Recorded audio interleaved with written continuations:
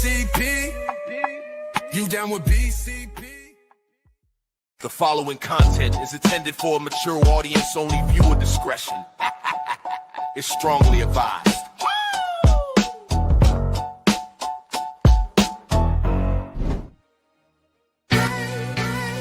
Yeah. To the tune of OPP, minority by nature. No time for idle chitter chat and petty iterations. Teaming to me exponentially like I'm Barack's inauguration. Erratic calculations, nah, I runs the infinite. Only way I slow me down is with some calcing by a limit. They might no longer show the work, the answer's self-evident. Some truth should be proclaimed in the Declaration of Independence. Things not instantaneous can be approximated by adding up our changes till everything integrated. Word to my partners in calculus. Yo, you down with BCP? Yeah, you know me. You down with BCP? Yeah, you know me. Integral, grind exponential. You down with BCP? That's the way we rotate radiannually.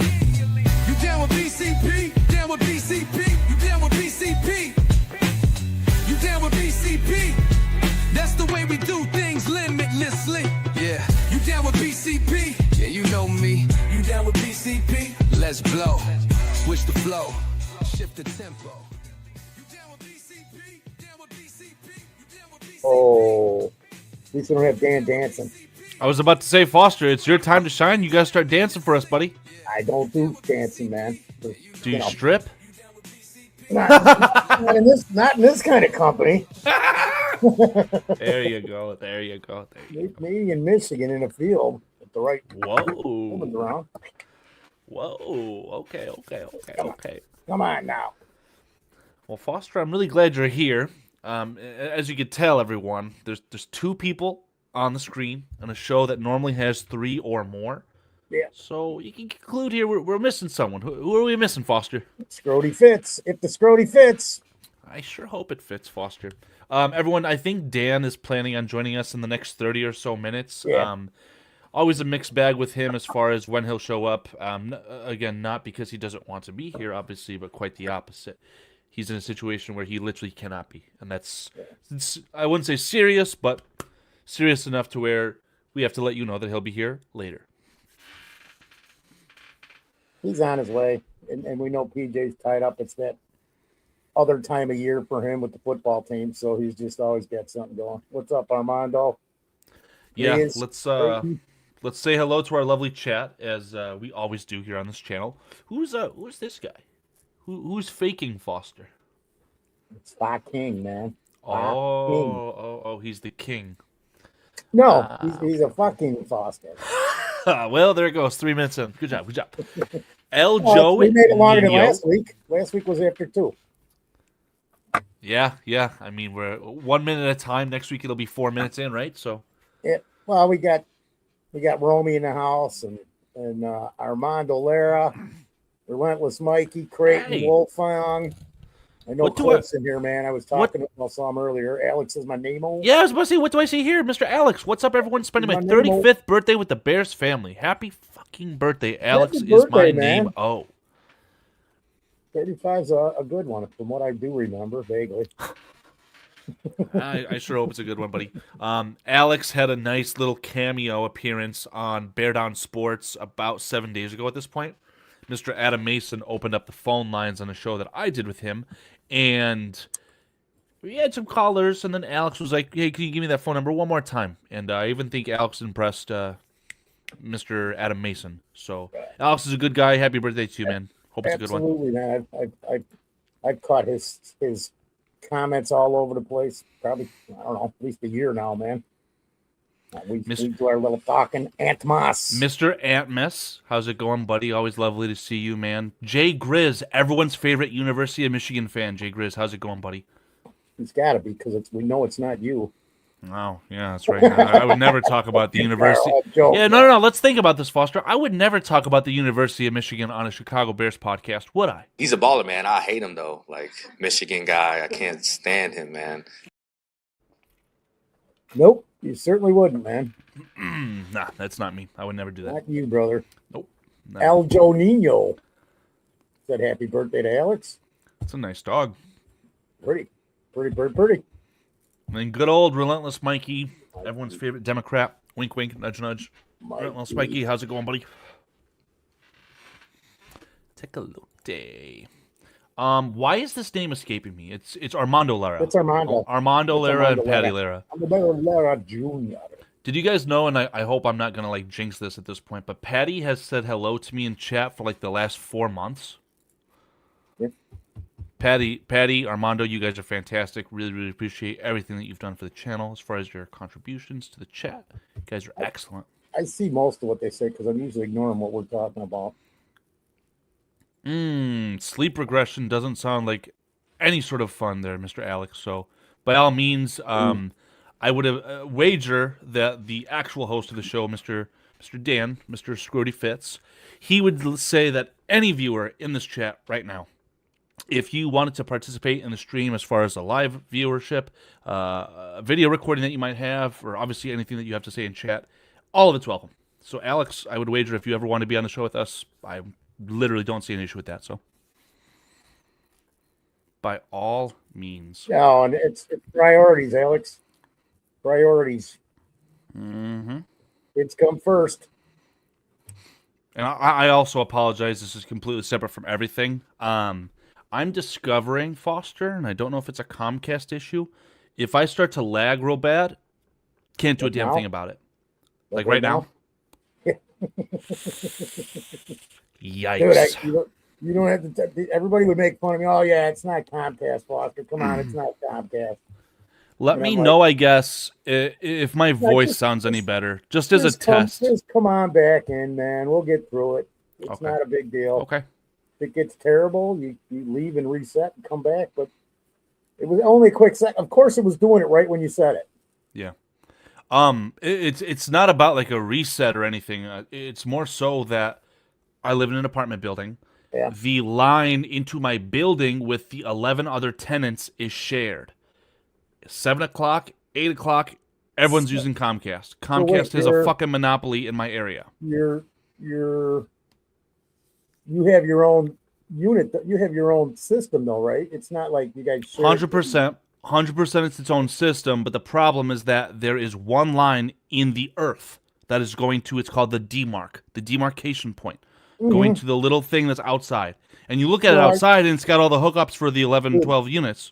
I got the pole in my yard that connects to the 12 or 15 houses. It's in my yard, so I know what you're talking about. Now, I'm just like, why is it doing it for allegedly, you? And I know most of the people around here, I'm sure they're on it right now screaming, and they probably have been for an hour or so. Yeah. But whatever. It is what it is, man. We'll get through it. Exactly. Not the end of the world. It's happened before. It'll happen again. But now somebody else understands my frustration with Comcast, because if you've seen over the last 3 years what I've gone through, especially in the beginning when we first started doing this podcast, I had that problem every damn week, man. And that was at a residence in Chicago where it basically did have its own feed line. I still had problems with it. But screw that. There's lots of stuff here going on with the Bears. I don't know how much of it's real and how much of it is not, because it is lion season. I know Poles is looking at everything, but I said this a couple weeks ago, man, we went into this, that that I don't expect big moves. I don't expect big free agency signings just because of our because of where we're at with the cat. This Mike says, "Foster, your face saddle looks well groomed." I did shave Monday. That might help, doing that once in a while, but it's still rough, Mike. Not even gonna mess with it. Not even gonna mess. I have to agree with Mikey on this one, Foster. What? I'm gonna have to agree with Mikey on this one. I think you're in tip-top shape, especially after the hell that you and Dan went through with this no beard shaving season. What's up with Edmunds? They're gonna end up cutting him, I think. Well, the official news I've heard stemming from Mr. Brad Biggs, who again, Brad Biggs drafted Kyle Monangai, very well connected to the Chicago Bears organization at this current moment in time. He said that Tremaine Edmunds, not Edwards, Tremaine Edmunds, 27-year-old Edmunds, has been granted permission to request a trade. Was that yesterday I read that? Yeah, I think it was Wednesday. Because I think... how many people have they granted? I remember when Poles got here, he granted. I can't even remember the linebacker's name. That's with the Ravens. Keds. Roquan Smith. Yeah, he granted him permission to find a trade. Kevin Jenkins. The list probably goes on, man. So it's what is somebody that contract is just not that of a will linebacker contract. It's an overpriced contract, so I mean that's going to just be hard to deal with to begin with. And then what are you going to get for it? I don't know if it was overpriced. I would say that he's on like a box standard fair deal, right? A good player making a lot of money. What a surprise! The key here is that Edmunds is a player who is not available as a free agent currently, and the remaining cast of linebackers available in free agency and via the draft. I don't think that there's anything that's, there's not a lot that can compare to Tremaine Edmunds. I'm sure there's maybe even better players, but there's not a lot of them. So one of these names that I keep seeing get mocked to the Chicago Bears in drafts is named Jacob Rodriguez. He's a linebacker, and I want to say he's out of Texas Tech. I might be wrong on that. I know he's a linebacker. Keep seeing, the Bears are going to get him at the end of the third round, maybe on, the beginning of day 3. Bullshit. I don't know if this player's any better than Carson Schwessinger. This is one of my tenets of the draft, one of my bold takes. Very unseasoned as far as this draft, in my opinion, up to this point. But Jacob Rodriguez is going to go early day 2. He's going to be a top half of the second round type of linebacker. Not because he's this icon future Hall of Famer, but because what else is there? Players with a need like that, they're going to get pushed up. So if something like that's going to happen with a draft pick, why not try and get ahead of the curve and sign a player who you know how good he is? And obviously, he'd have to go to a team that's going to be in contention because this player is going to inherit a contract. This team is going to inherit the contract of Tremaine Edmunds, that is. And that's the selling point here. You take the money, we take something in return. Instead of just cutting him, you could just cut him. But I do think that the Bears could find a trade partner, but it's not going to be lucrative. I would say at the absolute best for Tremaine Edmunds, probably a 6th-round pick. Yeah, that was my theory. I'm like, they might be able to get away with offering a 7 just to get rid of the salary cap. Yeah. Maybe. So again, the team acquiring him knows that essentially the Bears need Edmunds off of their cap. Is a team willing to spend a late day 3 pick to acquire that and get ahead of it? Or, in a more likely event, the Bears are going to have a pick swap. The Bears get a 6th, the team gets Edmunds and a 7th. Something like that. Unfortunately, that's the reality here, and we're looking to, create cap space, and that's what happens. The good news for the Bears is that as long as they're able to retain DeMarco Jackson, and they can hold on long enough for Tremaine Edmunds, TJ Edwards, for Edwards to heal up. Maybe Hippolyte can play spot duty 4, 6, 8 games. Let's see what we got. I'm not too worried about it at the end of the day on a team that's running a 4-3 with a lot of nickel and dime packages. So, they'll be fine. I mean, how often do they need that third linebacker? Right. Just going with you on it. Well, speaking of the cap space, because everybody's like, oh, well, we'll restructure him and him and him. They want to restructure Tooney and DJ, and somebody said Sweat and all these other guys. And I'm like, does he really want to do that? And the more, I saw parts of the interview. I haven't seen everything that I wanted to see, man. I haven't even done any of my scouting for this draft yet, which is really aggravating because I usually start around Christmas. But as far as freeing up the cap space, I don't see there's going to be as much as everybody's talking about, because that's just going back to like a Ryan Pace thing, man. We'll kick the can down the road. We'll have a problem next year, 27 and 28, whatever. And so Poles talking, sorry to not finish that. What Poles said at the podium, I forget which one I saw. It was the first one. Yes, was it yesterday or the day before? I'm just so lost, man, when it comes to time. But when I saw him, I'm going, that just made me think even more and more. Don't expect a big free agency. We're going to build through the draft. I mean, now, if there's something that wows the guy and you can't say no, you can't say no. But I still just don't see, we're going to bring in Crosby or Hendricks, all this stuff that's been talked about. How and why? I get what you're saying, but I'm still more, I get what they're saying. I'm still more concerned. My biggest concern right now is the interior defensive tackle position. 100%. Because we haven't gotten the push we need, whether it's against the run, and we obviously know what we've done against the run, or I mentioned it last week, Carl, and then I'll shut up for a bit, is they always had a great pocket for the opposing quarterback to step up into. And if you want to have pressure on a quarterback, that's not a good thing to have, where you've got the nice 2 or 3 steps to go forward and nobody's there. Yeah. So if you want to figure out exactly what you have with Austin Booker and you want to maximize the money that you're giving Montez Sweat, don't allow the quarterback to just walk up through the pocket past them. Yeah. That's asinine. And I'm sorry, Jervon Dexter, you're in the rumor mill today too. Jervon Dexter, I need you to play better. You're not the savior. You're not the answer. We tried to bring in a veteran to help teach you.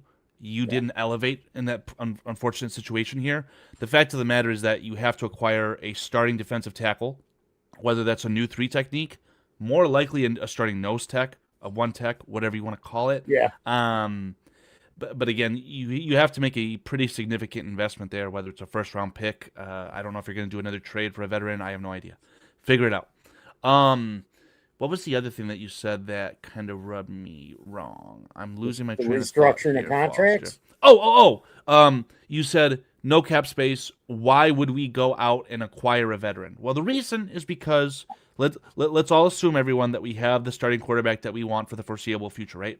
Let's pretend Caleb Williams is going to be here for the next 5 years. Sure fucking hope so, right? Caleb Williams is not going to be on this low salary for much longer. Couple years, right? He's been with the Chicago Bears how long? 2 years. Yep. This is going to be year 3, and then in year 4, while he's still under contract, that's the year where the quarterbacks get their extensions if they're going to be worth their weight in anything, right? Yeah. So that is the reason. Take advantage of the rookie quarterback, because you're not going to have that for very long. Obviously, there's a scenario where Caleb Williams fizzles. We get a new rookie quarterback, rinse and repeat, blah, blah, blah. Maybe a little bit of bleach down my throat. I pray to God not. But, end of the day, take advantage of it. I don't know if you're willing to mortgage everything. I don't think that acquiring Max Crosby is going to, ruin your life, right? Starts with DJ Moore. It starts with DJ Moore going to Oakland, Max Crosby coming back to Chicago, figure out the picks from there. It would not obliterate your future by any stretch of the imagination, in my opinion. No, I mean, there you're basically salary swapping. That's a little different situation. Yes. But I just don't see the Raiders doing it because their whole goal is to get picks to build their team. Their whole goal. I know they need a wide receiver. They need a wide receiver really bad. They could use a quarterback too. But So would you rather? I don't know. I don't really know this wide receiver draft class. I know that Mekhi Lemon is a little jagoff who did very well against Michigan. He'll be a good player. He'll be gone on day 1.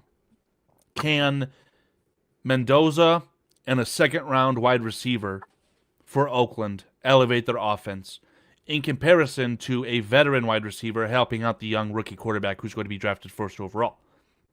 I think the Raiders would be smart to acquire DJ Moore. Honestly, admittedly, you'd rather have Max Crosby. There's no doubt. That's why draft compensation would be going to Oakland in addition to DJ Moore. But is that still enough to pull the trigger if you're Oakland? Maybe not. That's why it boils down to Max Crosby having to essentially say, "Oh, Chicago wants me? Well, I want to leave." That's all it's going to take is for him to force his hand. Then you can have a conversation. And I promise you, they've been in Indianapolis together for how long? 24 hours, 36 hours? There's been talks. It'll never be reported on. We'll never know exactly what's said. There's talks going on right now. I can promise you that. Didn't you see there was I don't know if it was on X, YouTube, somewhere. I don't know. You know what? Was this even real? It was a picture of Caleb Williams and Max Crosby at O'Hare Airport. It's very possible, but I mean, I don't know. I can try and find that. It wasn't passing. That's like I'm trying to find. I feel like it was earlier this week too that said he would take less money to come to the Bears, and he would be playing next to Sweat. I thought he was on New Orleans. Now I can't find that either. That was like 4 or 5 days ago, maybe last week. Yeah, if I've learned anything doing these podcasts with all you guys, You're never going to have inside information, and I'm never going to pretend that I do. What Yeah. it is what can you control? Where can you find the connections, right? Why was C.J. Gardner-Johnson signed by the Chicago Bears midseason? Why was DeMarco Jackson signed, I think, midseason as well, if not, just as the season was starting? Obviously, you guys remember Tano Passanio and the Flowers cornerback. They all had connections to our defensive coordinator. Yeah. So it starts there. What was going on in Oakland? What was going on in New Orleans? A lot of good players there. If there was any connections with Dennis Allen, really good spot to start looking like, hey, this is a player the Bears could be interested in, because at the end of the day, Dennis Allen, I don't even think he's just the defensive coordinator of the Chicago Bears. I think he's the head coach of the defense. Absolutely. I mean, and So, that's kind of what you want. I mean, I think that's what Johnson wants. He's got enough to deal with. Being head coach of the team. absolutely. It's now who is this? Because I don't recognize this. 11BB11 dot. Yeah, I have no idea, Thanks but for we appreciate popping your in the contribution. Yeah, saying the Chicago Bears winning Super Bowl next season, and Caleb Williams for MVP. Okay. Love it.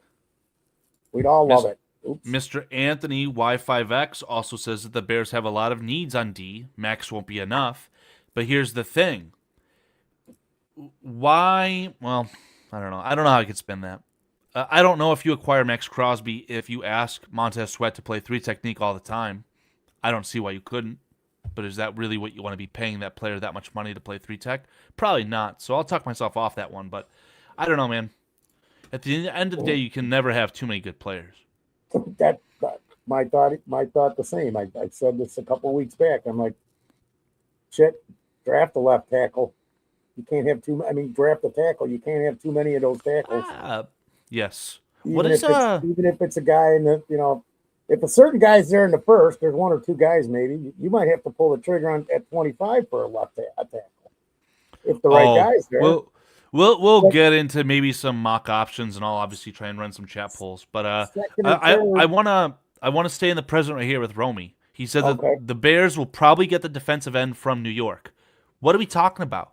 Wasn't Tremaine Johnson just traded to the Tennessee Titans for Mr. Overweight himself, Tavondre Sweat? Yep.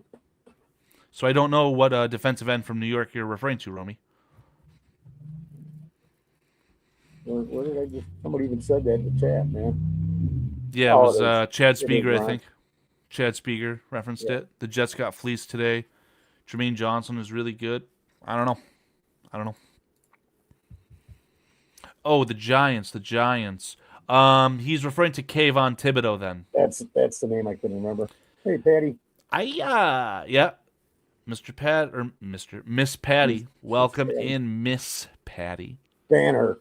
There you go. Kayvon. Thank you guys. There you Thibodeau go. is not a player that excites me very much. That's a player who he's in comparison with an established NFL veteran with Brian Burns, a young defensive end, Abdul Carter, who was drafted very high. To me, Kayvon Thibodeau looks a lot worse than both of those players. And it's also a player who has some prowess as far as being a first-round pick. I'm sure he's had more than 10 sacks in a season. Probably going to be a guy who's going to ask for a lot of money. And I don't want to pay the unknown. If I'm going to put a big chunk of money into my salary cap on defense, it's going to go to Max Crosby. Give me something that's iconic, established. No games, no jokes. I wanted to just say, hey, Bobby Brown, checking in with us. Cody, sorry, last thing, Foster. I know I'm rambling. Go ahead. Cody Denton, 9600, proving my point exactly. Went on this passionate spiel about Jacob Rodriguez being a player who's going to go top of the second. He wants him in the first round. Why not? He might be. Wait, let me get that. That's the guy that was a quarterback and is always where the ball's at. I'm not too The sure what he linebacker was Rodriguez. previously. And again, I'm never going to tell you guys that my eyes are the truth, right? I'm not a football evaluator. I don't watch film. I can't break that shit down for you. What I can tell you is that what I saw from Jacob Rodriguez is very encouraging. The player looks very good. If the Bears drafted him with their second-round pick, which I don't think they'll have the ability to because he'll be gone before then, Okay. I would be very happy with that. Looks like a good football player to me. So here, this is the guy. I just happened to pull it up while you were talking. Jacob Rodriguez, linebacker out of Texas Tech. This is just on PFF. 6'1", 230. His stats and accolades from the 2025 season are certifiably absurd. The former quarterback racked up 128 tackles, 11 tackles for loss, a sack, 4 interceptions, 6 pass breakups, 7 forced fumbles, while earning an elite 90.1 PFF grade, linebacker impact grade. He won the Nagurski, Lombardi, Butkus, and Bednarik awards, was the Big 12 Defensive Player of the Year, backed up his honors with an incredible Senior Bowl. He will be a polarizing prospect because of his lack of size and strength. That size profile does negatively affect his block take on the contact authority. That said, Rodriguez is more than compensates with his high energy and athleticism. He's sticky over tops. He's sticky on the over top sit routes, swings, and in breakers. He's fast flowing, relentless on the chase in the run game, and his unfeathered energy permeates to his teammates. Best fitting behind a strong defensive line that keeps him clean. We don't have that. I was about to say, I don't think that the Bears have something called a strong defensive line. They have a defensive line. They have 4 or 5 players that could line up for them, but are they strong? Debatable. That's where we need an improvement. You were talking about Gervon earlier. He did not take the step that I was hoping and thought he was going to take this year from last year. If you remember last year at the end of the year, there were glimpses, but boy, do we got a problem against the run, Carl. We just got a problem against the run, man. Yeah, I mean, I did predict that why, before why the even season. bother getting Crosby and have a pass rush if teams are going to be able to get 5 or 6 yards? Don't play Just that say game. You watched Max Crosby play against Chicago in the new stadium that Oakland built. That player can play against the run as good as anyone. That is a hell of a football player. I'm not saying that, but the guy's got to be there every play of every down. You can't go. No, Carl. You can't go into the season counting on him to be the run stopper too from the defensive end position. His career snaps played is hovering around 95%. It's insane. I'm not saying, I don't mean it like it sounds. If he's there every play, if you don't have the guys in the middle, he can't be in the middle and on the end at the same time, man. Here, I don't know about that. I have a very bold take, and I'm going to say this. I'm going to say this as eloquently as I can. Max Crosby is arguably a top 2, top 3 defensive end in the NFL right now. And if he was to go from a team that is picking first overall to a team that just won a playoff game, he might get better. So keep that in mind when you're thinking about acquiring a player and you're talking about elevating your defense. He should. He could be up for Defensive Player of the Year on the Bears. Dude, I love the guy. I'm looking at it from multiple angles. Is he going to play all 17 games next year? Because he hasn't done it for 3 years. He's coming off a knee surgery. I'll give you that. I'm just looking at everything, dude. I'm not saying don't even. I'm not saying don't go for the guy. I got to look at everything. Go back to what draft capital we're going to give up. We're not changing. Matter of fact, that actually makes it tougher on us salary cap wise because he's owed a little more money, isn't he? Than BJ? Sure. So, I'm just, you got to lay it, dude, you got to put everything on the table and make that list of pros and cons. What you would do is, because if you watch the illustrious Adam Mason, or if you guys are in more a preference of Swift Sports Network or anyone, and they do a mock off season, what's the very first thing that's going to happen in the first 5 minutes of those YouTube videos? They're going to talk about players that are restructured to get more salary cap space for the short term. You're not going to restructure DJ Moore if you're going to trade him. You can both restructure, sign an extension for Max Crosby if you acquire him via trade. So don't let the salary stuff kind of bother you there. At the end of the day, it would be a salary swap, right? Take DJ Moore off our hands so that we can accommodate this. Because I don't think there's any way in hell that the Bears could have DJ Moore and Max Crosby at their current rates on this roster. I don't think that happened. But it is something that I think you can make it happen. At the end of the day, I'll never waver on this. I think that the salary cap is a myth. in the NFL. I genuinely do. So if you can figure out the numbers, Doesn't that's look not a that way. problem. It doesn't look that way in New Orleans. Well, They're I minus heard 48. They're minus $48 million again this year. Still, I heard that New Orleans is in a situation where they actually have to spend money to avoid sanctions for not spending enough money in this past few years. So I don't know what the truth is regarding that, but I do hear both sides of the coin. I understand it. Again, and I'm not saying that you should go out and make this move. Spent too much and then not spend enough. Right. I get that to a point, but I mean, if they're looking at the numbers where you got to be, which is it? Do I got to spend because I'm going to be over? Figure that out. I'm just saying that out. That statement you made right there just makes me go, wait, something ain't right there. Well, because how can it be? Let's I'll try and figure that out for you right now. I don't want to be where we were at some point in the next 4 or 5 years when Ryan Poles came in here and we had to sit there and watch that crap for 2 years because we had cap issues. We had money when we were paying Leno for while he was playing with the Washington whatever for 2 seasons. We paid him when he was getting a check from them too. It's not the whatever. It's the Washington Redskins. Washington Redskins. I think that they should just. Oh, sorry, man. I'm just getting aggravated with all this crap. That's why I never waver. I talk about St. Louis and Oakland and the Redskins all day. It's not going to change. I don't give a shit. I don't care.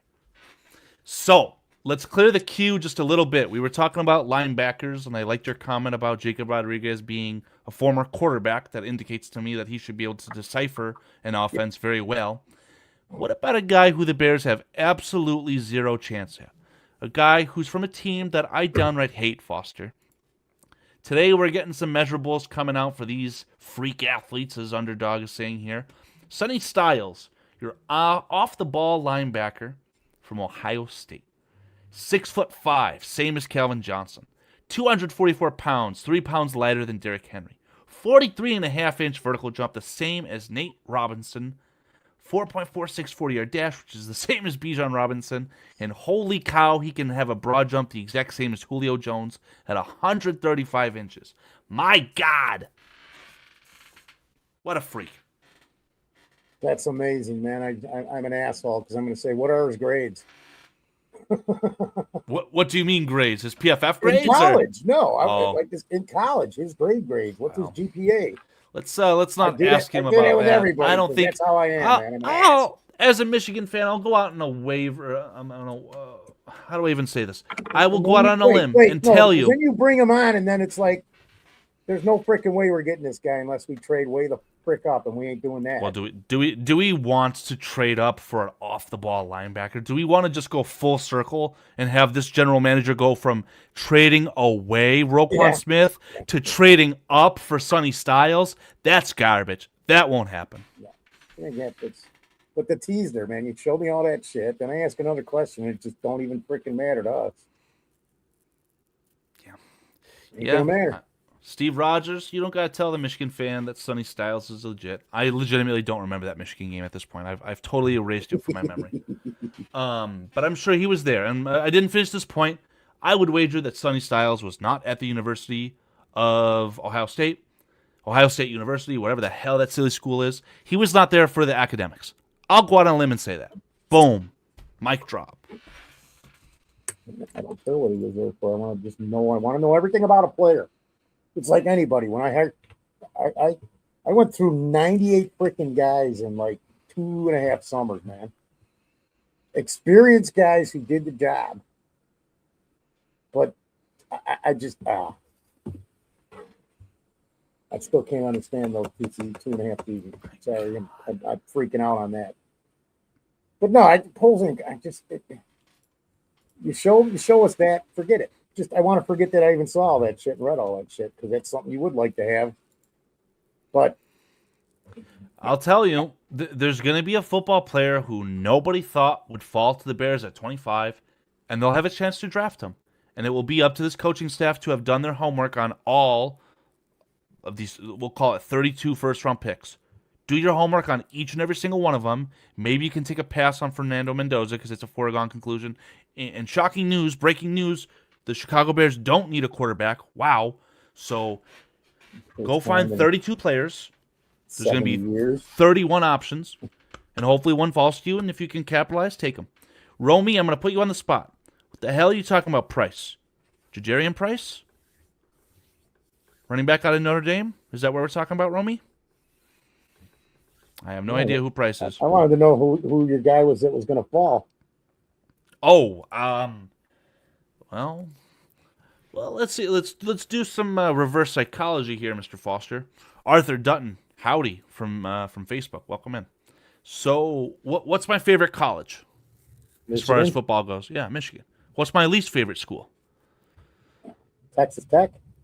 No, Ohio State. Oh, yeah. What Dallas? What if I told you that I wanted the Bears desperately to draft a defensive tackle from Ohio State? Ohio State. Ever heard of a big boy named Caden McDonald? Absolutely. I have a feeling this guy, this old chap here, he may have heard of a defensive tackle named. I can't even think. My brain's going bad. Caden McDonald. Caden McDonald. Ohio Thank State. you. Thank you. Welcome in, PJ. Hey, what's up, fellas? No, I have not heard of Caden McDonald.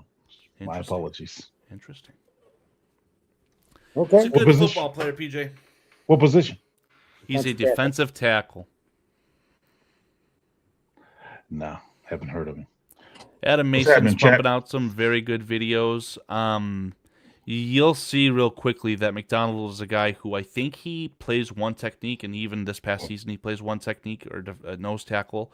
But he used to be very heavy, and he had some sort of body transformation to where maybe he only lost 10 pounds, but he got a lot more lean. And this player right now, he's shooting up the boards. I'm going to try and see if I can find some numbers for you guys. Today was the first day of the combine as far as measurables go. I just don't know reference. Caden. Kayden, I believe. And then McDonald, as Okay. in McDonald's. Yeah. Gotcha. Yep. 20 years. YN. 20 years old, born March 12th. I'm sorry. Kaydee. Trying to figure out today at 3:00, the defensive line, the linebackers, and the place kickers all worked out. So Arvin, oh my God. 6'3", Well, 326. Unfortunately, we're talking about a lot of Ohio State players today, and that's starting to frustrate me, gentlemen. I'm not going to lie to you, but do you guys want to take a guess as to what player out of which school was the fastest as far as the 40-yard dash today? Ohio State player? Out of every goddamn position group, edge and linebacker, fastest player of the day is at 4.46 seconds, 40-yard dash. Arvell Reese, edge from Ohio State. 4.46 again. Linebacker, the freak, Sonny Styles. These fuckers from Ohio State are good, guys. They're very good. Is that Reese guy projected to go number 2 overall? Yeah, Arvell Reese is a unicorn in the sense that he's got the ability to play off-ball linebacker if you really wanted him to. He's going to be an edge. He's going to be like Micah Parsons, where he lines up on the outside 70% of the time, and on the line of scrimmage as a defensive lineman 30% of the time. And he's going to be damn good at it. What is his weight? 6'4", 243, 245. So he's kind of light. Yeah. But he's So if I'm Gentlemen, I'll be offense, right back. I'll run at him then, right? Don't threaten us, Carl. Yeah, you run at him. Yeah, you run at him. Now we were just talking about all the it's line season. So we were talking about first we started off with like Crosby, and first it was the weak point of the team because we were talking linebackers and trading for Crosby, and I'm going, can we get some defensive tackles first? Because we really don't have. Okay, so I could throw Jared out there because but I mean that I would want to bring back and have play every down or in the rotation. What do we have at defensive tackle that you want back, that you want to work with, Paige, because you're the defensive line coach. So what do you see that we have on this team today that you would keep, and then maybe if you have even somebody that that you would maybe look at bringing in, whether it be free agent or draft pick? Because I know you haven't looked at it much. You've been busy. Yeah, from what we have, I like Javon. I mean, granted, he could get better for the right price. I mean, well, he's still on the contract, but moving forward, like next year when he's out of contract, for the right price, I even bring him back. I like what's his name, the rookie who got hurt, Jamar Turner. I Yeah, like him, but yeah, I like him more at tackle than I do at end. I know that Poles, I believe, or somebody referred to him. They like him at edge. I kind of like him at the three technique. Uh, Honestly, those two on the current roster are the only two, and they both play the same position in my mind. I yeah. mean, Grady's okay, but I was disappointed in Grady this year, if I'm being honest. I thought, I know he was kind of battling an injury, but for what we're paying him, I really expected Yeah. a lot more. Um, I think the big guy, Billings, he had his moments where, he I thought he did pretty decently, but then there's too many times where I didn't think he really did his part as You think far they as. overbulked him? He gained all. He picked up all that weight. You think that? Yeah, I I think they think. went too far with it because he picked up a lot of weight. Pete. I'm sorry. Yeah, I mean, because you guys still got to move. You know what I mean? He got to be able to move, and when you gain that weight and your body, you can't work with it like you can like 30 pounds ago. So If he was 25, it's one thing, but he's what 31 or 32. That yeah. makes it even harder. Just makes it harder. Well, I mean, if you don't mind, let me address Dwayne here. Mm-hmm. Excuse me. Dwayne says that Turner was getting pushed around at tackle. So my thought is this: I know Dennis Allen's scheme calls for more of a bigger defensive tackles. He calls for bigger defensive tackles. I'm of the. I don't know if he played true three techniques. Seemed like he was playing more of got his guys playing the two, where the two is lined up right over the guard. Yeah. The three technique is on the outside shoulder of the guard.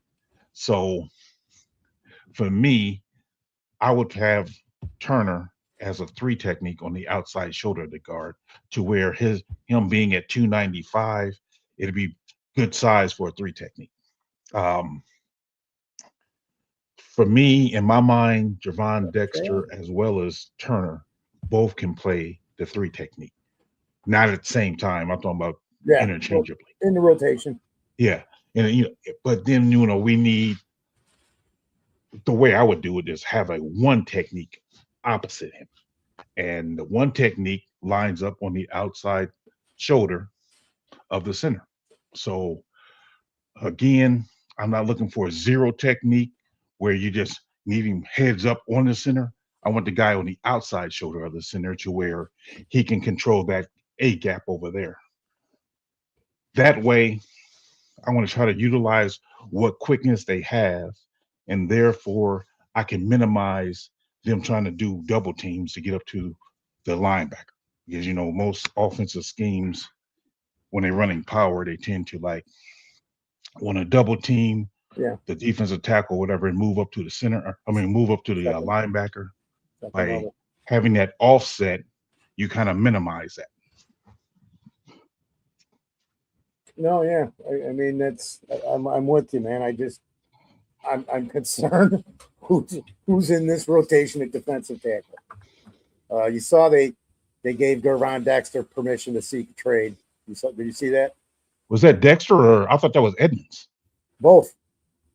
They gave Dexter permission to go? Both of them. Wow. I did not see that. Somebody correct me if I'm wrong, because I saw that. I saw it on like 2 or 3 What's up, kids? Things, the notifications. What's up? What's up there? Antmus, I'm missing some guys who are saying what's up to me. Armando Lara Jr. Sorry guys that I missed you guys. Chad Spiga. So yeah, I did not see that though, man. I did not. So Chad saying, yeah, they did give him permission, I guess, that they did. Yeah, that's crazy. He's Mikey's saying not Dexter. I believe that. Okay. But because I saw it and I'm going. Oh, okay. Just I'm check. going. What? Why are they bothering to even do that? Because what are you going to get for Dexter? Got 1 year left on his rookie deal. Oh, he says, Romy's saying that offers came in for Dexter, not told to look for a trade though. Oh, okay.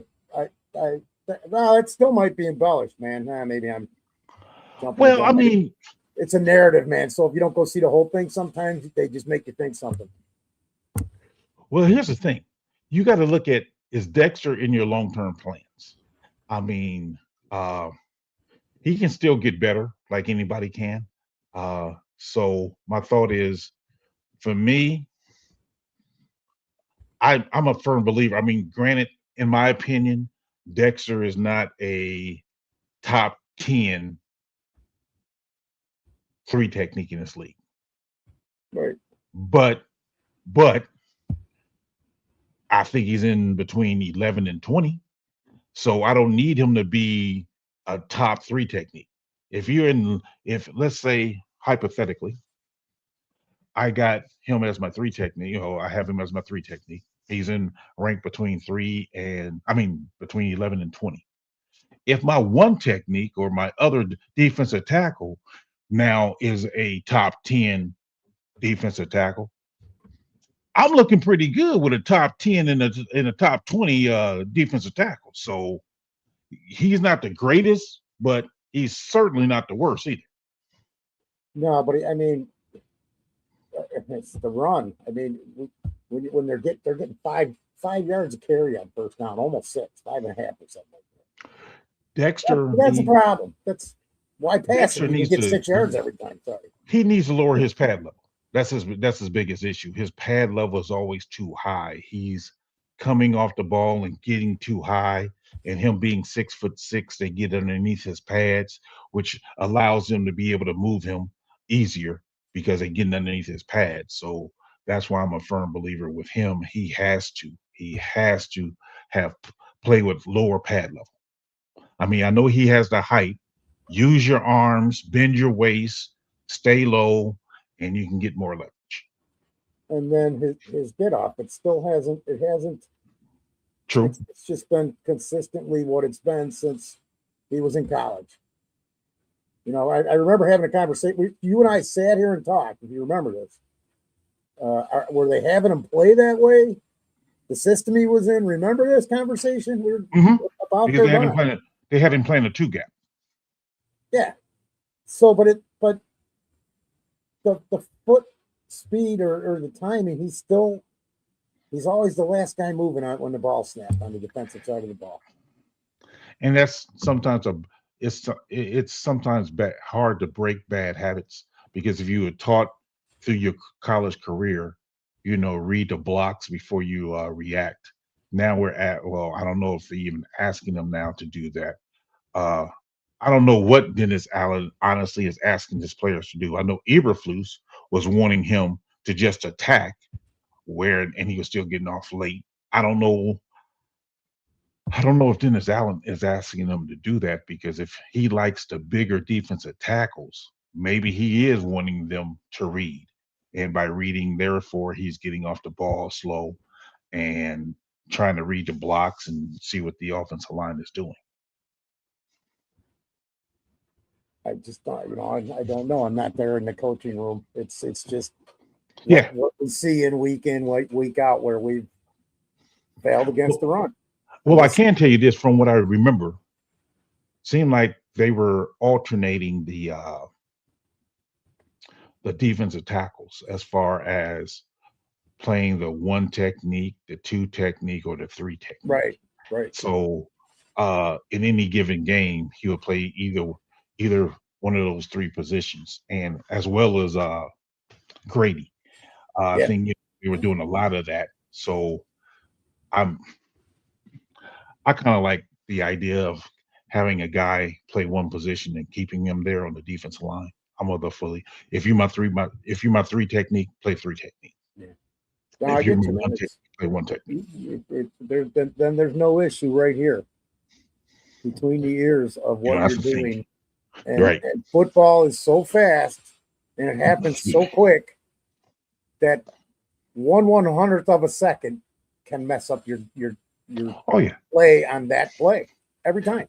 And that's the other thing too, though. Part of being a defensive tackle, you want to be able to put your hands on that offensive guard or the center to where they're not getting into your body, where they can easily hold you. You want to keep them at arm's length to keep them off your body. Right. Extend your arms, keep them off of your body and be able to move. Yeah. But again, I don't know how Dennis Allen is teaching it and what he wants the guys to do, but no defensive tackle wants to be held. So I think it's pretty universal. We try to tell guys, make sure you extend your arms and keep them out of your body. Well, every lineman wants to go right for the edges of the pad and hold them as soon as they can get them, man. That's the name of that game. Oh, you're going to win. You're going to win when you're the offensive lineman and you can grab them pads. Right. You know the deal. But, but going back to Turner, I really think with Turner's quickness, and there's reports that he has some really big thighs, pause, but it seems like he has some really big thighs, so that's where your power comes from. Yeah, so I would like to think he can be a really good tackle based upon those measurables. Well, it's we didn't. I didn't see it. I probably didn't watch him enough when he was on the field because he wasn't on the field consistently for the entire season. Unless I'm missing something, tell me if I'm wrong. But it's like that. The whole group of guys we drafted defensively last year, we really don't know what we have. Other than what we saw of Hippolyte, I think we saw him the most.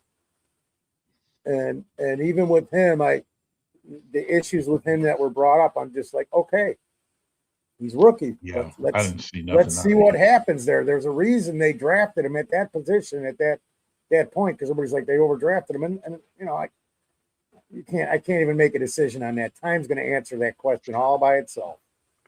We know what Father Time is, man. Beej and I hung out with the guy.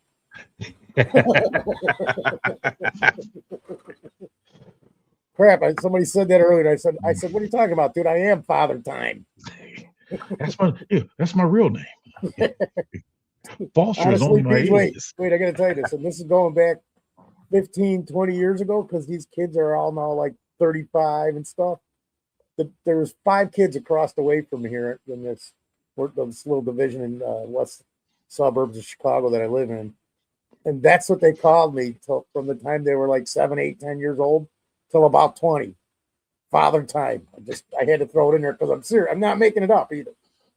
If I catch one of them, which I rarely do because they haven't lived here in years, but I've had one of them come by, and that's like he's teaching his kid. This is Father Time, and he's got like a 4-year-old, and I'm just going, holy cow, man! You got to pass that one down. Sorry, go ahead. Yeah. So what do you want for the first round draft pick? You know what? It depends who's there, man, because I said this and people were giving me crap, and now I'm hearing, oh yeah, maybe we do draft a tackle. Depending on who it is.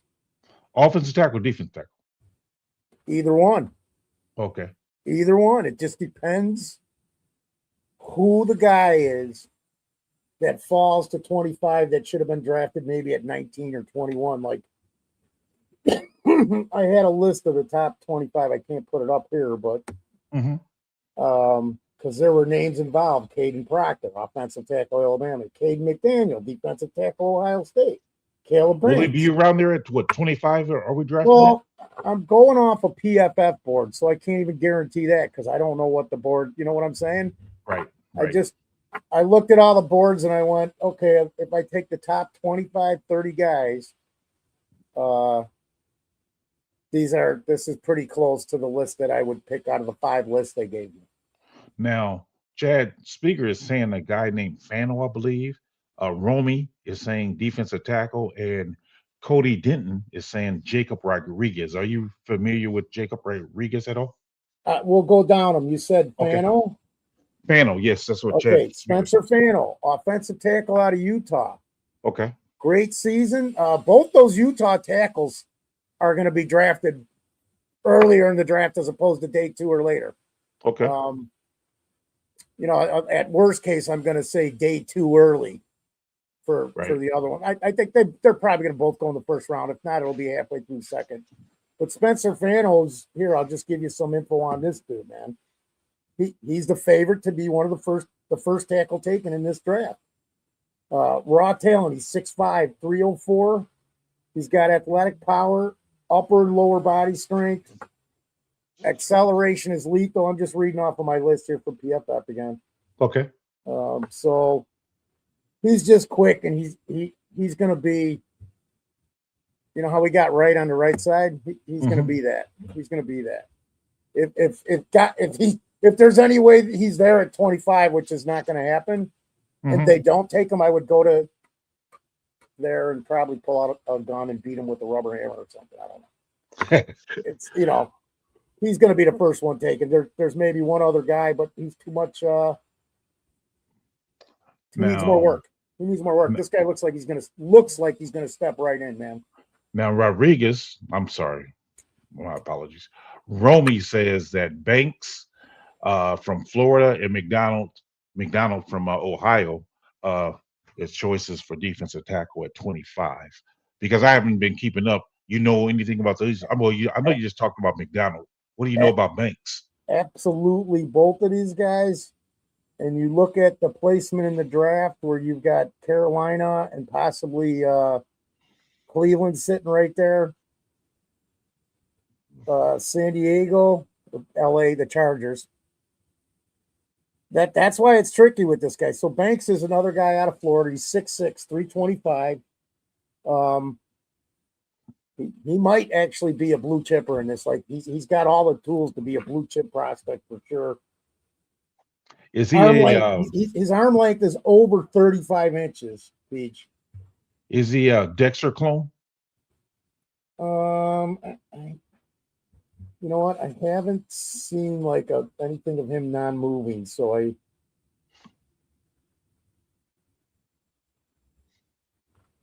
it could be, because you know what? Now you're going to make me want to go back and see if I can find footage and see what his get off like and exactly how they got him playing. Right. Because quite. Right. Yeah, I mean, my thing is Chad Speger, and he's a Packer guy. Right. He's saying that he's a Keith Taylor type. Okay. And Trips. What's up, man? Spaghetti. What's up there, Trips? I don't know. I mean, for me, I always wrestle with the way I build a team, trying to compare it to the way the Bears build a team. And I'm trying to keep in my mind that Dennis Allen liked bigger defensive tackles. So therefore, I have to put aside what I prefer and how I like to do things, because trying to find guys that I think would fit his system. Right. No, either one of these guys, I would be okay with either one of them. I think I really do. But now I want to just go back and look at Banks more. Well, Cody Denton is saying that Jacob Rodriguez is the second best player in the draft. Book it. And Go Blue 1985 says Lee Hunter is a dog. Well, Do you have him on your list, Lee Hunter? I got Jacob Rodriguez. Okay. Which I did say stuff about him earlier. Because this is the guy that I couldn't remember. But so I read this once on here. He's 6'1", 230. Jacob Rodriguez is a linebacker out of Texas Tech. He's 6'1", 230. Linebacker, okay. He was a quarterback, turned linebacker. So his stats for 2025 are insane. 128 tackles, 11 tackles for loss, 1 sack, 4 interceptions, 6 pass breakups, 7 forced fumbles, and his PFF grade is like a 90. The best. Wait, dude, he won the Bronco Nagurski Award. He won the Vince Lombardi Award. He won the the Dick Butkus Award. Mm-hmm. He won the Steve Bednarik Award. You know who Steve Bednarik was? No. The hardest hitting mother fricker in the NFL, man. Played with the Cardinals. He was one of the last guys, I think maybe the last guy in the defensive backfield to not play with a face mask, just a helmet. Oh, so he's like back in the 1920s or something? He's in the 60s. Oh, he was in the 60s. Go look him up, man. The guy was nuts, man. I mean, I just find it amazing that you know this much about him. So you really were back there, huh? Father time, baby. Father time. You really were back there, yeah. You can get, I mean, if you go on YouTube, man, there's a whole little thing on him, dude. Come on, man. Stop playing. You Eagles actually was and at that Cardinals. Wrigley Field. You really were at Wrigley Field when the Bears was playing there, weren't you? My dad was. My dad had a No, box. I'm talking about you, bro. No, I was never there when the Bears were playing there, honestly. Your secret's safe with us, brother. What are you talking about, Peach, man? You're sitting in the row in front of me.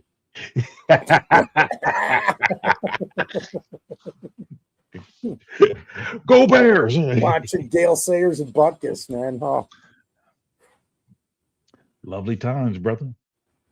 And then who was the other guy? Because that linebacker was. I got to go look at. I got to get some time to go look at some guys because I haven't done anything this year, Pete. I really haven't done much. Some reading and a little bit of film because it kind of was in front of me. You know what I mean? Right. Oh wait, yeah, I wanted to look at that guy. Yeah. I'm like going football scout. Where I know he's writing up all draft reports, so he's not putting anything out. The football scout. Okay. Because he's usually got some great stuff because he literally does write-ups for NFL teams, man. That's what he's doing right now instead of putting out the film when I need to see it. And Greg Gabriel's he does a couple, 2 or 3 guys every week. Yeah. So I don't know. I mean, I know I'm a firm believer. Yes, draft best player available. I agree with that 100%. But for me, if all being equal, I think I would rather have a defensive tackle in the first round than a linebacker. Seems like I can find it seems like I can find a good linebacker possibly in the second or third round.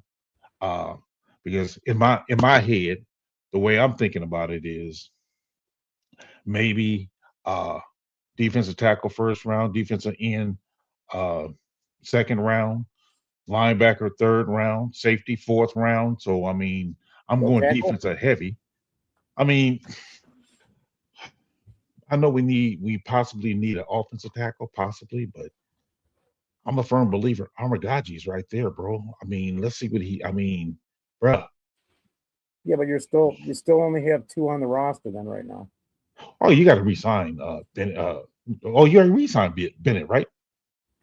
So yeah, they did that immediately because of they better have. Yeah. Edmunds asked me would I double dip. Futures contract with him because they signed a bunch of futures contract right off the bat, and he was the first one, I think, literally. Right. Yeah. I don't know if I would double dip any one position because we honestly have so many holes that and I'm not ludicrous. I've got hope. No. No, I just believe that we have a lot of people that we need to get. And if we go in free agency, we got to get guys who are cheap because of contracts we have and what have you.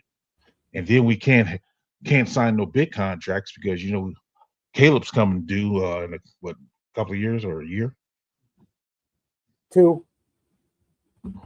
This is we're going into year 3, and when you get to quarterback like that, and you come up on the 5th-year option, you sign the contract. So we got 2 years left on that. Yeah. And I said it. Now I'm seeing other people say it.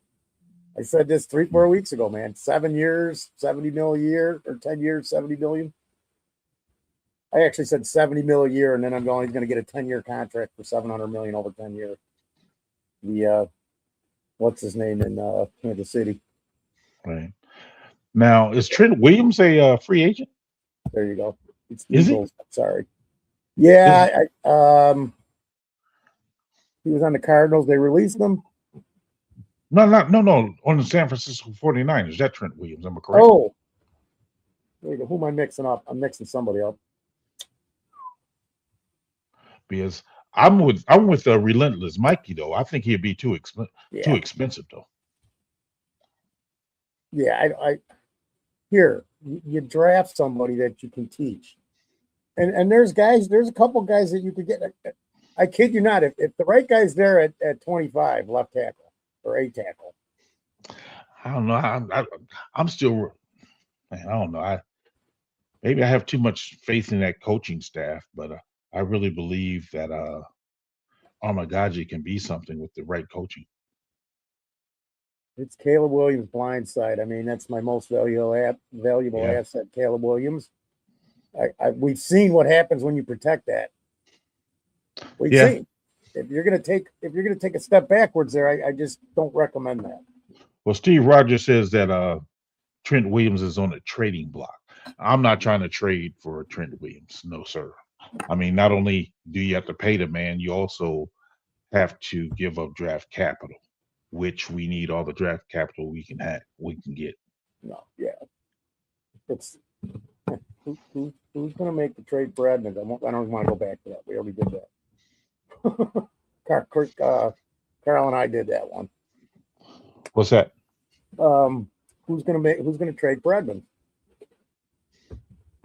I don't think it. I mean, maybe I'm naive, but if I see that a team is telling a player to go seek a trade, that signifies to me that, well, if he doesn't get a trade partner, he's just going to give him they're going to release him. So why am I going to give up draft capital if they're just going to release him? Who are you talking about, PJ? Tremaine Edmunds. Yeah, me and Foster touched on this. The reason that a team would acquire or wants to acquire Tremaine Edmunds via trade is to kind of get ahead of the lack of market. Whether that is in free agency, not enough good players available on the open market, and the drafts, a lot of players, there's some good players. We just looked at Sonny Styles, again from Ohio State, going to be a top 10 draft pick, top 15 draft pick, off-ball linebacker. And then a guy like Jacob Rodriguez, who everyone's mocking to the Bears, with their with their third round pick. I think that Jacob Rodriguez, because of the lack of linebackers, will probably go at the top of the second round, like Carson Schwarzenegger. So that's why a team would trade for Tremaine Edmunds, is to just acquire a player that maybe otherwise they wouldn't be able to. But that's what, $17 million? That's a lot of money. Yeah, whatever it is. I mean, it's not that he's overpaid, in my opinion. I think that he's just paid fairly. He is a good player making a lot of money. So I think he's overpaid for what he's performed. A lot of people would tell you. I just listened to someone on 670 The Score. I think their name is Anthony Herron. If Anthony Herron is the bald black guy, that guy is fantastic at breaking stuff down, and I really trust his judgment. Herron, yeah, Anthony Herron's awesome. He would tell you that he feels that Tremaine Edmunds was playing the best football of his entire NFL career this year with the Bears at spurts. Obviously, the player didn't stay healthy the entire time, but he was playing just fine as an outside linebacker. But I don't think outside linebackers who are not rush linebackers make that much money because right. No, he's overpaid. That's I don't know. That's why he's given permission to he's seek a overpaid trade. on the Bears. The moral of the story here, though, is that if a team was to trade for Tremaine Edmunds, you're not getting no day 1, day 2 pick. You're getting a 6th-round pick at the best, and more likely you're getting a pick swap of day 3 picks, right? That team gets Tremaine Edmunds and a 7th, and the Bears get a 6th. That's probably what's going to happen. I don't know. I just think that off-the-ball linebackers who are not the Mike linebacker are not getting paid $17 million a year. A team that trades for Edmunds is most likely going to acquire their starting Mike, their green dot, their signal caller. So that's my opinion on it anyway. I would think that would have to be the case if they acquire him. Yeah, and Cliff Victoria here as well. A team that trades for Edmunds is probably going to extend and then restructure the contract of Tremaine Edmunds, and that is probably the truth. Well, he only has 1 year left, so. Yep. But it's, hey, he could be dropped and end up back with the Bears for a lesser contract. That could even happen, actually. Yeah. If there's no takers that are going to take that contract and put him at the mic, it could happen. I'm not saying it's gonna. Right. It's possible. I mean, it would be an odd scenario, but stranger things have happened in the NFL. Okay. I am going to age myself by about 20 years. Are you guys ready? 40. Uh-oh. I'm going to age myself by 40 years? Does that show? Yeah. Well, everyone, you look young, Carl. Shorty's been looking old the last 6-10 months, man. He's getting old. I believe it. Well, let's see if the Scrody actually fits, everyone. If the Scrody fits. I heard that. Ooh. You were supposed to. Ooh. I said it loud enough. Ooh. Ooh. What's up, gentlemen? Can you hear me okay? Man, we should have had Steve Rogers on and left. Shorty could have stayed home. I don't know, man. That beard looking, that beard putting you up there with Foster, brother. That's impossible. Not even comparable. Why is my Or I pity the I gotta check my settings here. What the hell? My Bears sign is backwards. I'm using a new I'm using my work computer because I have issues. Your Bears signs is backwards. No, Shorty, your Bears sign is good. If I could offer any input, I would say you're a little quiet. I don't know if you can increase your mic volume. I never told him that, man. I can do that.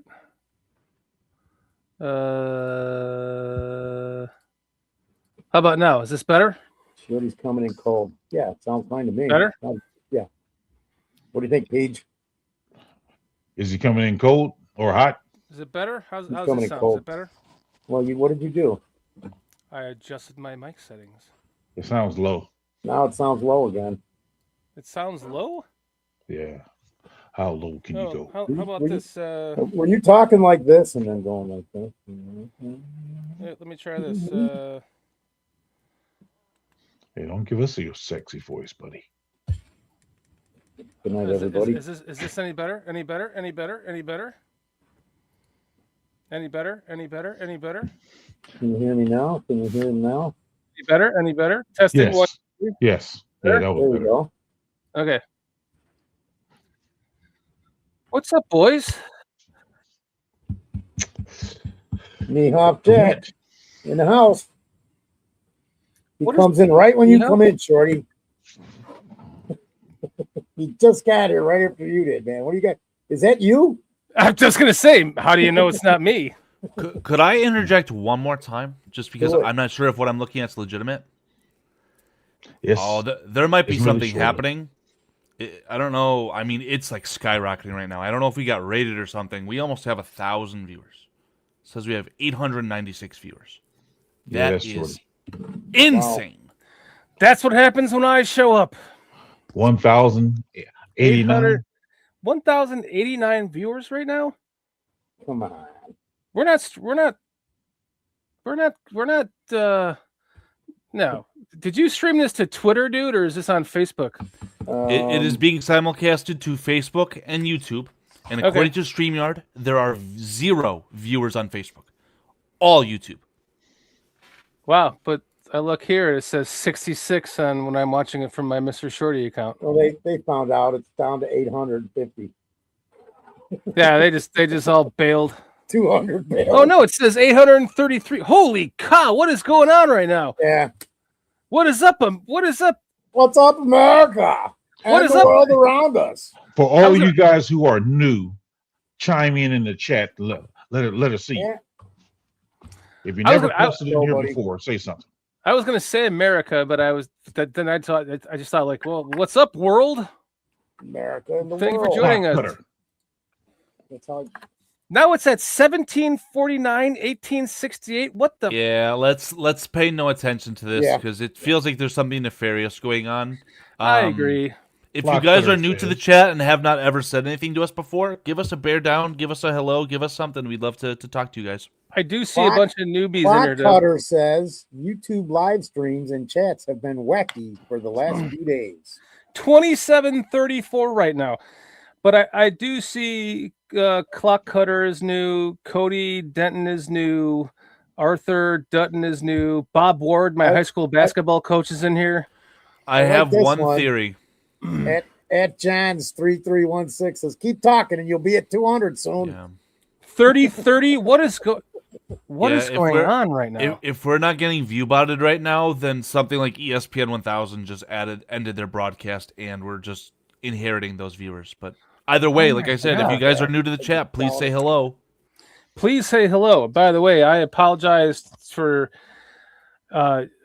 being late. I literally was working until 9:50 my time, which would be 8:50 your time. I was in a training with someone at work and showing her new stuff, and it got to be very robust. So I apologize. I'm here now. I thank you guys for starting the show without me. I have a new headset that I'm trying to get working because who cares? Let's talk Bears. I'm glad I'm here. Thank you guys for running the show without me, man. Appreciate it. Holy crap, it just went down 3,000 viewers. What is up, Triple R? There's new guys in here. What is up to all of our new viewers, man? Oh, you see that? Look at how many guys just said new. 100% a bot. Wow. It's 100% a bot. It's 100% a bot. Okay. I don't know if I can fix this. 1 second. What? No, don't fix it. Let's get the views, man. No, I mean like it's a bot. It's drowning out our chat. Like we can't see the chat from anyone. We're getting botted. Like the people that have said words other than new, those are people. Yeah, obviously. Hey, how about this? If you're new to the chat, say where you're from. What's city and state you're from? Give us your city and state. Where are you checking in from? Any locale. Or just your state. How about that? Just your state. Just your state. State, whatever you want to give, man. Give us your state. What did I miss? What were you guys talking about, man? He's saying Knoxville, Tennessee. Sex. Joseph Gateman. You were talking about sex? Jose. Yeah. King Pookie's here. I'm not a bot. Bizarro World saying Wisconsin. Hold on a second. This is unbelievable. It is whatever. Northwest Indiana, New York. Hey, all you guys who are new, appreciate you joining in. Yeah. Thank you guys. Appreciate your support. They're down, baby. Holy Lord. I think it stopped. Like now we can actually read the chat. So I don't know. I was about to throw on members only chat for like a minute, but it looks like we're back. So I don't know what that wave was for. Cody Cohen says Northwestern Indiana. You must be excited about the Bears moving. Yeah, his next statement is soon to be the home of the Chicago Bears. Yeah. Very next thing in the chat. Las Vegas. RJ Pliskin says Las Vegas. 40. What is going on right now? Just.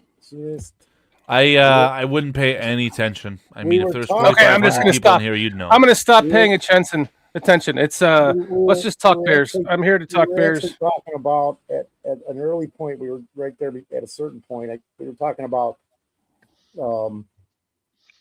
Edmunds trade value. I guess that there's been inquiries into trading for Gervon Dexter, and we know about Tyson Bagent, and then we were talking. Yeah, we were talking about defensive tackle. Looking at a little bit of draft there. Peach and I were actually discussing that. Guys, just regarding the trading aspect, and obviously that's what the center of the thumbnail, the title of the show is. There's a chat poll. If you guys are not a bot and you're legitimate, vote on the chat poll. Which player do you think is most likely to be traded from the Chicago Bears? This is a very interesting chat poll, Carl, because I don't want it to be Tyson Bagent. Of all of them that we could afford to lose, I'm going to pick DJ Moore right now. I'm just picking it right now. You lucky you ain't the type of guy that want to pull you. Well, I just.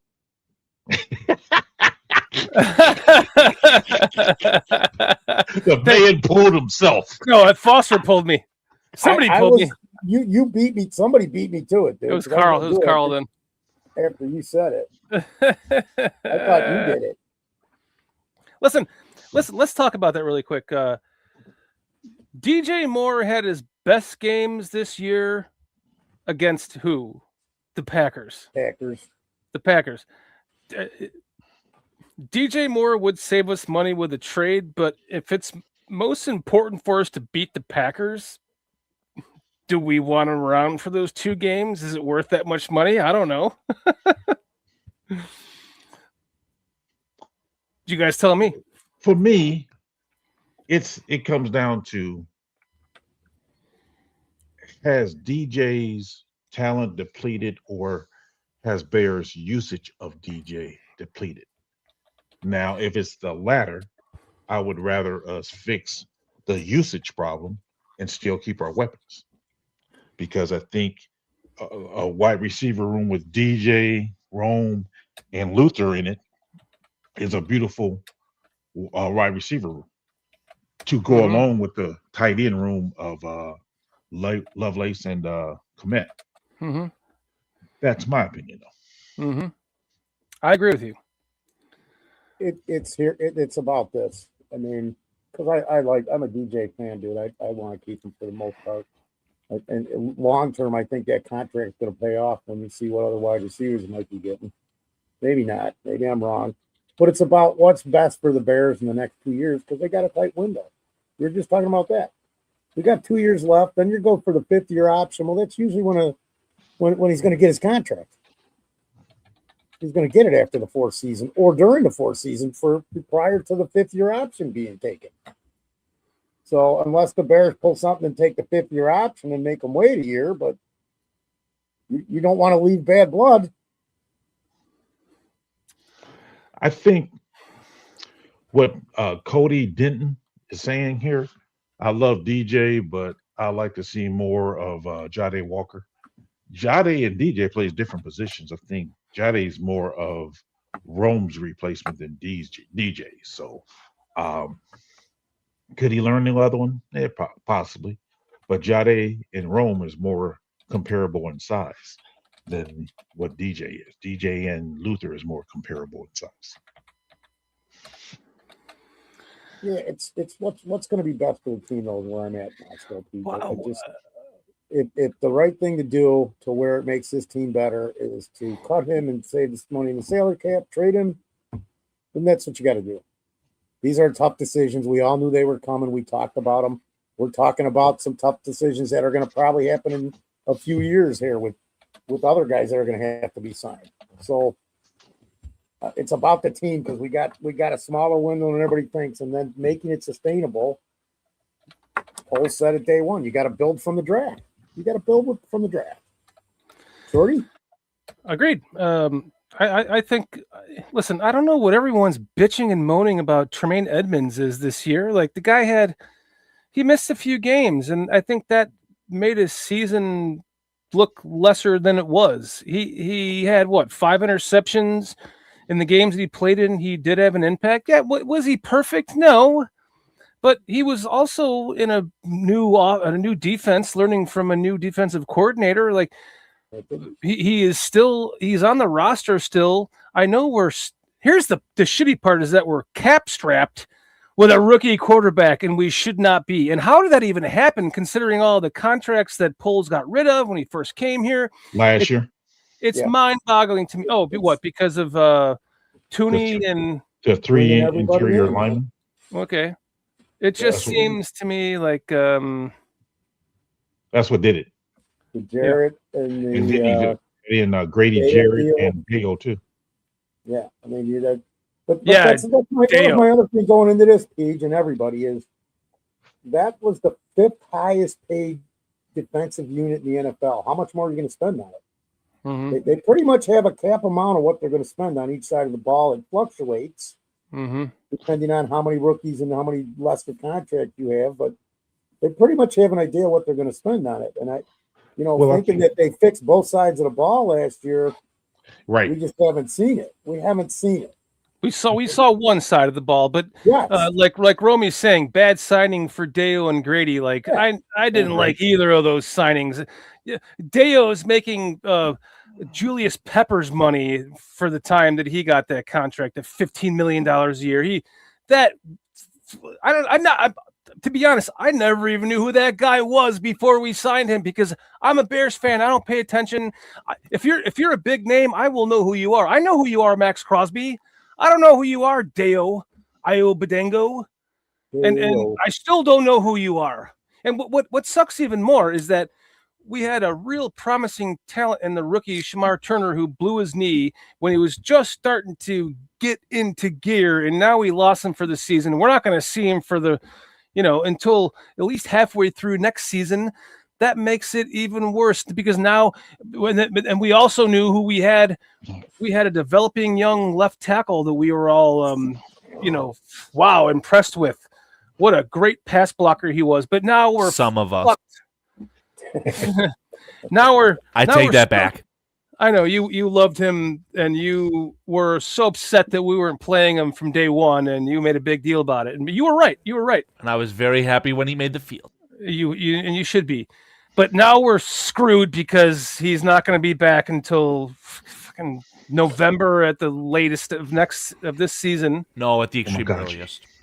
The general manager said that there's a chance he just simply won't play the season. So just keep that in mind. Exactly. So, and he said that his biggest priority was a left tackle. So what now? Like now we have to go get a left tackle to replace a left tackle we already had. It's this is why I got so upset with that loss against the Rams because of that special 4th and 8 play against the Packers that got us to the Rams, and that special 4th and 4 play that got us to, tie the game. We go into overtime when we have them right where we want them, and we lose. Of all things, a quarterback who doesn't throw interceptions, we lose the game on. He threw more interceptions in the playoffs in 2 games in the playoffs than he did the entire season. To lose that game on an interception was just heartbreaking. It was totally deflating because you saw it in the press conference from Ben Johnson the next day. He called the 2025 season last season the next day. And the reporters are going, well, what do you have to build on from the season? He goes, nothing. Last season it's over, and it starts from the beginning. It's a whole new team. And so that's what was just so heartbreaking to me as a Bears fan is that it should have been the Bears versus the Patriots in that Super Bowl, and we would have won it. And I know we would have gone into Seattle and we would have beaten them on a miracle, just like we won so many games on a miracle. It just is heartbreaking to me that we lost that game because it was like I ended the season by saying we could have either become the Chiefs or the Patriots with winning a Super Bowl with a second-year quarterback, or we could become the Bills. And it just felt like we became the Bills because we don't know what's going to happen from here on out. Say that one more time. You and I just going to have to fight it out. I'm just going to. No, we're just going to have to fight it out because. Oh well, let's go. That reasoning just doesn't sit well with me because we're not the Chiefs nor the Patriots, and we're not the Bills. I don't want to. Frankly, I'm kind of glad that we didn't win the Super Bowl with this whole having to perform miracles to do it. I want something that's sustainable. I want something that, hey, we don't have to pull a rabbit out the hat every fourth quarter in order to win the game. I want to get to the point where we're winning by 28 points and we got our second string quarterback taking the hero stance or the hero kneel down. I mean, do it that way because all this, man, having to run back 30 yards and throw it to the end zone to get a touchdown, hoping or prayers and all these things, that's not sustainable. I want something that's more sustainable, but that's just me, what I want.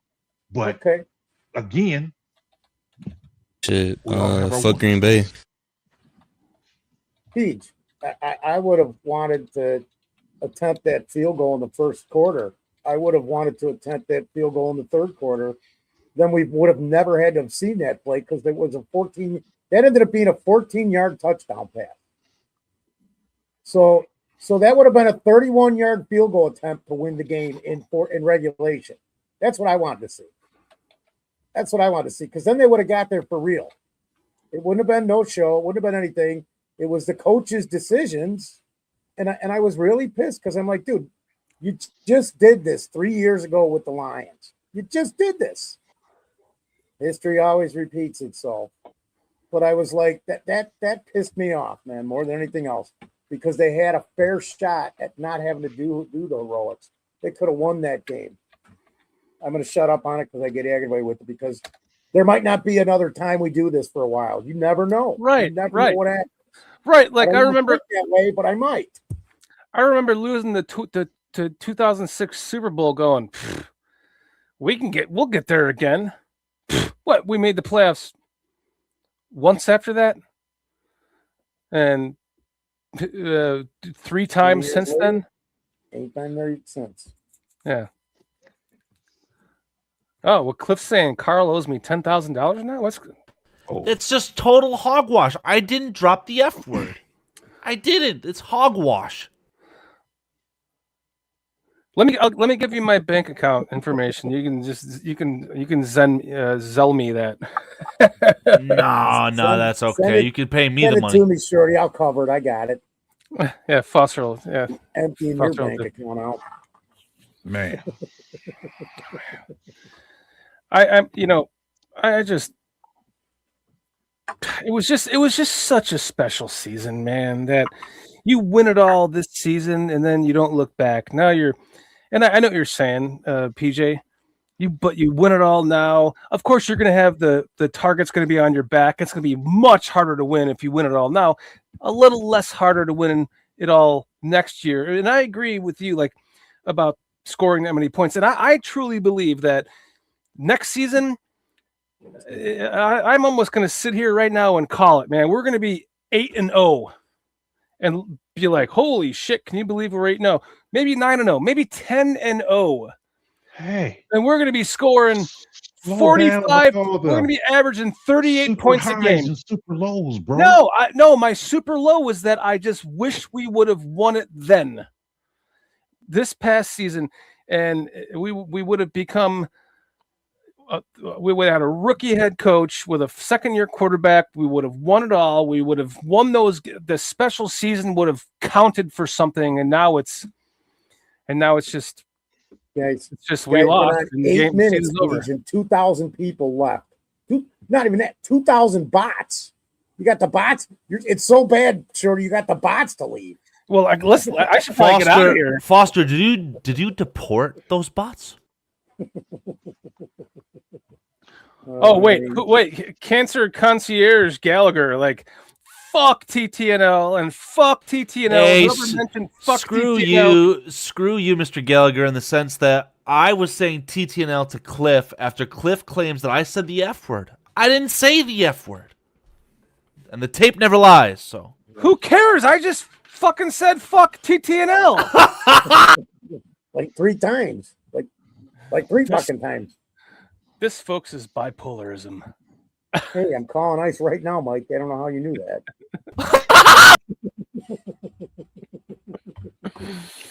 Oh, my Foster got him on speed dial. I got somebody for you to pick up. You know what sucks, Paige? Every time I do that, half the time it's like one of my family members. By the way, do you guys remember that one time where Foster called some food joint in New Orleans? I called Dave and Buster's in New Orleans. You called someone in New Orleans and asked them who they wanted to draft. Mm-hmm. We got to do that again. We got to do a better job this year with that. Like, that was really quality content. Draft season's coming up. No, I just was get trying all to the Dave's and Buster's phone numbers and call them in advance. I was just trying to figure out Foster's pickup line, because he was straight smooth talking to that woman, wasn't he? He was straight smooth. Yes, talking. 100%, PJ. Yes, I saw you, Foster. I saw. If she was in Michigan instead of New Orleans, I think Foster may have been gone for the rest of the day. He would have been taking a quick drive. You would have heard from Foster for 2 weeks. 2 weeks, yeah, exactly. maybe a month.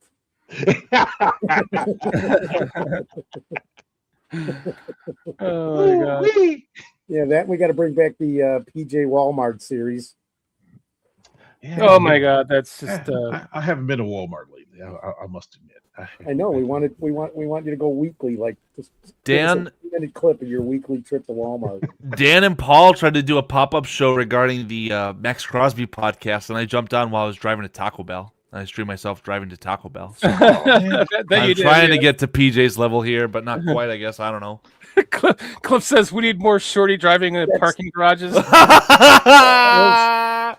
With the Mustang, new Mustang. That was my comment when you were on the show, Carl. When you were driving in your car, I'm going, "Oh yeah, it's been a while since we've had a live accident on BCP." Wait, hold on. I feel like I'm missing something here. He actually did something to his truck in a parking garage. Yeah. Oh, you weren't on the show. You gotta go back. I think I wrecked my Jeep. You gotta go. You gotta go to the archives because he destroyed his truck.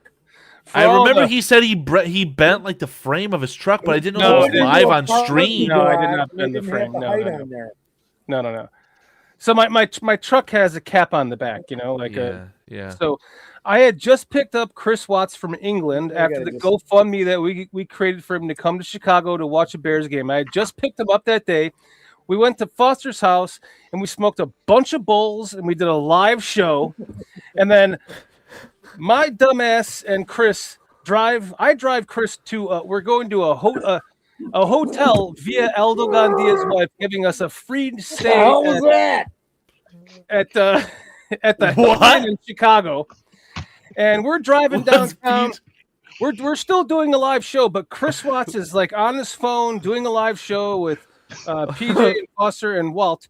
And we get downtown and I'm driving and I'm way too high to be driving. Oh no. And I follow allegedly. It's a legal state, so I was legal. Not to be driving, but allegedly. And I follow my GPS that tells me go down to Wacker Drive. And my dumb Wacker, I barely know her. So I follow the GPS into a Wacker Drive underground parking garage that I thought was for the hotel, and I start following this. When you're like in a parking garage, you follow like the road going uphill, and I'm like, this is awfully narrow, and all of a sudden I'm like, wow, that's awfully short, and all of a sudden I start driving, like I could feel like the roof of my truck hitting.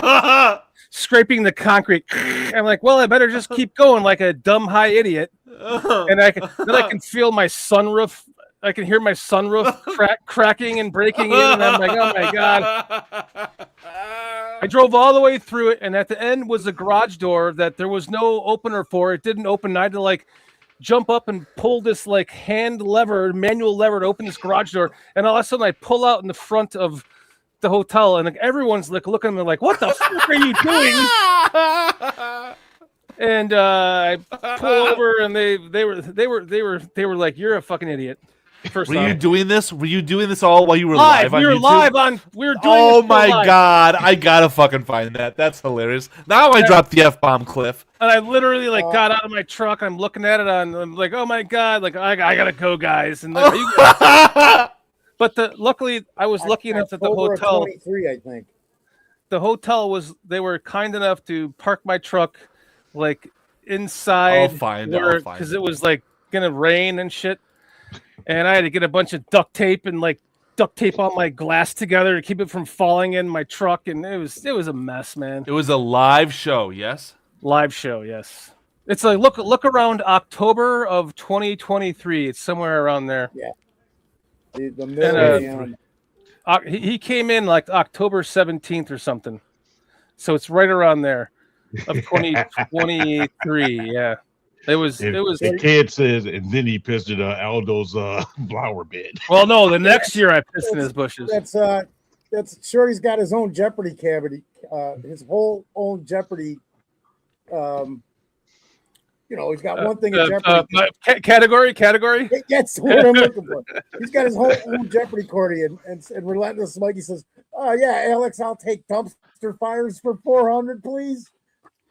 Keds. I don't know if that's the pissing one or the driving one, but the driving one might have been $800. I don't know. Keds says Aldo's wife hates Shorty, and I'm going to tell you this quick story. When Aldo had a stroke, his wife texted me and said, "Can you do the Greg Gabriel show for the rest of the season?" I'm like, "Absolutely." So we did it. We ended up doing it for 2 shows, and she's like, "I'm texting you through Aldo's phone, but this is his wife." And yeah. And then she says, "Aldo says, thank you. And even though I don't approve, you're welcome to piss on our bushes anytime." And I said, and I responded to her, in my defense, I got out to your car, Foster. I was like, "Oh my God, I have to piss." And I ran back to the house and the door was locked and I couldn't get back in. And I was just starting to piss all over myself. So I just had to go in your bushes. And she did not respond, Keds, which proves to me that you are correct, that she hates me. Or her flowers stopped growing for 2 years, bro. Yeah, flowers are overrated, dude. We lost 3,000 viewers. Mikey said, "Don't worry, they'll be back any second." This is a weird algorithm that's just. Oh, we just lost another 800. Whatever's going on, they aren't in our chat. So, Hey, you guys all good with me though. All right. You want to get back to Bears? Maybe you can get back to 3,000, 4,000 viewers again. What up there, 4-star Chicago sports? No, Tony. That is why I need Drippy Dicks. Greetings. I'm Dr. Dick Richards. You may know my...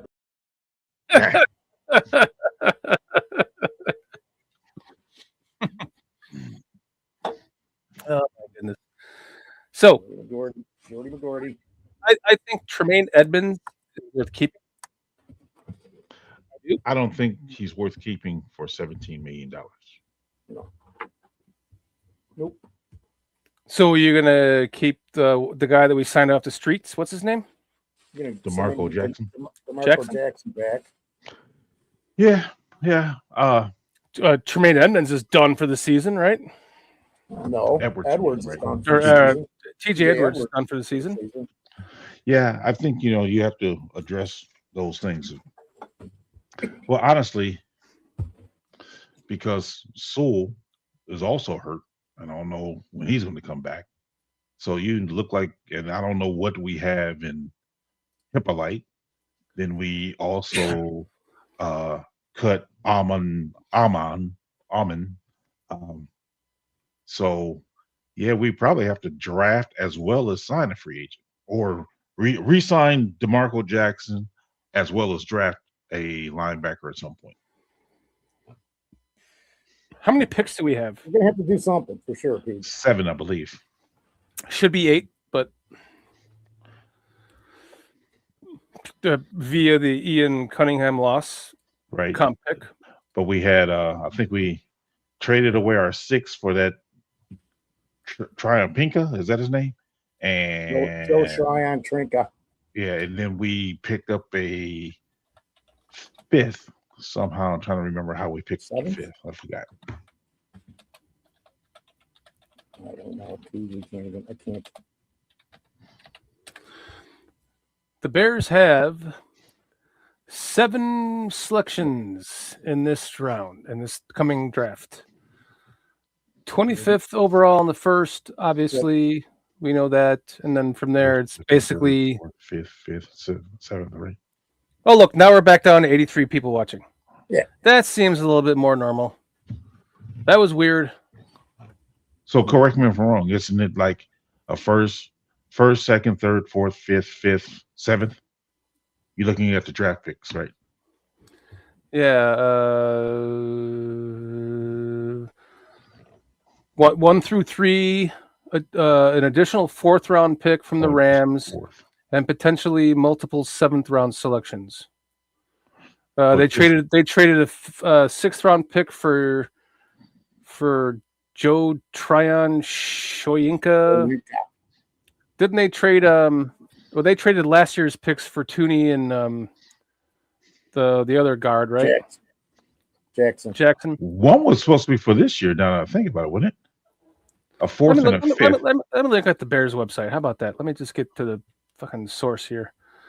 A first, a second, a 4th, a 5th, and 2 7ths. Say it again.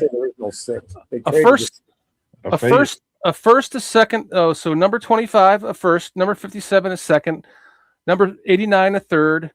Number 4, to be determined from the Rams. 5th, to be determined. Why is that? And then because of the trade for Johnny Jackson. 2 sevenths that are also to be determined from Eagles and the Browns. Gentlemen, I have breaking news. Breaking. Literal breaking. Oh, you got it. Open up the blue. Oh my god. Oh my god, I just fucking destroyed my car. Yep. Look at Chris. I'm bothered. Get out. What did he do? You just hit the roof. He just hit the roof. What? Yeah. What you do, Now Jordy? I have to go back through because I'm stuck at a garage door. Oh my god. Keep making up sound. That's Tires, oops, man. hold on. That's when I was looking at my roof when I got out of the truck. Chris is like, "What the hell is going on right now?" Oh, I'm so glad. Jeez. Wow, sure. Chris is unbothered. I totally. No, he's laughing.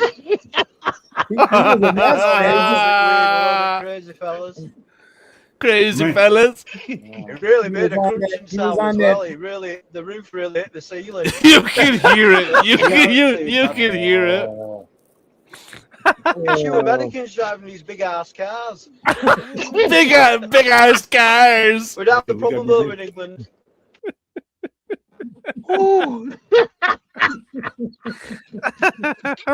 He was totally unbothered. Mayhem's dying. Chris saying Chris could give 2-0 fucks.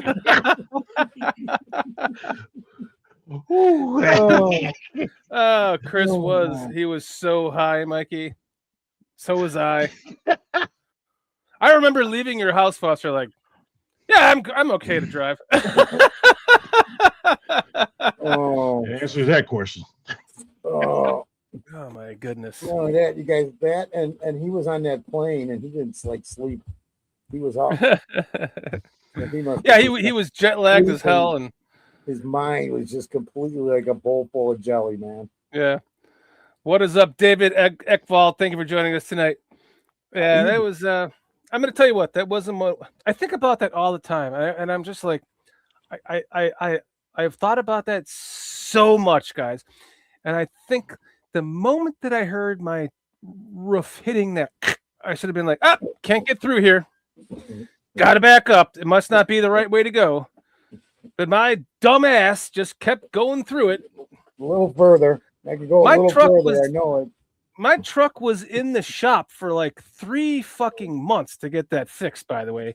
And they didn't know if they could do it. Like it was almost, they almost had to total it because they didn't know if they could total it for a roof. But the best part is, I looked on Carfax, there's no accident history. It was like, that's the best part about it. Put this in there. This guy, he just no, we can't do that to him. They were too embarrassed, right, for themselves. Even yeah. Can you see me walking into the examiner's office? Yeah, this guy drove under a parking bridge, and then he kept going. They just kept going. You know what the worst part is? That's some of these semi-drivers, but the worst part about that is why? That's not that high. That's not the first time that happened. Not to my truck, but we were pulling our camper back from from Seattle, and I'm driving. It's like I'm like a half an hour from home, and it got me off some weird route, and I'm like, where the hell am I? It's pitch black. I can't see a damn thing in front of me, and all of a sudden I come across a red light, a light, but it's green. So I just keep going. I go right across. I'm like, oh, I'm okay, cool. Now I'm somewhere. I'm not in the middle of nowhere anymore. It's like not pitch black with just trees everywhere in a pitch black road that I have to have my brights on. I had to turn off my brights. I hit a light. I'm like, okay, I'm going through the intersection. I come down, and right there is a bridge, and it says 10 feet clearance, and I'm like, I don't I'm not paying any attention to that. I go under it with my camper. The air conditioning hits the bridge, caves in the roof of my camper, and they have my camper for 9 months trying to fix that shit. So yeah, I'm just a fucking idiot. What can I say? Don't do drugs. I never claimed it. Clearly. But I do have this much to say. Yeah, I'll have some egg rolls, some tin ping dong, and When are we going to talk about Jimmy Rolder? Jack Chardonnay. And a glass of Zach. I will never be able to hear the name. I know Zach Charbonnet anymore without hearing you go. And a glass of Zach Charbonnet. Yeah, I'll have some tin pang dog and some egg rolls and some tin pang dog and a glass of Zach Charbonnet. Yeah, I'll have some egg rolls, some tin ping dong, and I said tin ping dong. Tin pang dong. What's up, Tin Pan? What's up, 4-star Chicago Sports? What is up, Low Key? Oh my gosh. Who else is in here, man? Oh, it's thundering out here. Yeah, it's thunderstorm. Oh, man. 4,000 less than were here when you came on. Did you get any snow, Shorty, over this last week? What's that? Did you get any snow?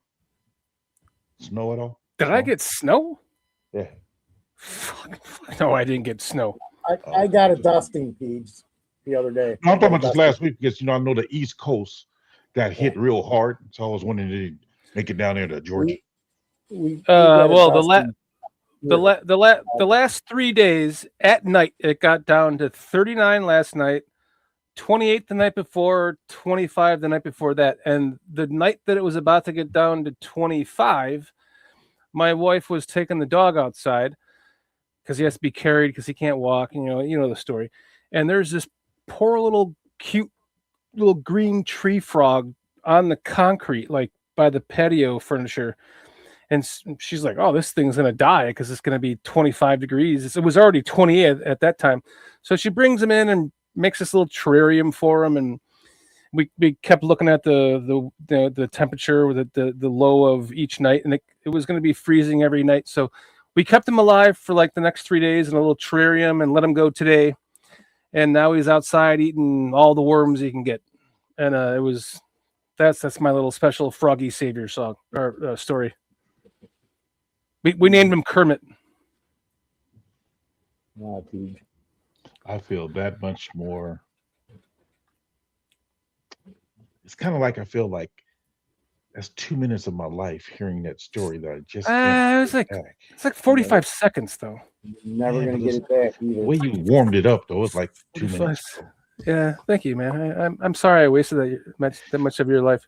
That's all right, because Relentless Mikey became a member for 11 months. Thank you, Mikey. Yes. Almost a year of fuckery, he says. Yes. Yes, sir. Thank you, sir. Mike. Thank you, Mikey, man. Just for you can listen to more of 2 minutes of Shorty giving you an explanation about a frog named Kermit. Kermit. He saved from the cold. He was only to be eaten by the snake that's in his yard. He was the cutest little froggy, though. We'll revisit this next year.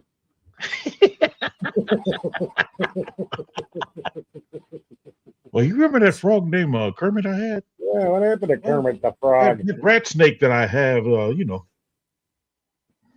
look at Cliff Victoria. He said, you know what? I'll take that 11 and raise you one. Good job, Mikey. I've been here for a year. Look at that cute little froggy guy. Look at him. Look how adorable he is. Yeah. Oh, Cliff Victoria became a member for 12 more months. Am I correct? No, he's been a member for 12 months. Look how happy he was to be let go in the wild. He's like, thank you.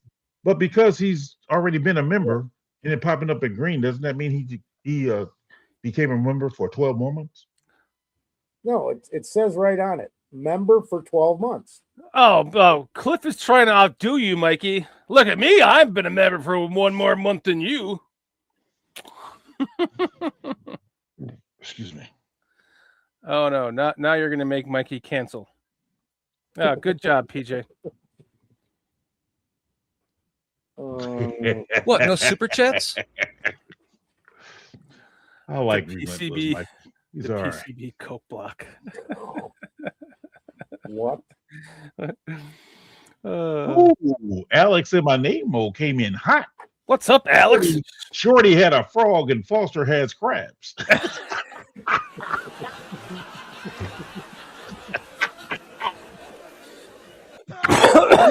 I certainly do, man. I got the pot boiling right now. Oh, it's just a small itch. Butter. I'm disturbed by the fact that Mr. Shorty has pictures of frogs on his phone. And proudly shows them. By Mr. Shorty. Proudly. Shorty looks like the Democrat alternative. I don't know what SOTU means with their cosplay frogs on stage. State of the Union. State of the Union address? I don't know. I don't know what that means. I'm not good with the. What are those You know called? what LOL is, right? Larry outside flags.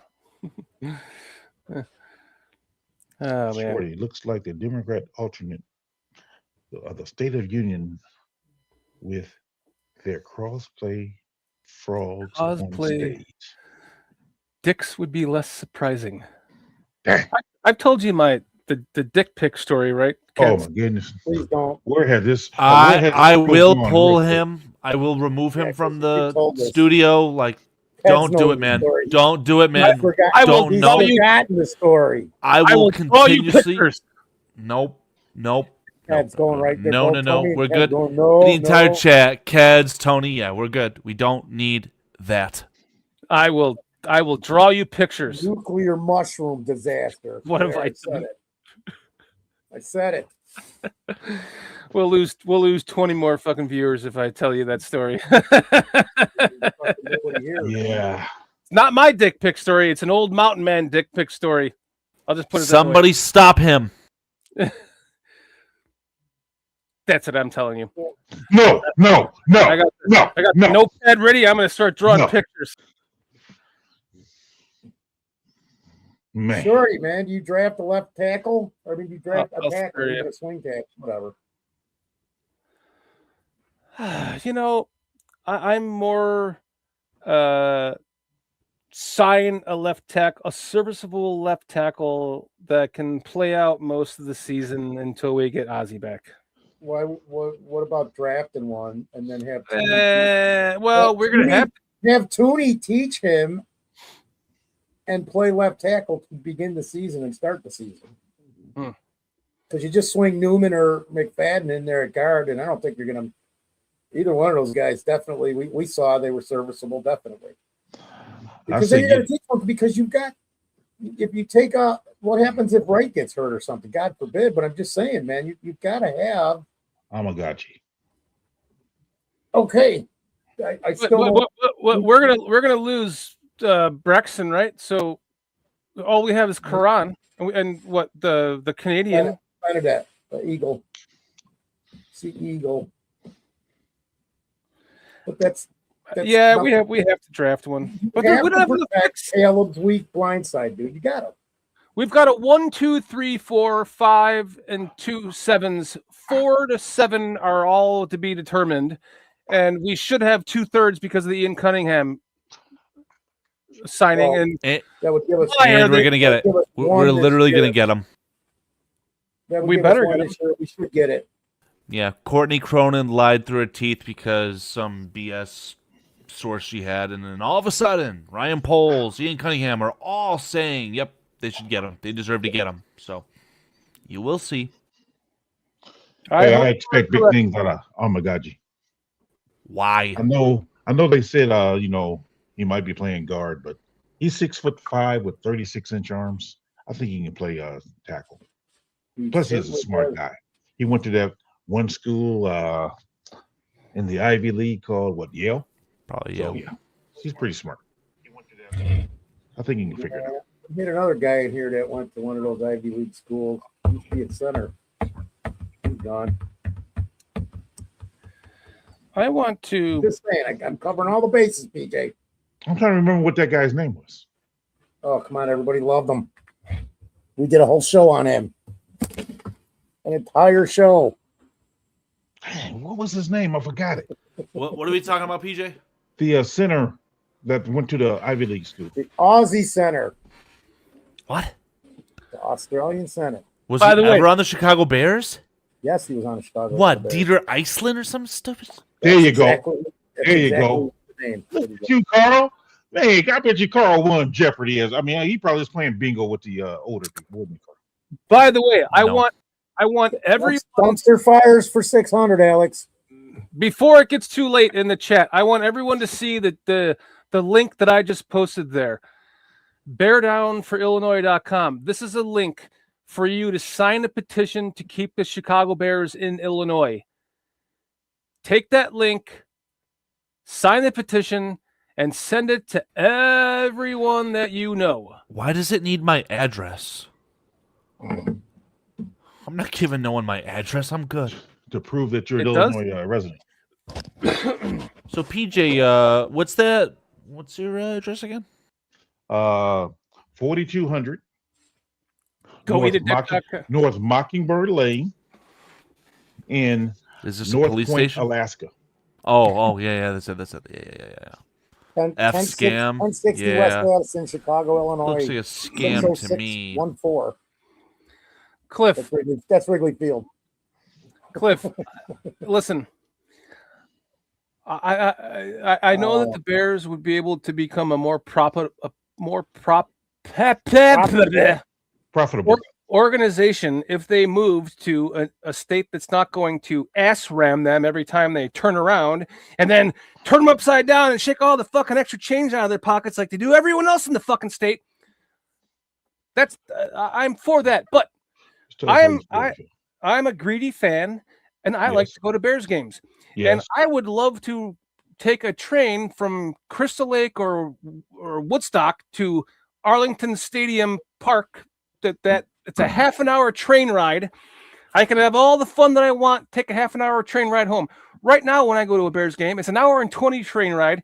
I have to take a 7 o'clock in the morning train. I get down there at 8:20.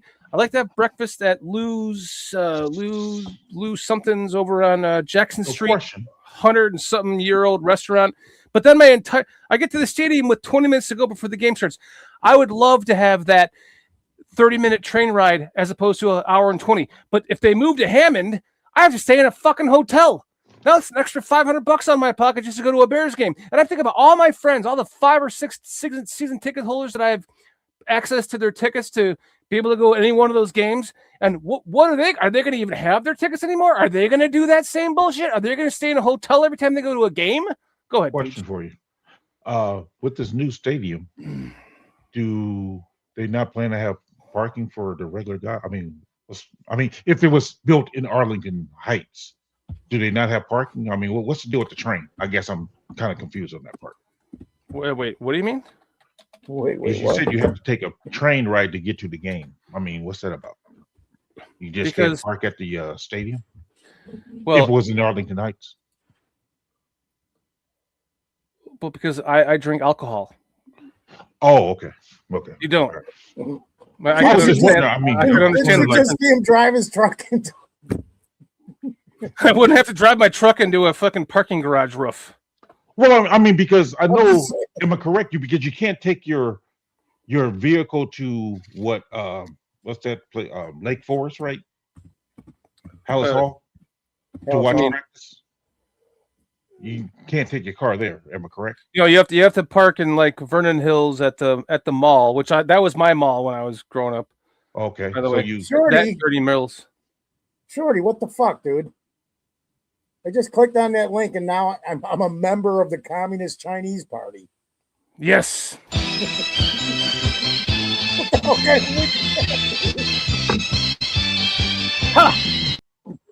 What in the fraud is going on? Good job, Foster. Good job. Way to pull that one off, Foster.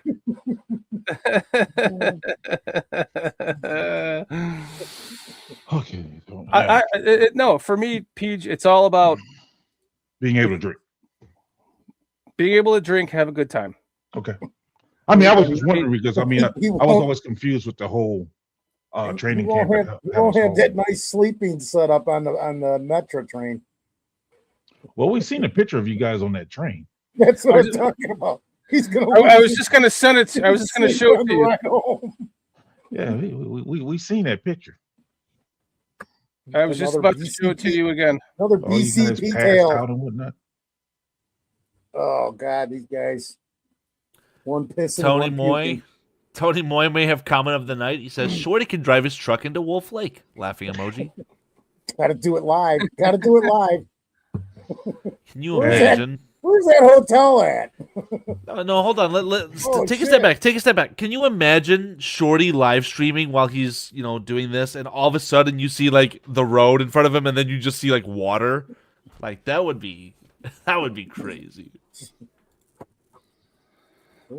That would truly mean I'm an idiot. Well,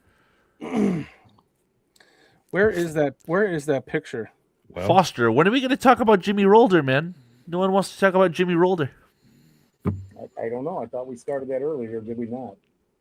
I'm asking you gentlemen to do homework for the record, just for the record. Report back to me next week, everyone. Not on this crew, dude. What are you doing, Shorty? What's going on, man? I'm looking for that picture.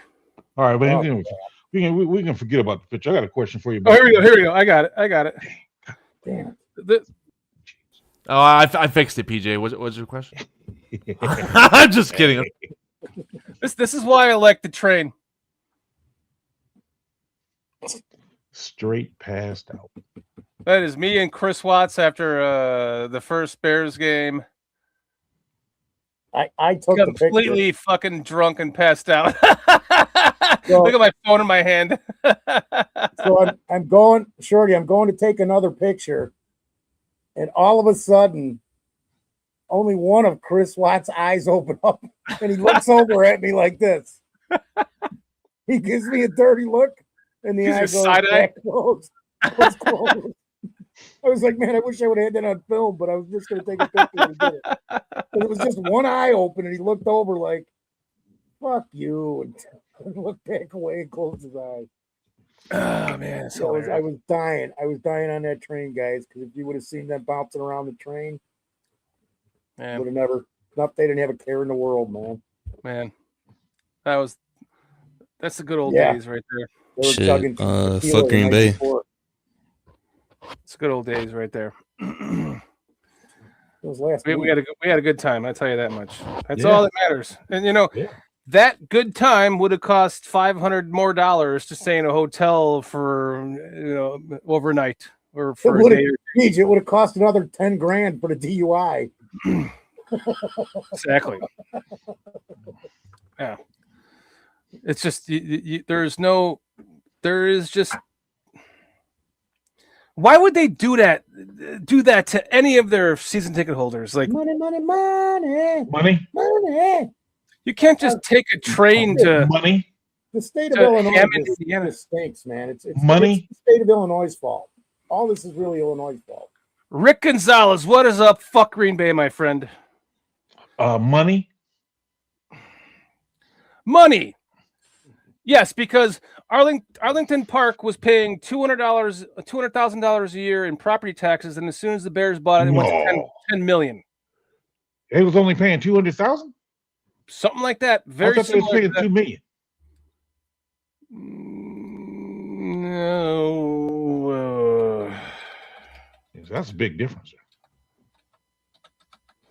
I'm sure Carl's looking this up at the same time. I am. No, I'm looking up how Arvell Reese and Sonny Styles played football together, and they still lost to Carson Beck. Still trying to figure that one out. Bueller. Let me find out right now. What are we looking up? This is coming up 2 or 3 times in the chat. Look up what you're looking up. Yeah, Shorty. I don't know the answer to this, but this has come up a couple times tonight. What's the deal with the British Bears? Are they coming back? Aren't they an in-season show, Shorty? The British Bears? In season, yeah. That's my thought. Well, they want to do like a once a month, but Jason he's on vacation for a month on a he has a little camper, and him and his wife are driving from England to France, and they take a ferry to France, and they get off, and then they take the camper, and he's on some skiing event and all this stuff. So when Jason comes back, they're going to do the three of them, Chris, Jason, and the new British Bears BCP member is going to be Dave is going to be joining them. They're going to do it once a month until the season comes back. But yeah, it's pretty much annually or seasonal. Monthly. Seasonal. You get them for about 20 weeks, and then maybe a few more shows. What are we looking at? I think they were going to do a draft show when he gets back. Property taxes for Arlington. Here it is right now. 2020 property taxes for Arlington Park were $3,235,514 at the last full racing year. Yeah. The Bears purchased the 326-acre site in 2023 for $197.2 million, but tax assessments fluctuated based on the site being considered unimproved after demolition. A November 2024 agreement set the taxes at $3.6 million for the annually for the 2024 to 2027, based on $124.7 million assessment. So that's honestly, if you knew that you were getting into that, why would you even buy it? Like I swore it just went so dynamically fucking overboard that they were like, fuck this. You can't like choose an opportunity like that, right? Like as soon as that was like something like someone could put the 2 and 2 together, they would just buy the Arlington racetrack before the Bears and then make the Bears pay more. So again, as per the image on screen, the issue here is that the Chicago Bears are looking for tax certainties. The Arlington Park racetrack, when it was opened, annually they would pay $3 million in property taxes. Then, after the initial tax bill, after the track had closed, now it's $16 million annually. In comparison with other completed NFL football stadiums, SoFi Stadium, and even non-football stadiums like the United Center, you're paying $8.5 million, $6 million. No, but again, United Center $6 million. Yes, but they appealed and got a $8.9 million tax, which is more comparable to what SoFi is paying in California. Right, and that's a brand new stadium in one of the most corrupt Democratic states that you've got. Look, why would the Bears pay 10 times as much? That's my point to this. Look at the numbers here. You're seeing or 20 times as much. SoFi pays 8.8. Board of Review appeal outcome 8.9. Initial tax bill after track closure $16 million, and they tear it down and it's just land. Right, and everyone less because it's just land. Now they want to make it $100 to $200 million. I can understand why they want to move, of course, because Illinois is so fucking corrupt. But they need to get their dicks out of their fucking hand and make this happen. Right. That's ridiculous. Isn't this number 3 says that after the board of review it is only 8.9 now? But PJ, we're talking about a piece of land that's been demolished that has no football stadium on it. I understand that, but am I correct in it saying that it's only 8.9 now? Right. I believe that right now it's referring to Arlington racetrack. But estimated properties with new stadium is ridiculous, Peach. Right, it's the appeal potentially 200 times. For the vacant land, they're paying $8.9 million. That's a joke. When Arlington Park racetrack it was $3 million. But you do know that taxes are based upon the value of the land, correct? So why wasn't the value of the land that high with an actual functioning racetrack on it that made shitloads of money in gambling? Because the Bears paid as much money as they did for that racetrack, that what causes the taxes to go up. The issue in my mind is that they're trying to charge Bears property taxes based on residential value as opposed to business value. because your businesses should be paying lower than what residents pay for property This is taxes. the Cook County Right. And if Board. you don't help this is the that Cook business County out, Board. they're going to go somewhere else, PJ, like I Northwest agree with that. Indiana. I agree with that part. I mean, I'm just saying, I just thought it's that when it says disgusting. the board reviewed it, that it was then lowered. Right. I mean, look at what the city of Chicago was able to do for other venues like Wright Field, where the White Sox play, and Current Soldier Field. They're paying $0 in property Soldier taxes. Field's owned by the Park District, so That's why they own it. Right, and it's not their stadium. I get that, right? So again, the Bears aren't asking anyone to pay for their stadium, to my understanding. They just want tax certainty. They don't want to get fucked over by their local government. Real sick. Guaranteed rate field might not even have a team there in 2 years. They're probably built. Reinsdorf is getting a new stadium that's going to be built for the White Sox. Reinsdorf's in the process of selling the White Sox, to my understanding, too. Let me ask you guys a question. Okay, let me put. I just don't want to do this again this week. Let me give you a scenario, and then let me ask you why the fuck they should pay that. Okay, here's the first scenario.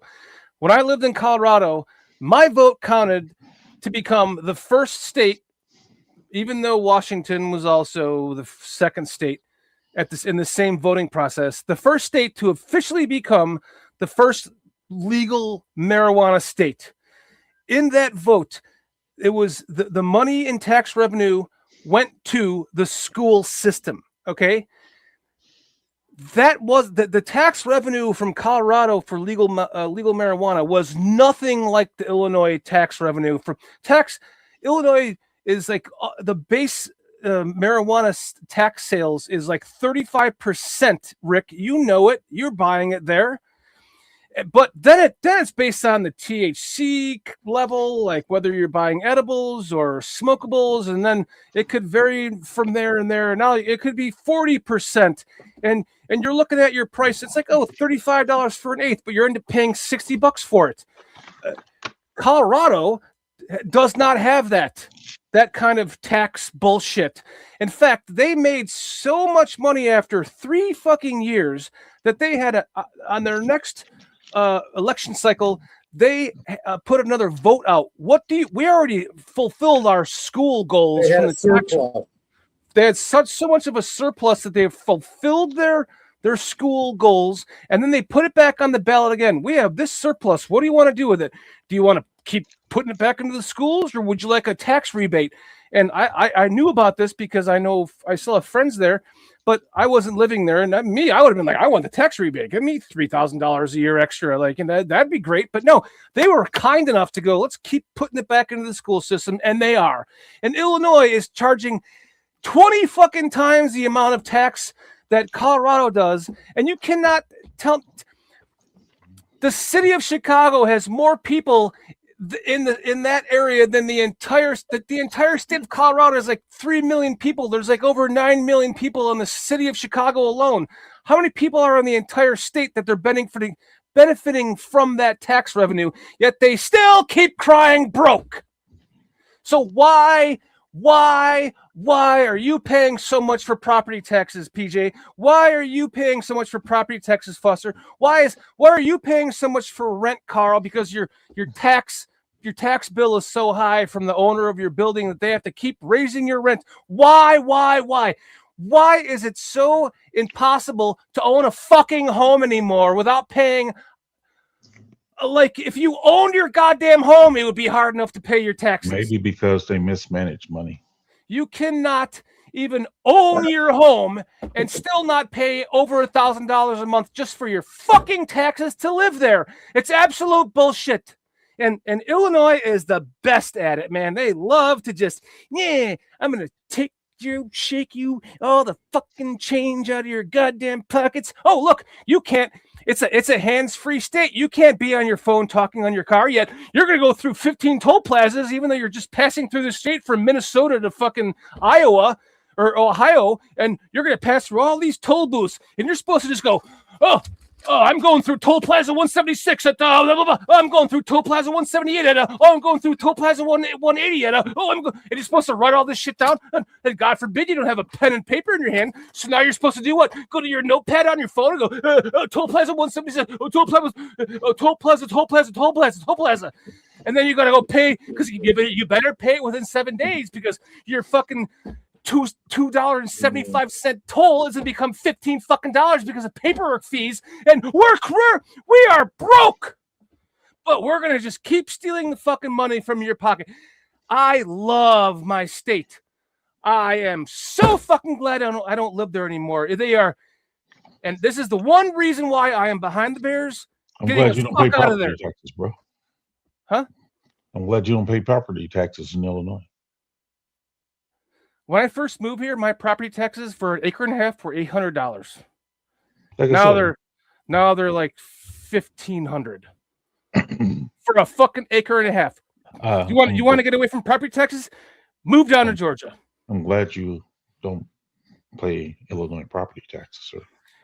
Me either, because I would be because I would hate to see you. What you would really be upset if you was actually paid. No shit. Quite. I'd be fucking. I would be Ked's neighbor, like moving to Canada. Like Keds, I'm working with a guy that I'm training with. He's from Canada, and I'm like, just curious. Like, what do you pay income tax? He's like, yeah. I'm like, what is it? He's like, 40%. I'm like, 40%. And he's like, well, yeah, it's because we have free healthcare. We have this, we have that. I'm like, yeah, that would make sense because they're taking 25% of my fucking check. And then on top of that, I have to do my own taxes. We're paying taxes. You know why do we have to sit there and struggle and fucking pull our hair out to do our taxes every year when you already got your goddamn money? So my point is, I cannot blame the Bears for wanting to get the fuck out of Illinois because it's like the last state that I would ever want to. If anyone that wants to consider moving to Illinois, I implore you to just look into the taxes, man. Look into the toll roads. I don't have toll roads here. I call them expressways. I don't have to spend $45 to go to Atlanta and back and park somewhere. It's just it's ridiculous. This is why this is why I can understand why they want to move to Indiana, and that's why I support them. However, the Bears fan in me that likes to go to games does not want to have to pay another fucking $600 or whatever. It might cost $300-400. It might cost me, and by the way, lose any of my season ticket holder contacts because they're like, fuck that, I'm not doing that. And then spend all the money to stay in a hotel. I just don't want, and then I have to drive 2 hours home when I'm done with it, and to take a fucking day off of work. I can go to a game on a Sunday and come home on a Sunday, and I'm done. I don't have to spend $500 more and take off on Monday so I can drive home. It's ridiculous. So I guess my point is I'm kind of mixed on this. Like in one way I can understand, and in another way I hate it. That's my point. Long-winded way to get there, but I'm done. Well, that was a long way of saying that you're on the fence. I'm on the fence, yeah. It's a very long-winded way to say that I'm on the fence, yeah. On the fence, falling off it. Keds is saying we are taxing our checks at the store, and then I love how you spell chucks, by the way, Keds. For us, it's CHECK. Tax on our checks at the store, and then again at the end of the year. Canada is fucked, but we have free healthcare. Because I asked this Canadian guy, Keds, I said, do you still have to file your taxes every year? He's like, yeah. I'm like, I'm surprised you do, because why? Like you've already put into your healthcare system. You've already why do you have to? Why are they still bugging you to do that? And I said, are you actually paying sales tax too on top of that? He's like, yeah. I'm like, well, maybe it's not better to live in Canada. I don't know, but God forbid, Obama wanted to have a universal healthcare system, and that's what he got voted in on. And then because he didn't have the Senate on his side, they whittled his fucking healthcare bill down to you have to have healthcare or you're going to pay taxes. And he chose that because he had no choice. And then boom, everyone got fucked into paying more taxes for not having healthcare. So like, what in the fuck is going on with this country? This is a conversation we shouldn't be having because this is a Bears channel, but it's like, Illinois is just so bad. And by the way, my solution to my therapy Thursday. My solution to universal health care is federally legalize marijuana. Take all of the money, not 20% of it, all of the money, and put it into a bank called the Universal Healthcare Bank, and then issue everyone a credit card. Everyone gets a credit card for their healthcare system. When they go to the doctor, you put your healthcare, you put your card in there, you fucking scan it in. They take your you pay a 20%, 80-20, a $15 copay, and the rest of it comes from the healthcare bank from all of the fucking marijuana sales. And if Colorado is like, well, we have too much money, what are we going to do with it? And they have 1/6 of the amount of people of the state of Illinois, and Illinois is crying broke. Well, what can we do with the rest of the country for that? It's just bullshit. It's bullshit. All right. So if you get too high, Shorty got too high, and then he drove his truck into a parking garage and ruined his roof again and hurt himself. If or when. Would he be allowed to take money out of the Universal Healthcare Bank because he injured himself while he was too high? Yes. Okay. It shouldn't matter. Hey, the marijuana tax paid for it, so if it's marijuana related, Man, you get the coverage. one can justify anything in their own mind, huh? When you federally legalize marijuana, you create money out of nowhere. It just came out of nowhere. Well, why not put it into a bank and make it a universal healthcare bank? I think you have to worry about the other concerns. And then we brings. don't have third world healthcare insurance, considering we're the only first world nation in this goddamn planet that doesn't have fucking universal healthcare. It's ridiculous. It's ridiculous, people. If you legalize marijuana in all the states as you propose, so what do you do with all the guys who are locked up with? You let them out. You let them out, and what do you do? What do you do with the guys who has passed marijuana charges? And you take it off their record. Fines that they pay. They no longer have a felony on their record. And or fines that they pay. And their fines. Well, then you can take some of the money out of the bank, and you can pay back their fines. There would be, listen, PJ, if Colorado is going, we have so much money that we don't know what to do with it now. Do you want it back, or do you want to keep putting it into the school system? Relentless Mikey makes a really good comment here, Dan. If that's one state with 3 million or 4 million people, then how is it nationwide? Nationwide, it would be so over the top ridiculous with the amount of money that would be coming in. They could easily give at least half of it back to the people that were incarcerated for that. They should have done that with the Social Security money they collected forever. It wouldn't be broke. Just saying. Shit. But this is fucking Thursday night, and I just think all that money would be laundered by people at the Leering Center. That's the problem. Like, if it could just not be that way, like, why are we such a disgusting fucking society why? Because of corrupt politicians. Yeah, I know. That's why it'll never. It could happen, but even if it did happen, it would never happen because they would always be crying broke, just like Illinois is. Shorty needs to drain the swamp. Broke. We're pissed as broke. Let's vote for Shorty at the midterms. We don't have enough money to fix our fucking toll roads. Jail time back and my wouldn't it be? Wouldn't it be a religious reparations, baby? When I first started driving on the toll roads when I was 18, it was like 25 cents for a fucking toll, and you just drop your coin into the basket. and then it became like now it's like $3.50. And Less than that. and another thing, if you are driving in Colorado and you live in Colorado and you are using their toll, they only have one toll road. It's to go to the airport and back, and it's like $1.75. They don't like make you get an iPass when you drive through the toll. You don't even know that you're going through it. He's back on the toll road. They send you a bill in the mail for $1.75 and you pay it. If you are out of state, like I get it. If you live in Illinois, you understand the toll road system. But let's just say you're like traveling from fucking Seattle to New York, and you just happen to be driving through the toll roads in Chicago, and now all of a sudden you have no fucking idea that you're on these toll roads, and you can't stop and write it all down, and you can't type it into your phone. And then you forget to pay it because you only have 7 days to do it. And now you get a $65 bill for $15 worth of tolls.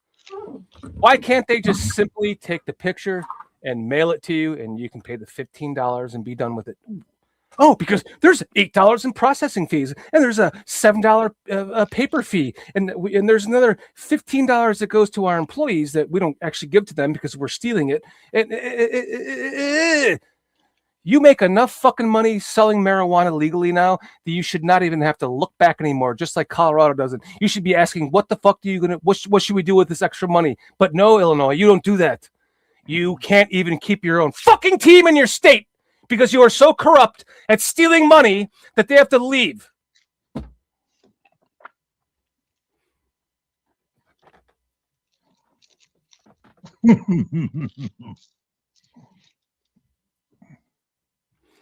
Well, they're shorty. Just getting my stretches for the day. Okay. Thank you, Cliff. I really appreciate that, Cliff, at least. I'm sorry, Carl. I miss my family, but I could never live there again because I can't get fucked up the ass every time I fucking turn around. I can't do it. Sir, what'd you say? I can't get fucked up the ass every time I turn around. Sir, what'd you say? I can't get fucked up the ass every time I turn around. No one wants to hear that you say that again. Stop. So, I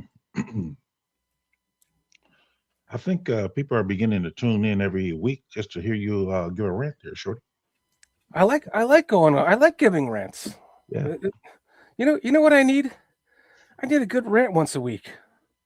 I'll say you probably need something else, but that's another topic. I'd leave that alone. Weed? Dude, I literally worked until I came on the show tonight. Tell me. I like to rant. If I can get a good rant in after a day's worth of... I think there's something else that can probably relax you a little bit more, but I digress. Are you offering a good old...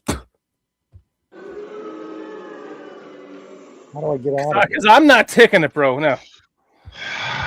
Man, how do I get out of here? Foster, hook me up with one of your Wisconsin broads. Yes. Boom. Boom. Shorty, there you go. That man. That's Shorty and my fist there. Yeah. Yeah. Steve Rogers says, I need a good joint. Oh, yeah. You know what? Like to stroke my pussy, darling? If my wife would allow me to smoke in my house, I would be sitting here with a joint right now going, fuck Illinois. It'd be less of a rant. PJ would be like, I can't do this right now. I can't watch a guy smoking a legal substance that's legal in my state, but not his. If my wife allowed me. Oh man. All right, you want to get back to Bears? Let's go. Let's do this. I don't know if you could talk about the Bears as passionately as you talked about the toll booth there, buddy. I don't know. Fucking toll booth, dude. Why do I have to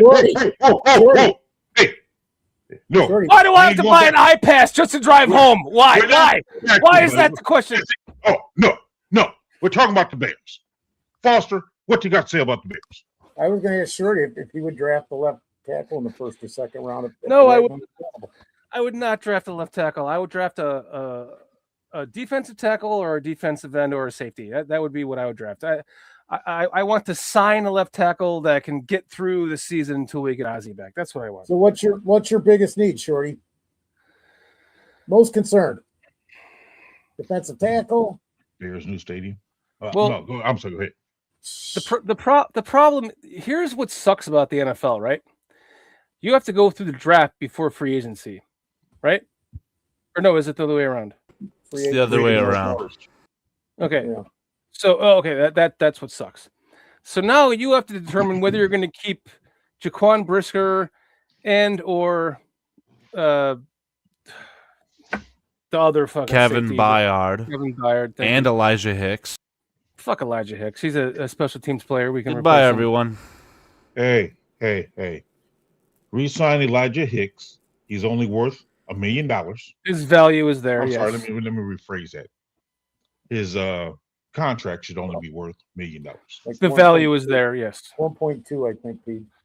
He's got a little bit of time in. I personally love Jaquan Brisker. I want him back. I love Kevin Byard. I want him back. I know that's not going to happen. So therefore, you have to look at. So Dio is coming back, right? It doesn't look good that Brisker's going to be back right now. Right. But Dio is right. Dio is owed what, $20 million? Yeah, we can't. Jared Dio are going nowhere unless somebody by some miracle takes the contract, and then they're here another year. It's okay. It is what it is. So Dio's back. Okay. Maybe even Byard is back. I would say Byard is most likely to be back. He'd probably get raised too. Probably. Brisker is not. I say yes. We can hope for Shamar Turner to come back healthy and get better. So I would say that we're going to let Braxton go. We have to re-sign Benedette for that'll be for he's cheap. He's on a contract right now. He's on a futures contract right now, Benedette. Okay, so wait, you talking about the tackle offensive? 30? No, I'm trying to figure that out. I'm seeing. Name. Well, I'm seeing Mikey say Dio won't be back until November. He missed half the season. How is that possible? What happened to him, by the way? I could give two fucks about Dio so much. I never even knew his name to begin with, and I still forgot it. And when is he coming? What is his injury, and when is he coming back? Deo Odengbo tore his Achilles. When? I don't know. Probably after the first month of the season. He's been out for so the last 2/3 of the season. Week 8, maybe. So or before then. Greg Gabriel described an Achilles tear back in the day as when your Achilles tears, it tears like this. And back in the day, they used to try to put it together like this. But now the new technology allows them to like reform the fibers like that and then sew it together through the middle of that so that it's actually stronger than it was before. So as far as I'm concerned, Dio should be back by the start of the season, considering just like Kirk Cousins. Yes. No, Kirk Cousins is a shell of himself, and obviously he's a lot older of a player. But I mean, the Achilles injury is nothing to like scoff at. Right? Just like Aaron. It's just an Achilles. Aaron Rodgers. I don't care. Aaron Rodgers is totally immobile as well at this point. So, right, Greg Gabriel. I would say if you could cut Deo Odengbo, if it was financially feasible, you would have already done so. Get the fuck out of here. You would have already done so. You can't. But so you have to figure what you can get out of the player because he's owned the money anyway. You cannot rely on that player. He's like your 6th defensive end. Greg Gabriel said he tore his Achilles tendon just by like waking up one day and making the wrong move into his kitchen or something, and then he tore his Achilles.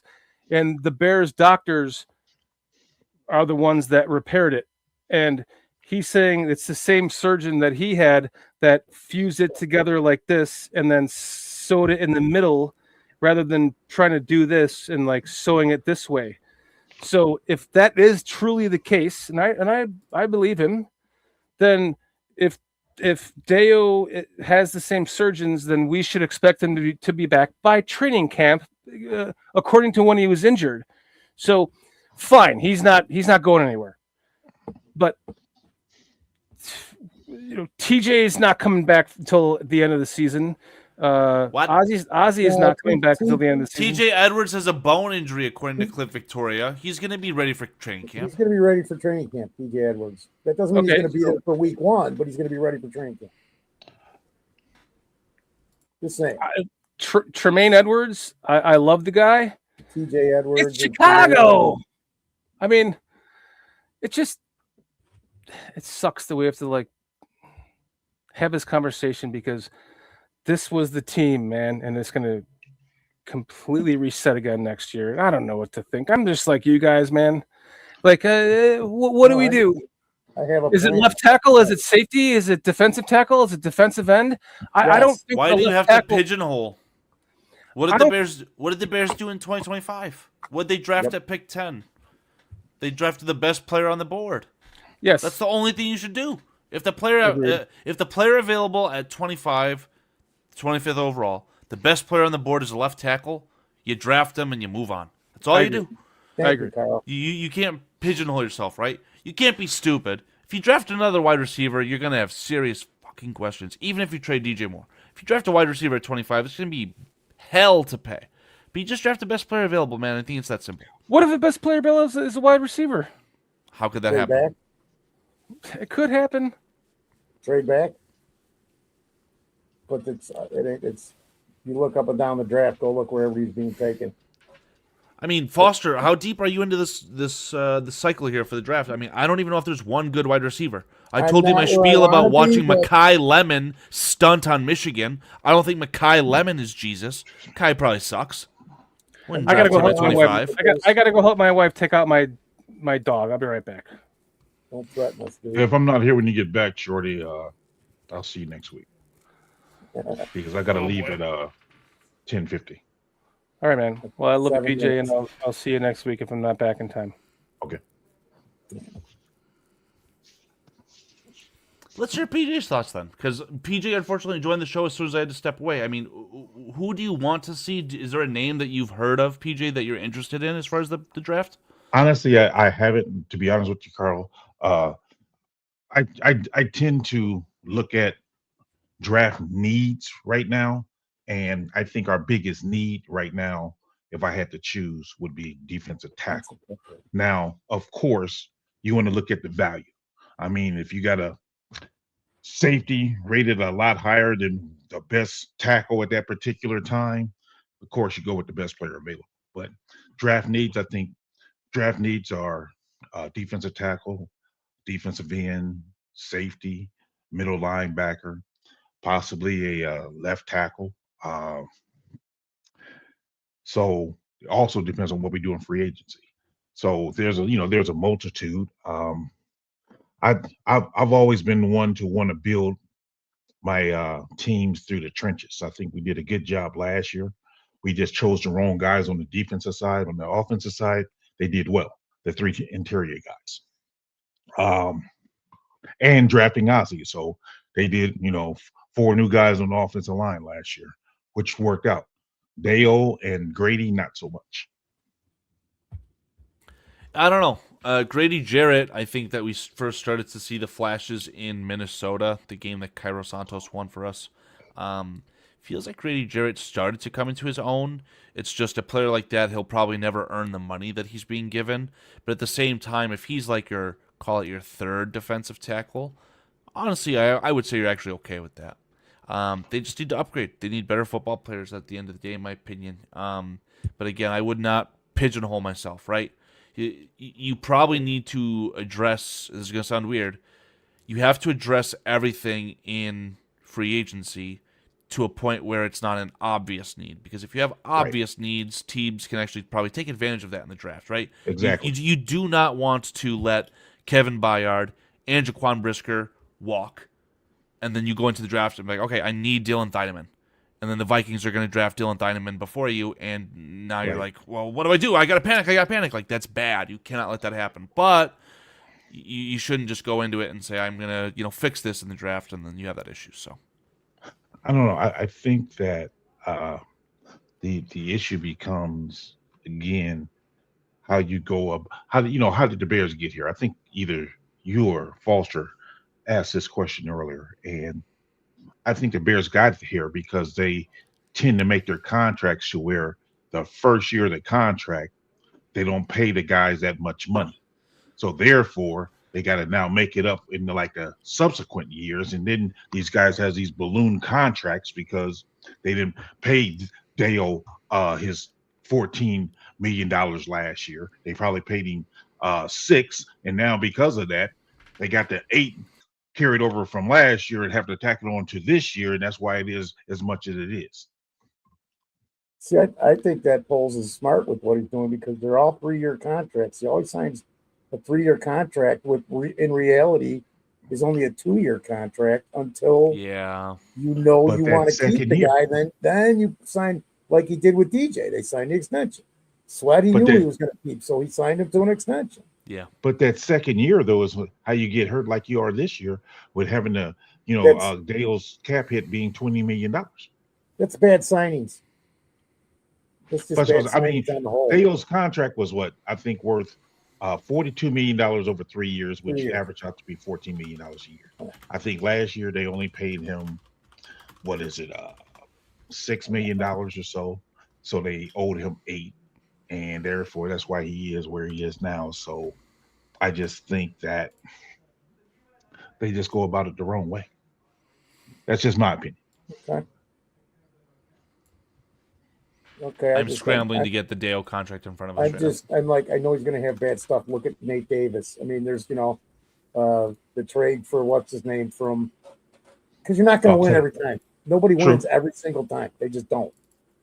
Be nice if we could be the ones to do it, but part of my problem is when you're betting on guys who haven't proven themselves yet, then you get stung when they don't prove themselves.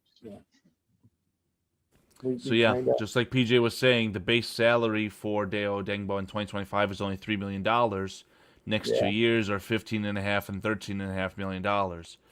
The key here is that, like I said, in 2026. Any way you slice it, I can modify the pre and post June 1st cuts and trades and all this garbage. He's getting $22 million. End of the story. After 2026, though, Deo Dengbo will be a free agent. He will be cut. He will not be on the Chicago Bears. Right. So that's why I'm saying this football player is going to be on your team. You got to figure out how you can kind of circumvent that. Do they say, okay, Deo Dengbo coming off the Achilles injury, his explosiveness is gone, but we already liked what we were seeing him from the interior. I don't care about his future because he has no future with the Bears. Let's just make him our 4th defensive tackle in 2026. Rotating into the 3 technique to spell Jervon Dexter or Grady Jarrett or whoever it is, right? That could be an option. I don't know. I mean, I agree with what you're saying. I just don't know if he will be available based on his injury. He's a player you can't count on, almost like Shamar Turner, right? Like, okay, you have an injury undisclosed. Like, you're going to be a name on this 53, but you're not a part of this core 40. Like, we're not counting on you playing meaningful football for us. Guys, with all due respect, I got to go pick up my grandson. So you guys have a beautiful night. Chat, enjoyed you guys, and I appreciate you. Love you guys. Sorry that I got to rush off, but he needs me, so I have to go. Talk to you guys. Family first, brother. Family first. You know the rule. Right. Good talking to you, PJ. Good to see you, Paige. We'll see you again if you're unlucky. See you next week. See you next week. Quite. Indubitably. Oh, dude, where do we go from here? Where do we go from here? Back to how it started, huh? Back to the beginning, man. Back to the beginning. It's, you know what, man? We just got to deal with so much. Steve Rogers asked, is anyone opposed to extending Braxton to approve it? 1-year team-friendly stopgap contract. I said no because you've got to look at everything, man. If that's what it's going to take, maybe you go that route because at least you know what you have. Now, he should be healthy going into the season, which he was not last year, but we know exactly what he is. What about the flip side of the coin? What about Braxton Jones being told by pundits and outside sources that he is a top 15 free agent in the 2026 class. Why would he do anything for the Chicago Bears? Yes, we drafted him, but this regime, I wouldn't say they didn't give him a fair chance, but I would say that they knew that Braxton wasn't the future when they drafted Ozzie Trapillo before there was any practice snaps being played, right? I think Braxton Jones at the end of the day is going to get overpaid. And maybe this is just another Tevin Jenkins blunder like I had last year, where I told you, Tevin Jenkins is going to make way too much money, and he only made $2 million over in Ohio. I don't think Braxton Jones is going to be financially obtainable for the Bears. He's going to get overpaid by someone. Agreed. That's probably going to happen, but you got to leave just on the table. Nobody asked me that question. We were just asked this question. I would have led right into that same thing. Odds are you're not going to be able to make this deal because he's going to get more somewhere else. Because tackles, who doesn't need one by the middle of the season, not at the beginning. I have something. They're always getting injured. I have something that I don't think that I can share on screen. I don't want the show to get demonetized or anything crazy or anything to happen. I watched Dan Roshar, Bears offensive line coach, talk to Teron Armstead via Teron Armstead's podcast. And he talked about the left tackle position, and I only watched a 90-second clip that Aldo from the Barroom Network retweeted. To me, it sounds like Roshar's going to attack it currently as it's us against the world. We're going to do what we can with the guys that we have in this building. We're all that we need, all these things. If Roshar had his choice, he would say that there's an asset that the Bears need to spend to acquire a left tackle, whether that's a free agent, whether that's a trade, whether that's the draft. I don't think that Roshar likes the left tackle, the starting left tackle of the Chicago Bears right now in the room that they currently have. So no slight to PJ. I don't think it's Crown Amagaji. I don't think it's the Canadian Eagle. I think the Canadian Eagle has a viable, important role for the Bears as the sixth offensive lineman, the swing tackle. Cannot be your starting left tackle. And it was reported, too, that the Bears would never entertain playing Joe Thuney at left tackle full-time. That won't be happening either. So. Well, that's all I got. I figured that, but I think they might be in a position where they might have to play him a lot in the beginning. And that's when you do it. You don't want him. I don't know. There's no way that things they would that have do that. to be addressed, man. We have to address the left tackle position. We have to address the defensive tackle position. We have to address it one or two linebacker positions. We have to address. Jimmy Rolder. No, it's fine. Jimmy Rolder is a Chicago Bear. Our linebackers are good. I heard guys talking about drafting quarterback. Foster, is your chair eating you? Foster, yeah. Is your chair eating you? What? How did you do that? How did you do that? I fucking kneeled on the chair. I'm standing. You know why? You know why I'm standing? Because I have so many back problems from sitting all damn day that my chiropractor said, we weren't meant to sit. We always were standing. I said, yeah, you were right. So he says, just stop sitting so much. So I've been trying to stand as much as I can. In fact, this is my second day in a row of work of standing all fucking day. My feet for 40 fucking My feet are killing me, but my back feels better and my feet are less numb. So I guess it's a good thing. I guess I'm paying him $15 a copay for good advice. Why don't you just pay him with weed? Because I'm in Georgia. I'd have to pay him with HHC instead of THC. For anyone of you that don't know what that means, look it up. Or I could explain it to you right now with another 5-minute rant. I'd like to address Tonino just talking about Cam Robinson, and I made the joke that I'd rather pay Pritzker more property taxes. I don't know. I mean, that's a guy, $12 million. That's too much money for a stopgap solution, in my opinion. I know that the left tackle position isn't cheap, but I just don't like that option. I don't know if you guys feel any different about that, but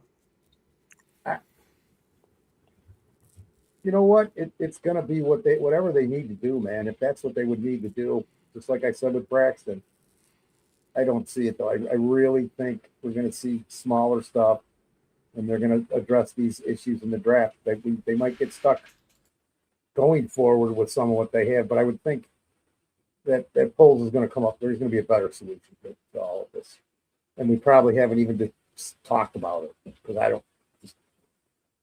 Probably haven't even talked about it, man. Who knows?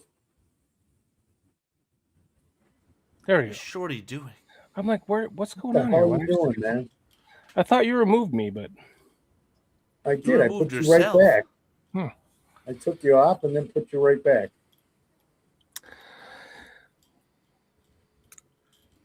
I don't know. I had to take off my my Bears hoodie because it's too hot in my office right now because it's 60 degrees in Atlanta, where I pay $1,500 in property taxes and don't have to pay for toll roads. So I had to take off my hoodie. Sorry. I'm gonna come down there and maybe the Bears should fucking move to Atlanta. Then I would be happy. I could, yeah. I'll just buy Bears season tickets to the Bears, to the Atlanta Bears. Ain't happening, pal. Oh my god. We just gotta stay with her, Chicago. Yeah, 60 degrees here, Cliff. I'll take it. It's gonna be 60 here tomorrow, and then 40 degree, 25 degrees the next day, or 59. You know what that does, Foster? That pisses off all the ice fishermen, like my cousin Stevie BB, who's in chat here, Steve Phillips. Well, he was earlier, but my family loves to ice fish. And when this weather for you is like 75 in fucking January, and then it's 28 the next day, and then it's like 75, and then it's 15, and then it's 38, and then it's 17. Like, yep, that does nothing for the ice fishermen. Nothing. Yeah. What do Illinoisians have to look forward to in the winter? Bears. Illinoisians. I've never. Illinoisians. Bears, and in the winter, bears and ice fishing. That's it. Either it's bears and ice fishing, or it's just bears. Or if you're so unfortunate to have none of those two, then you're just like, I hate the fucking winter, because then you're like, 75, 15, 83, 14. Like, I'm just Illinois. I've been that way for like 20 years. You're an Illinoisian. I was. I'm Illinois. 90 in a few days in Arizona, John. Oh my goodness. Wow. Tonio 624. I could not agree with you more. Fuck the summer. I hate the summer here. The summer in Atlanta makes me want to complain a lot. Say it. Bitch and complain a lot. Sure. Okay. Or actually, it makes me not want to go outside. So I just don't go outside in the summer. When I have to go mow my lawn, I'm like, Jesus. Mow my lawn today. And I'm just really like, nice weather for 7 or 8 months out of the year. Pissing out of my head and just sweating my ass off. I can't even go to the mailbox without having to change my shirt in Atlanta. Hot Atlanta is a true thing, man. Cliff, you in Florida, our place in Florida, like, it is, you get the Gulf breeze. It's not as bad as like being in like the dead muggy south of Atlanta, like I am, man. It's since you're Atlanta, Tonio says. By the way, thank you for joining us, Tonio0624. Since you're in Atlanta, how do people feel about the Cunningham hire? I think Cunningham is dog shit, just like Poles. Whoa!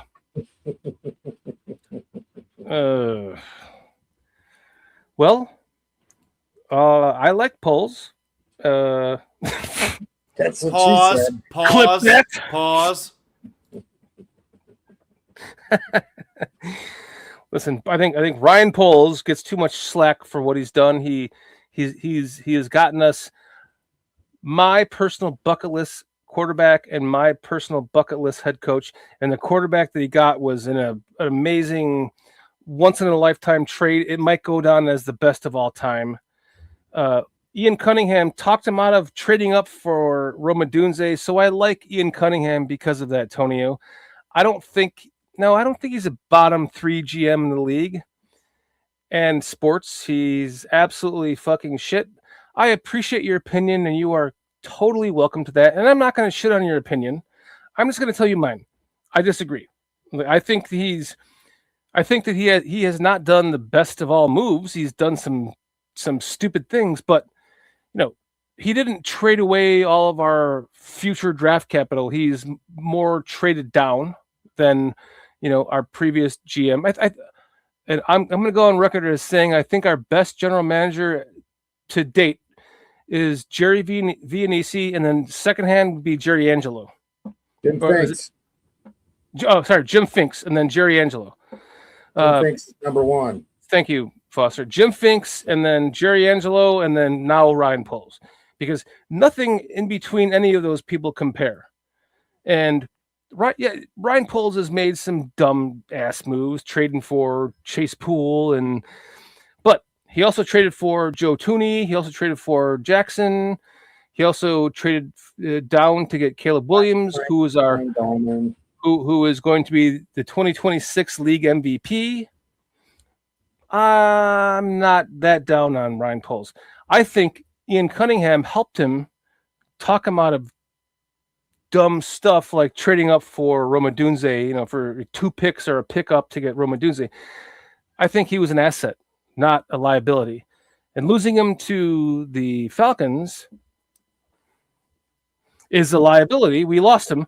And now we're not going to get those 2 third-round picks. By the way, Tonio, do you realize that when the Bears signed Ryan Poles to be the general manager, the Chiefs got 2 third-round picks for that hire, and we are not going to get it for losing Ian Cunningham? Ryan Poles wasn't even fucking assistant. He wasn't even assistant general manager, dude. Stop it. Was or was not Ryan Poles an assistant general manager for the Chiefs? Yes or no? Just stop boiling your blood for no reason. You don't need to have the testosterone spouting. It's not confirmed. It's not a yes or no. The league is going to determine that at a later time. I understand Just because Courtney Cronin put something up her butt and said, "Oh, we're not getting nothing," even listen that's to a her. lie. Fuck Good. Tony. No one should listen to her. Not even Courtney. one person should listen to her. Not Courtney even Crohn's one. Disease. I don't listen to Courtney Crohn's disease. Okay. By the way, it's not a slight. My dad died of Crohn's disease. So. Oh, that's justification. Yeah. So Courtney Crohn's disease. I don't listen to her. So keep going. I'm listening to all the other people saying that we're not going to get those picks. And they're liars. There's nothing concrete about it. It's not determined yet. To be determined. As the producer, Carl, I would like you to look up when are comp picks issued, and what month of the year. It's the first or second week of March, in a couple weeks here. Okay, so we will know for sure in let's just say 4 weeks, whether or not we get 2 third-round comp picks for Ian Cunningham. And if we do not, trust me, you're not going to hear the end of it from me, because the Chiefs got 2 third-round comp picks for losing a guy that wasn't even even a fucking assistant general manager for that team. Well, what was Ryan Poles when we hired him? He was not an assistant GM. He was the assistant. No, he was the executive director of player personnel from 2009 to 2000. No, he worked with them for 13 years, but that was his last position in 20. He was Greg Gabriel. He wasn't the assistant general. They lost their Greg Gabriel, not their Ian Cunningham. And we're going to get, it's not. We're going to get the picks. But all signs point to, they want to, I'm going to say it again. They want to prevent the Bears from becoming a fucking dynasty. They want to prevent the Bears from becoming a powerhouse. All the owners have these meetings in a private island, and they get together and they go, well, the Chiefs, they have been dog shit for the last. Arthur Blank is in the Epstein files. The Chiefs have been dog shit for the last 40 years. Let's give them 2 third-round picks for them losing Ryan Poles. But the Bears had one great season 40 fucking years ago, and nobody will let it go. They have fans in fucking Australia and all over the goddamn globe. And if we allow this to happen by giving them more draft picks, which is exactly what we would need to trade for a Max Crosby, because if we had 2 more third-round picks, it would be a lot easier to justify doing that with. But no, Either they are not, either they're just keeping us on our toes, or they're not going to give us those comp picks. And when they don't, I promise you are not going to hear the last of it from me, because it's at that point, it's fucking flat out conspiracy. They are afraid of us. They know it. They know something's building here. They know a dynasty is building here. And God forbid an actual dynasty, not a one-hit wonder like the 85 Bears happens. If we actually become a powerhouse and win the Super Bowl 8 out of fucking 10 years, what are all the owners going to do? Yeah, they will make money off of the Bears tonight. But will they make money off of their own teams? No, they're going to lose revenue from their team and be gaining it from the Bears. And they would rather make the revenue from their own teams, their own team sales, their own jerseys, their own ticket prices, all that shit. It's in my mind, it is literally a fucking conspiracy, my friends. They do not want the Bears to build what they're building, and they're going to do everything that they can in their power, including not getting us the comp picks that we should easily be able to use to trade for a Max Crosby to make our team better. And if not, to make our team better. It doesn't matter. We have a third round pick this year, which we only have one of. We have one third this year. If we had 2 this year and 2 next year, we could trade the first this year, and we would have a second at 57 and a third at 89 and another third at whatever the fuck it might be. But no, they're going to be like 99 and up. We can't do that. 98. It's not. Why are you letting your blood boil over something? Because I fucking have to do this right now. Okay. The owners are not going. The highs are too high. It's an owners league. And the lows are too low. I literally walked into this show right after I got off work, working a 12-hour day. Okay, so hear me the fuck. You would say that was by choice. Listen to me now and hear me later. They don't. The owners do not want that to happen. I promise you, they do. They are all terrified of it, guys. You can't tell me I'm wrong. You cannot tell me that the owner of the Jaguars or the Panthers are terrified that we're going to take over the world again? Because this the is Chiefs, hogwash. The Chiefs didn't. The Patriots didn't take over the world. The Chiefs didn't. But if we become the Chiefs or the Patriots, fucking look out, my friends. We're gonna have 25 British Bears on the show, doing with Chris and Jason. There's going to be 2 British Bears shows on BCP. There's going to be a legitimate 5,000 people watching this channel, because go look around. Go find a Giants podcast. Go find a Packers podcast. Go find a Lions podcast. Go find a Chiefs podcast. Go find a Patriots podcast. You might find 2 to 5, but you can find 150 for the Bears. They keep popping up every fucking day for me.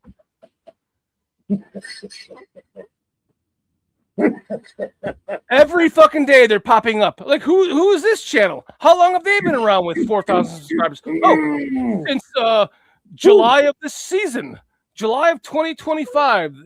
This podcast started because not 2025. Our fan base is loyal and loving and rabid, and we love our fucking team, and the owners know it, my friends. They know it.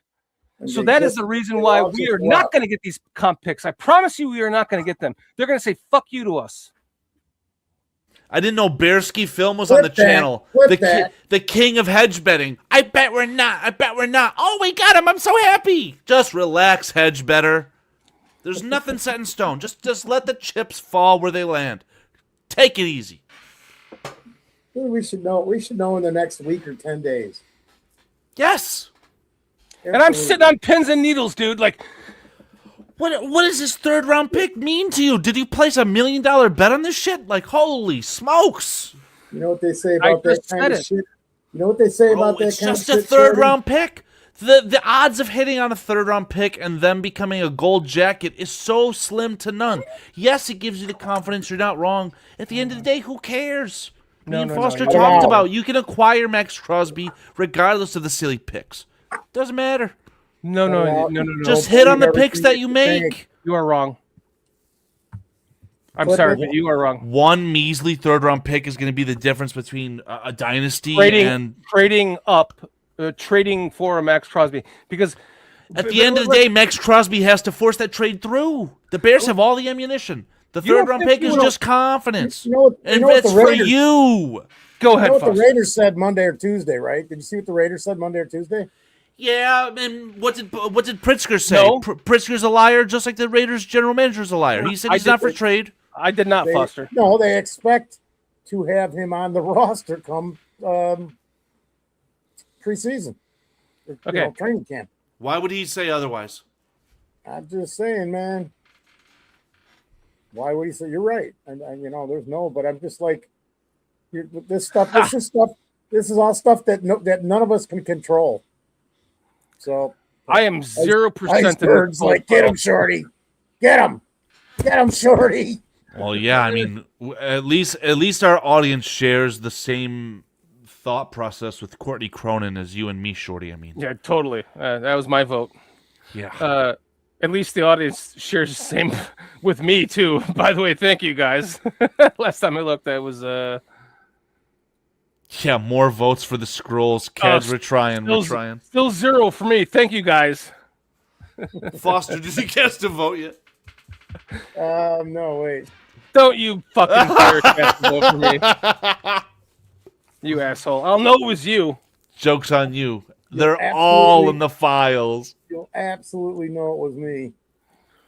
I'm not hiding anything. I even said something about On the poll. I'm in the poll. I'm in it. If I see polls ended. The polls has ended. You bastard! I just want the vote.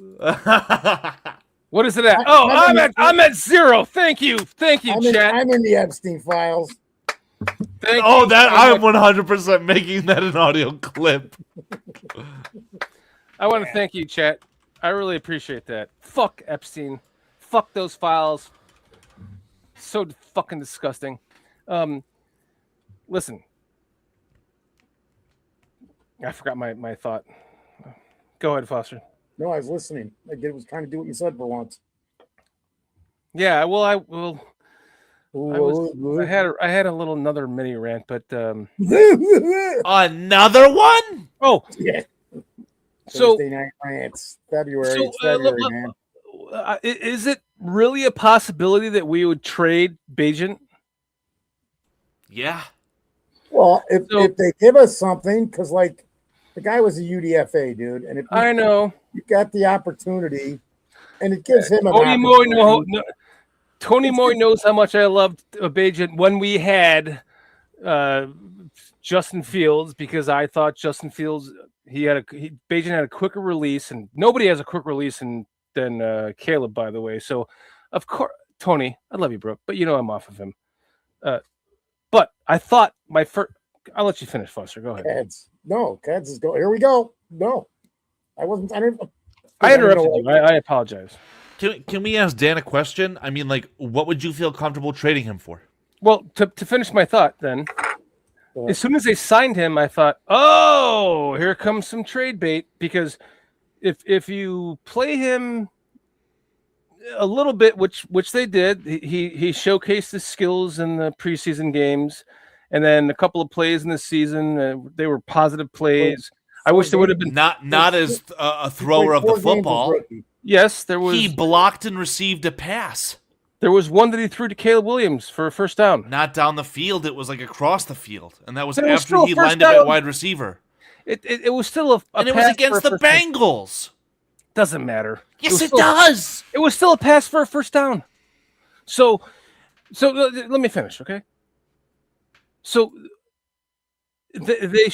my thought was they should have played him a couple more plays like that in the playoffs, which they didn't, especially against the Rams. Like when it came down to it, just put him in there to fuck the Rams up and fuck them up in their minds to go, what are we doing? And you add that extra thought to their brains, but they never did that. But when they first signed him, I thought, well, that's a trade bait candidate, because if they can use him this season somehow, because even me as who I loved Justin Fields at the time, I started this channel because of Justin Fields. I will say that for the 100 millionth time. I thought Justin Fields could be developed into becoming, not Caleb Williams, but I was really jealous of the team that was going to draft Caleb Williams, knowing we had Justin Fields and we would never draft Caleb Williams. And here we are. But my point is, Justin Fields, like, I always thought, like, why don't you put Bagent on the same field as him and have two quarterbacks?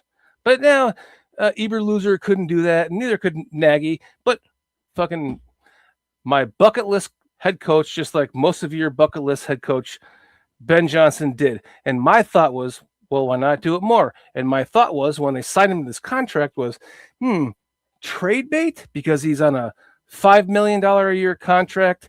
If they did play him more, let's just say he had a couple of plays in the playoffs and they were dynamic plays. He threw let's say he threw a touchdown. Maybe even once in the season, maybe even once in the playoffs, okay? Now the trade bait number goes up even higher. But since that really didn't happen, what do I truly think he's worth as a trade candidate? Nothing, because he is more valuable to us as our backup quarterback. And if you want to trade him for a second rounder, put it out there. Nobody bites. Fuck it. Then he's not being traded. He's our second string quarterback going into next year. Because he was a UDFA. Now you take that in the next season with one more year on his contract, still $5 million a year. And then you actually do more of those plays and you put him in more of those plays where he's a little bit more dynamic. Maybe he throws a touchdown on a play that with him and Caleb in the same. Maybe Tyson's in the backfield. Who knows what Ben Johnson can dream up, right, guys? So I would rather we wait one more year. We put him in on more plays with Caleb. We get more out of him, and he turns into a second rounder. He goes from a UDFA to a second round pick. Jimmy Garoppolo was a second round pick for a second round pick. Like, could you imagine turning a UDFA into a second round pick? That is what I want out of Tyson Bagent. That's what I want out of him. So I say keep him. Don't trade him. One more year. As far as getting rid of Tremaine Edmunds, I understand it's a realism. I don't think Bagent's going at the left tackle thing. I don't know. But good things have happened. This guy fucking knows me. Are you like my best friend, Tony? How did you know that? Have you been like listening but not talking to us? Because Shorty knew Fields was shit in the second year of his career. He legit can't throw the balls in a bona fide running back. You better read that right. He legit can't. Shorty knew Fields was the shit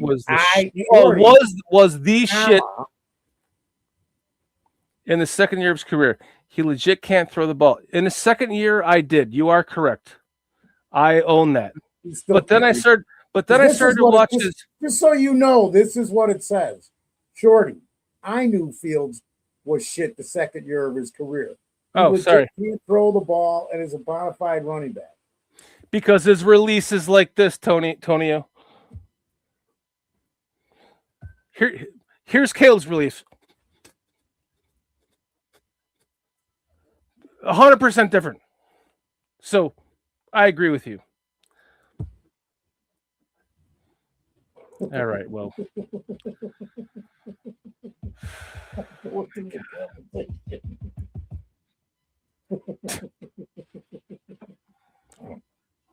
What can I say, man?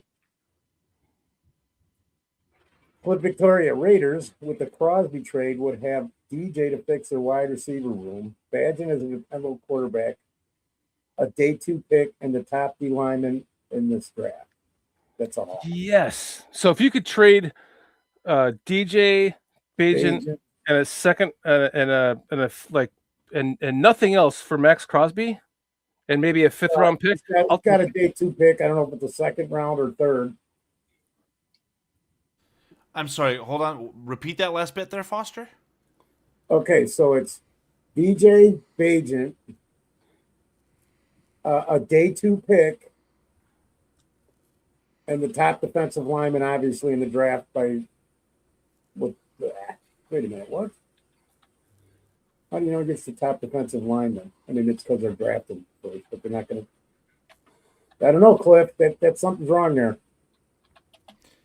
Cliff says Raiders with a Crosby trade would have DJ to fix their wide receiver room, Bagent as a dependable quarterback, a day 2 pick and the top deal. He's saying that they would choose Bagent over Mendoza. And again, this is an asinine debate that we're having here.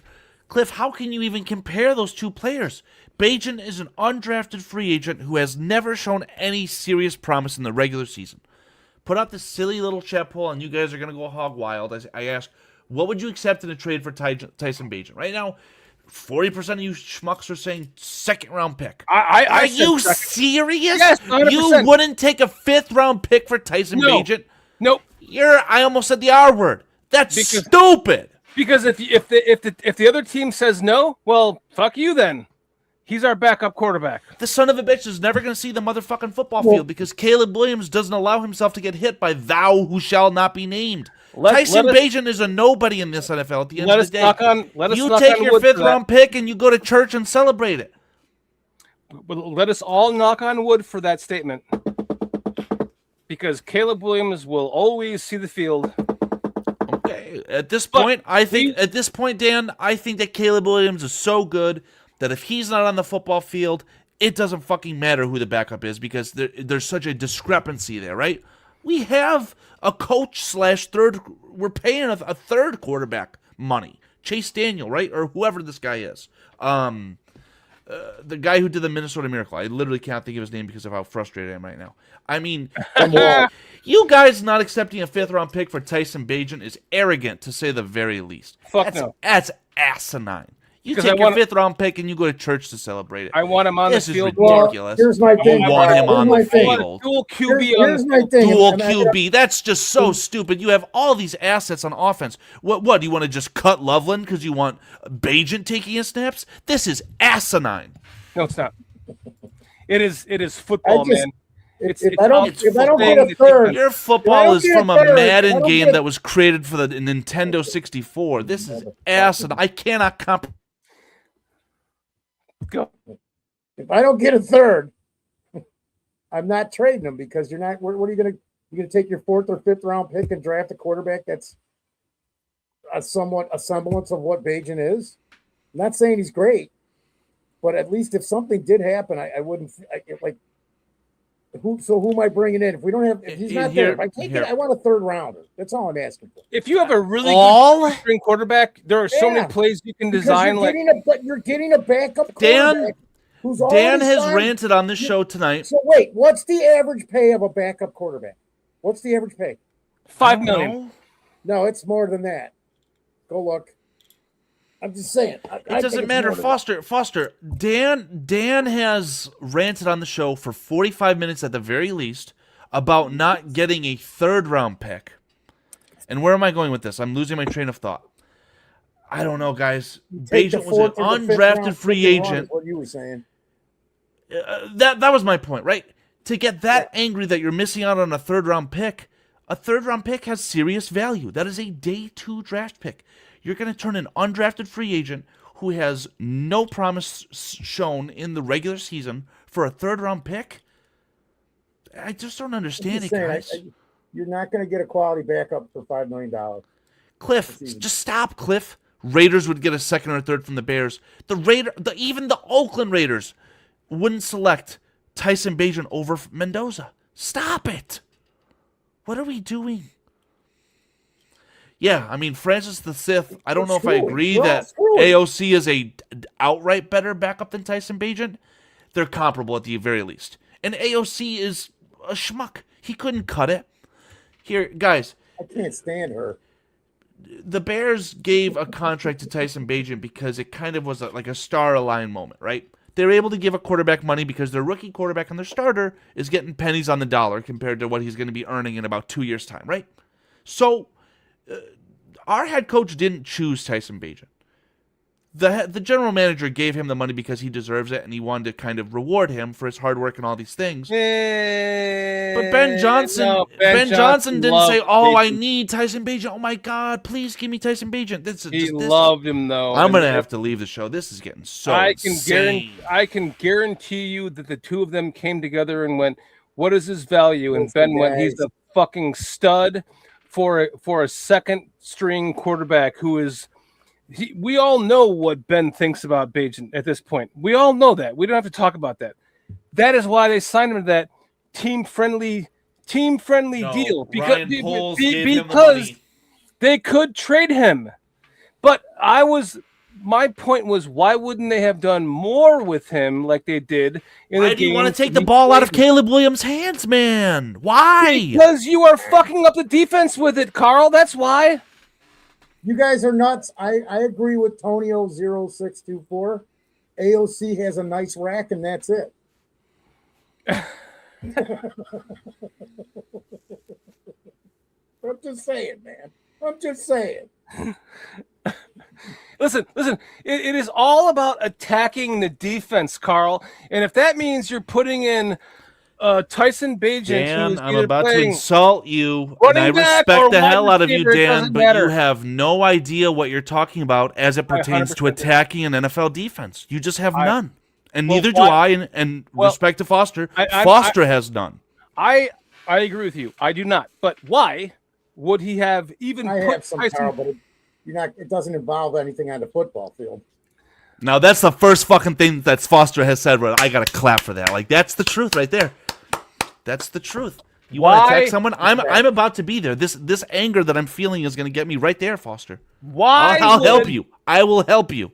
Why would our savior, all of our dream head coach Ben Johnson, even have Tyson Bagent in a play in the season twice? It was against Cincinnati. One of them was. The other was not. I forget the other team that was against.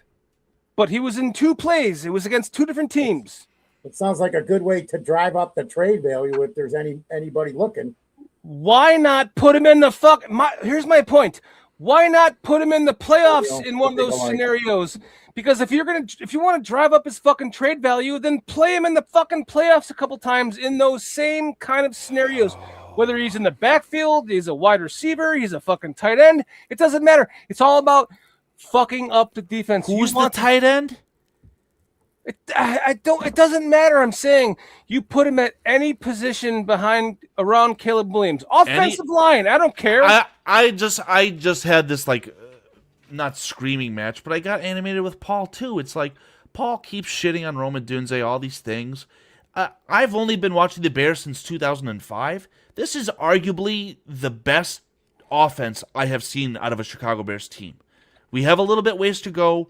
I think that Caleb is better than Jay Cutler, and the wide receivers probably aren't comparable yet, right? Like Brandon Marshall, I don't know, is Brandon Marshall in the Hall of Fame? He probably will be in the Hall of Fame. He should be in the Bears Hall of Fame. Like, those are some really good wide receivers. Think Loveland's better than Martellus Bennett? You need a running back better than Forte. You definitely don't have that.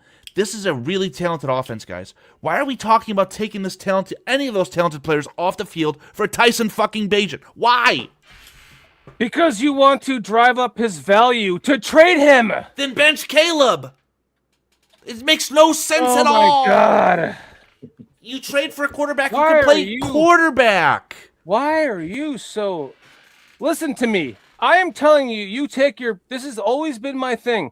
You draft quarterbacks. Even if you had 9 picks in this draft, you draft a fucking quarterback. Why? Because you draft and you develop. And if you can trade those developed quarterbacks for a third or a fourth or a fifth or God forbid a second, and we're talking about a fucking undrafted rookie free agent that we could, by all accounts, get a third-round pick for, and that would be great. But I'm saying a second. And if you don't want to give us a second-round pick for him, then fine. We're going to keep him as our backup this year, and we are going to pay him that $5 million, and we are going to put him in more plays that we should have done last year, in my opinion, the playoffs a couple more times. And you have... So now you want to take your elite football players off the field in the playoffs. You want to fuck up the defense by not knowing what you're doing. You've got Bagent and Caleb Williams in the same play. You're like, the defense is like, what are we doing? Like, who do we want? Who do we look out for? So you especially pull that out in the playoffs. And then you drive up his value for next season. And then with 1 year left on his contract, with $5 million left to pay him, you then get a second-round pick for an undrafted rookie free agent.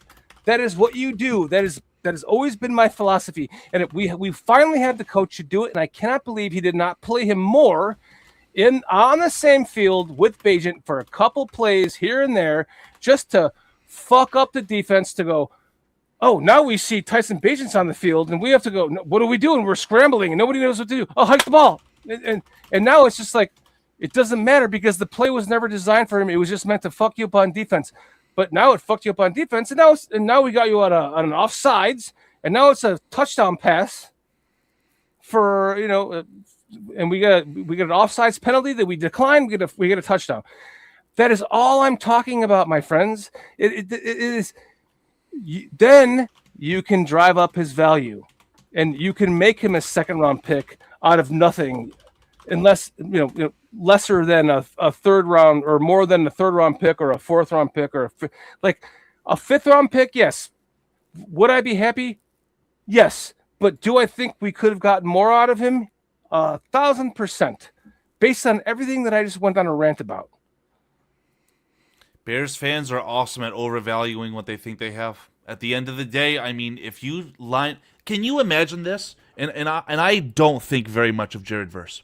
Can you imagine if you lined up Tyson Bagent up near the line of scrimmage, like a pseudo tight end, like an inline wide tight end, like a slot receiver, and Jared Verse caught wind of that?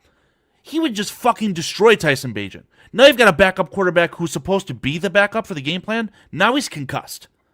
So I really don't know what we're going for right now. Yeah, Zilla, exactly. I mean, this is literally Mark Carman to the extreme. I like Tyson Bagent. He's fine. I'm happy he's the backup of the Chicago Bears.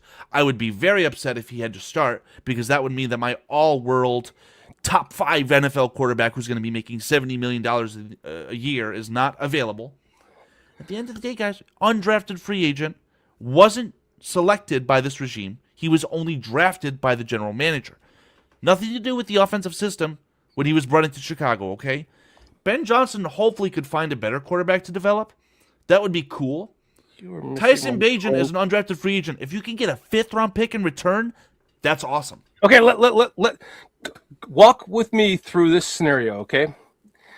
Tyson Bagent, listen, I fell in love with Tyson Bagent because of his skills, his work ethic, and his release.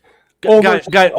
Over Justin Fields. How many games has Tyson Bagent even won for the Bears? You're telling me that you love a guy who's won how many games for this football team? Two? Mm-hmm. Okay, let me finish, though. This was over a quarterback in Justin Fields that just couldn't win the games. And then when he finally got injured and Tyson Bagent started 4-1, 2 out of 4, it proved to me that his release was quicker, his timing and his footwork was better. And so I knew at that moment he was a quarterback to develop. Ben Johnson identified him as the same type of quarterback. He fell in love with him. We all know it from Hard Knocks. How do you know that? Have you talked to him? Yes, I have his fucking phone number. Can I finish? No, because it's this slippery slope thing. You're telling me that the head coach loves him, but he wasn't even drafted by him.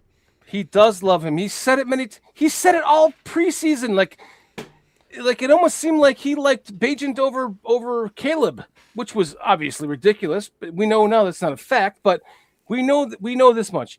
He has an appreciation for Tyson Bagent, his work ethic, and his ability to sling the rock, get the ball out of his hands quickly. And we've seen I'm gonna sling a rock that cracks my skull open. No, I cannot. This is really difficult. Can you please let me finish my thought? Ain't crack. Now you made me lose my thought. Thank you.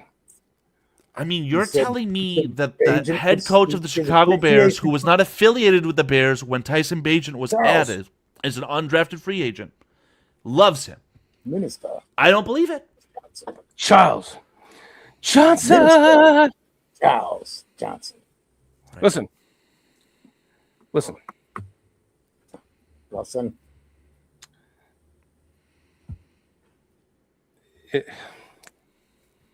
It's about building your team. So back to the Tyson Bagent playing more thing is if you were to here's a scenario for you, okay? Bagent and Caleb are both on the field at the same time, but a genius like Ben Johnson draws up Caleb or Tyson Bagent under center. and Caleb is A, in the backfield, or B, on the side. He's a wide receiver. He's lined up as a wideout, right? So now we're putting our $70 million a year quarterback in harm's way and allowing him to get injured. Who's making $5 million? Yes, we are. We want our rookie quarterback who's going to be making $70 million in 2 years. We want him to get injured before we sign him to that contract. Understood. And then the actual play is like a quick slant to fucking Rome or Luther. Bing. But first time ever. But the point is, Carl, you are making the defense go, wait a fucking second. We're seeing Tyson Bagent under center, and Caleb he's like wide receiver X, and we're like, what are we doing here? Like the whole defense is going, and then you snap the ball, and boom, you got a quick slant, or you do a hard count and you get them off sides, and then Tyson Bagent throws a touchdown. The point is offense. That's it. I don't care about anything else but offense. How do you fuck up the defense, guys? You fuck them up with these kind of solutions. What is Tyson Bagent doing under center right now? And Caleb Williams is out wide. Everyone's going, and nobody knows what to do. Next thing you know, it's the first down. Dan, I've never played a down in the NFL. To my understanding, the way a defense is called, you call a play. Before this play is called, you adjust your personnel because the play is going to dictate that personnel, right? So there'd have to be a situation where the defense doesn't have the personnel to line up with Tyson Bagent. I'm sorry, Tyson Bagent isn't too strong or too fast. Any quarterback in the NFL could guard a route from Tyson Bagent. Any linebacker or defensive back or safety or anything would be able to obliterate Tyson single Bagent. Game in a season, Carl. You keep telling me that someone's going to get fucked up. How are you going to get fucked up? You just call the play. You just run the play that's called. It doesn't matter. Tonio says it's confirmed. You hate Bagent. Why do I hate this player? I'm telling you, I would trade him for a 5th-round pick. A 5th-round pick is generous. What has Tyson Bagent proved to be worth more than that? We are overvaluing what we have. What is up, New Breed 313? What's up, Steve? Man, thank you for joining us tonight, man. Good to see you, our resident Lions fan. Awesome dude, man. Thank you for joining us tonight. Because, Carl, it's about plays. It's about making plays. It's about putting the defense on edge. It doesn't matter what you do. Like, if you put Bagent under center and Caleb in the backfield or Caleb out wide, you are going to fuck up the defense, and that's all that matters. You're not. No, yes, you're not going to fuck your defense up. What you're going to do is you're going to make your team worse because Caleb Williams is the best quarterback on this football team by a country mile. It's debatable that Caleb Williams is the best quarterback in the NFL. I could go there. I'm going to go take a leak and sit down while I'm doing it. I'll be right back. Well, if a man speaks the truth, I can't hate on that. So, Donatello Burr, unbelievable. I don't even know what to say at this point, Foster. I'm distraught. What's your opinion on the matter, Foster? I told you, man. If I don't get a 3rd-round pick, I'm just going to keep him because where am I going to go get a backup for $5 million? Let's see who's backing up on the Jets. Well, I'm sure Fields is. I think he's getting $20 million. The dude on the Broncos is getting $10 million. So I'm just like, I'll pull up the fucking over the cap. Oh it doesn't even matter. It's just this. The guy knows the team. He knows the system. It doesn't matter that he hasn't even worked in it. We know he's good studier, locker room guy. So I just want something for him. I mean, you're willing to go with the 5th. Am I going to be able to replace him with that 5th-round pick if I have to? I don't think so. He was an undrafted free agent. Why can't this regime find another undrafted free agent to goon while you are paying Case Keenum?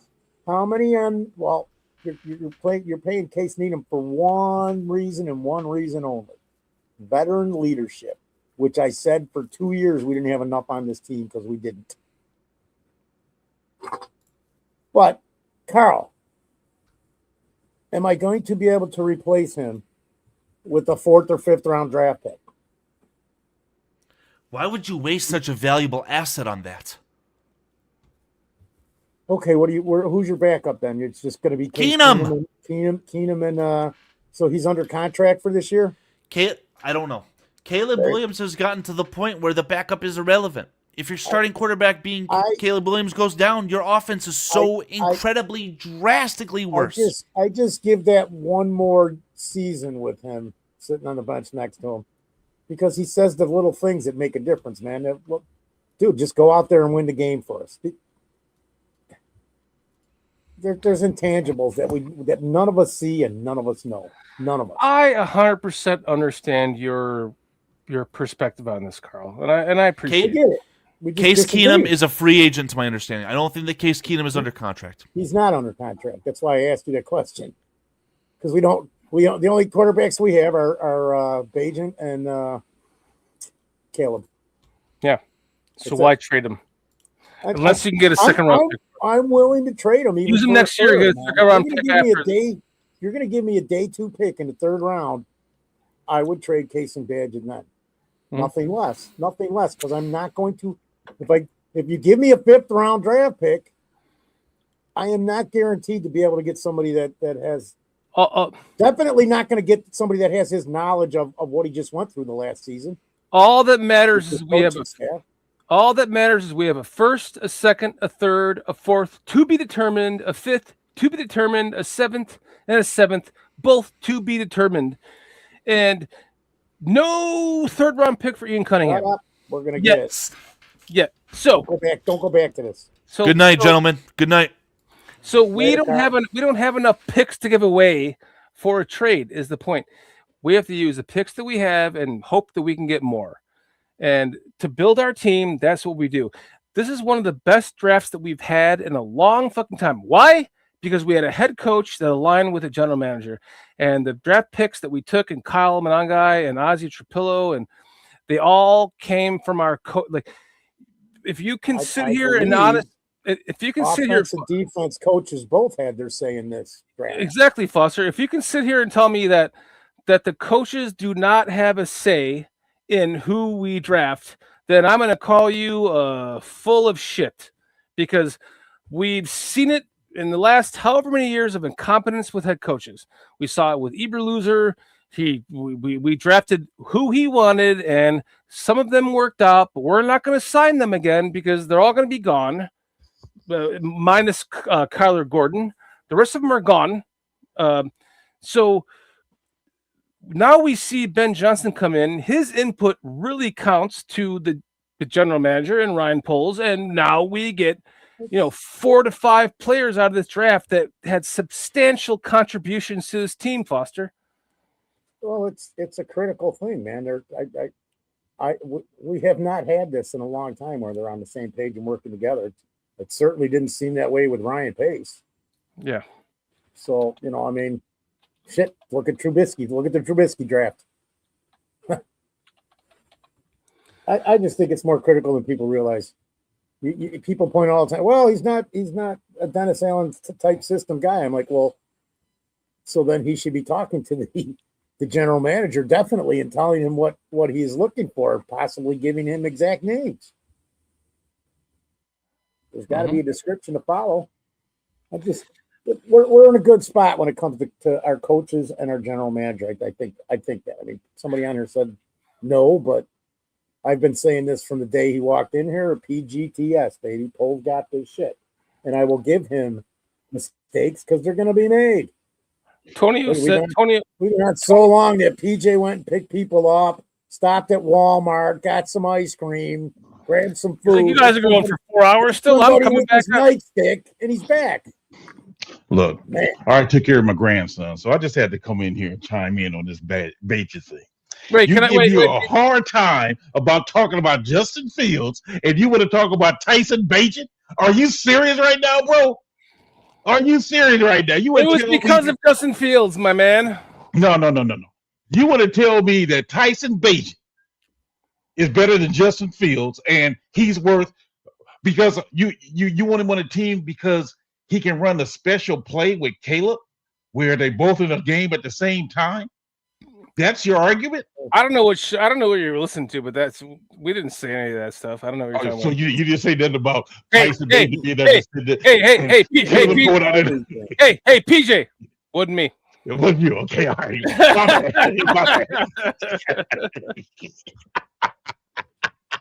Woo! This guy right here, boy. Wait. You better not ever in your life, ever, never again talk about my love affair with Justin Fields. I never mentioned you, man. Same bat time, same bat station next week. Oh, Pete. Wait. You meant to say your lover boy, not love affair. Look, I'm just saying. Listen, I'm driving in my car, hearing your whole argument, and I'm like biting at the bit, like, he went 2 for 4. We ought to give him a chance. I'm like, what, man? Then we have we got a great offensive minded coach to where he can put Caleb and Tyson in the game at the same time and have Caleb go out for a route. No defense will be able to stop that. Yeah, they will. They will. I mean, you put 2 quarterbacks in the game at the same time. It's like, okay, my worst linebacker will be able to cover that quarterback. Bro. You know, I don't. Bro. First off, I don't appreciate you. Listening into eavesdropping on us, man. Wait, I was hoping you was going for the night. if you're gonna be a part of the show, be a part of the show. Don't just eavesdrop on us, man. That's rude. PJ's working. Like, I'll be able to get away with this, and PJ won't be able to hear me. You eavesdropping mofo. You eavesdropping. Hey, I gotta go, guys. Then you're like this. Hey, I had to listen to something while I was driving. You know what I'm saying? Glad you didn't get into it. Glad you didn't hit it. I'm glad you didn't hit like a telephone pole while you were listening to it. It's like, oh my God, are you kidding me? I'm like, no, he ain't saying something about Bagent once again. What? I was talking. Listen, my whole point is just like play him in more plays like we did last year. Like you have both quarterbacks. It fucks up the defense. You raise his trade value, and then you can trade him for a second. And I wish the same. I was hoping for the same thing with a totally incompetent staff and Eber loser, that we would have both quarterbacks on the field at the same damn time. Both of them, Fields and Bagent. And I'm saying the same thing right now. That's all. So you're saying? Did say that. I'm saying fuck up the defense. That's all. Just fuck up the defense. You're hoping that this mysterious trick play that you're devising up is going to deviously. Wow. I'm like totally deviously making this play in my head. Yes. Yes. For one play. One play. Yes. One play that's going to change the whole trajectory of Tyson Bagent's career. 100%. One play turns into 5, dude.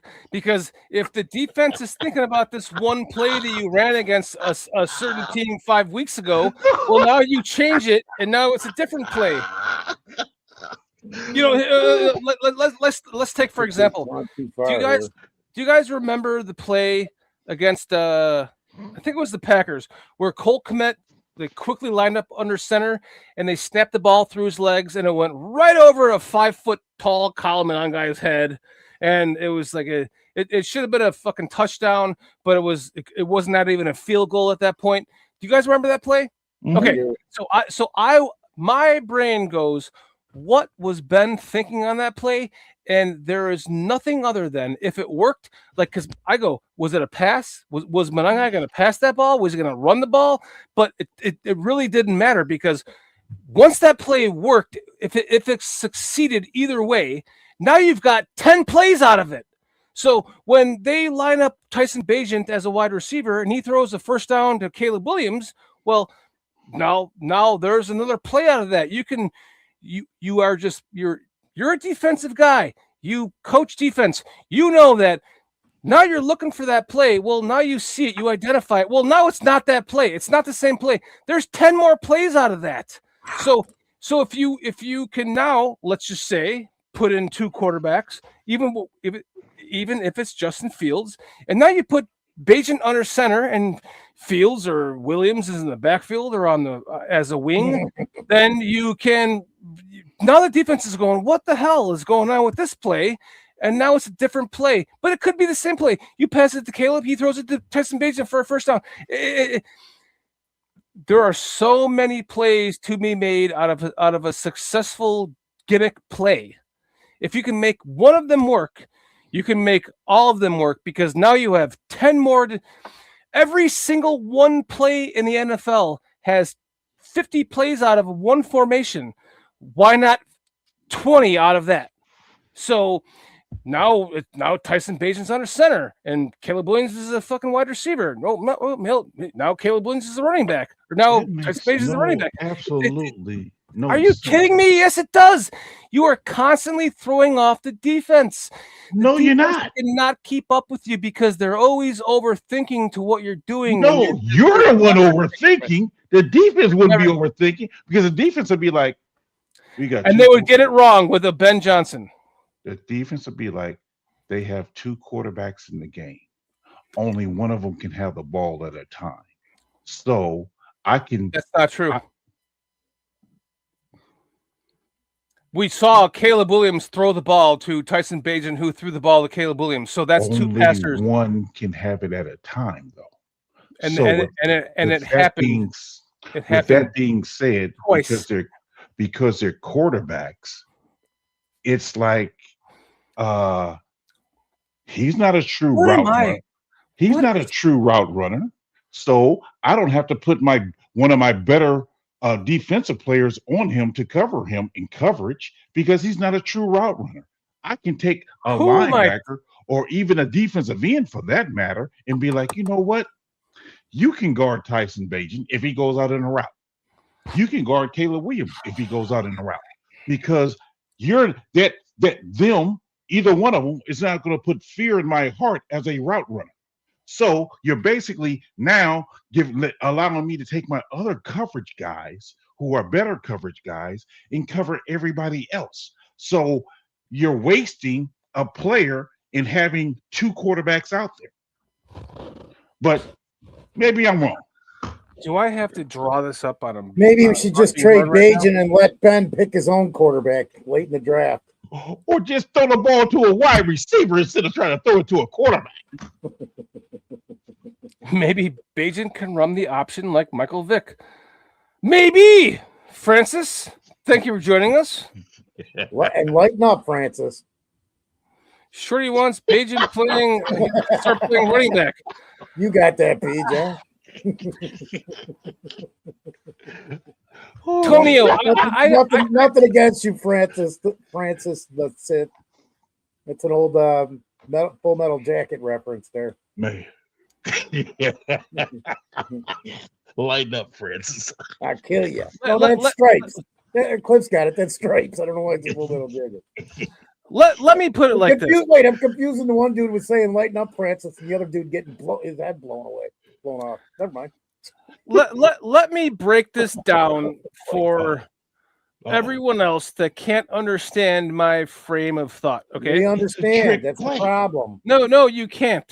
You can't. It's a trick play. That's why you are debating this with me, because you cannot understand my frame of thought. Okay, listen. It's a trick play. Why did the Bears put William Perry in at running back when Walter Payton was the superstar of the league? Why?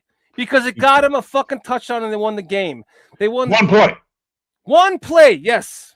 Okay. But how many times did they run that one play? It was the same goddamn play every time, over and over and over again. You know why they did that? You know why they did that?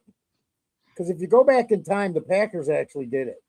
And Ditko wanted to get him back that's why you asked why they did it. That's exactly why they did it. I understand. I know that, okay. but it worked. Answer the question, brother. But they never ran different formations from that, right? 6'1", 325 pounds. At that time was really big for a defensive tackle. To put him in the backfield, the average defensive tackle back then was weighing 270 something pounds. So he's outweighing them. And now you got him running the ball. So that made it an advantage for the offense. What you're talking about is you're having a quarterback wanting to run a route who's slower than the average wide receiver, who's slower than the average running back, who can't run routes as well as them, No, and you're fooling who? No, you're overlooking. No. That's not what I'm saying. I'm talking about the formation. You don't be about the T formation. It's about the formation. Yes. So you've got a quarterback. Either it's Caleb or Bagent in the backfield as a running back or as a wide receiver X, right? A number one wide receiver in that position. It's about the formation, and then from there you run the ball. Like you there's so many things you can do from that any of the. What about that formation? It's all about messing up the mind frame of the defense and making them overthink. I'm trying to tell you something as a defensive minded guy. If I see what's up, give me the specific formation you're talking about. I'm going to tell you exactly how I'm going to play it. So give me the formation. I'm going to take the names out of it. Okay. Yeah. Give me the formation. So you're coaching for Eureka. I'm putting in my second string quarterback under center. My starting quarterback, who is a really good one in your league, and you've been kind of game planning for the whole time. I'm going to put him out as my wide receiver X, or maybe I'll start with that, and I'm going to run one play out of that, but I'm going to run the ball. So now you think there's some trick play going on, but I just ran the ball down their throat for 15 yards. But then later on in this, like 5 games later, now you're telling me what I'm going to be thinking. I told you what I was going to be thinking. So I'm just telling you, give me the formation. I'll tell you Okay. So I'm going to put my second string quarterback under center and my starting running back or my starting quarterback out wide. That's my first play. So I'm going to run my base defense with that. Okay. My base defense being cornerback out there with the quarterback. Okay. And I got my regular defense ready, prepared for the run. Okay. So now how's that going to do anything different? So then my second string quarterback is smart enough to understand that he's going to kill this play, and now it's going to be a pass. So you're maybe the original play to my starting quarterback, like happened this year against the Bengals when Bagent threw it for a first down. We're talking through this, right? So yes. Because we're talking through this, so you're saying because I got my base defense on there and I got my cornerback guarding this wide receiver, because you now want to change the play and turn it into a pass play to your number one quarterback, correct? Is that what you're talking about doing? No, it would not be to him. He would be like the second read. So he'll be the second read. Yeah. So how is that fooling me as a defense? I don't know. We have to see. Let's play it out. What I'm saying is because what's happening in what my defensive players would be doing is my cornerback is just guarding the wide receiver. I mean, guarding the quarterback. What was your record this year? What difference does that make? It makes a lot. It means a lot. What was your record? Oh my God, bro.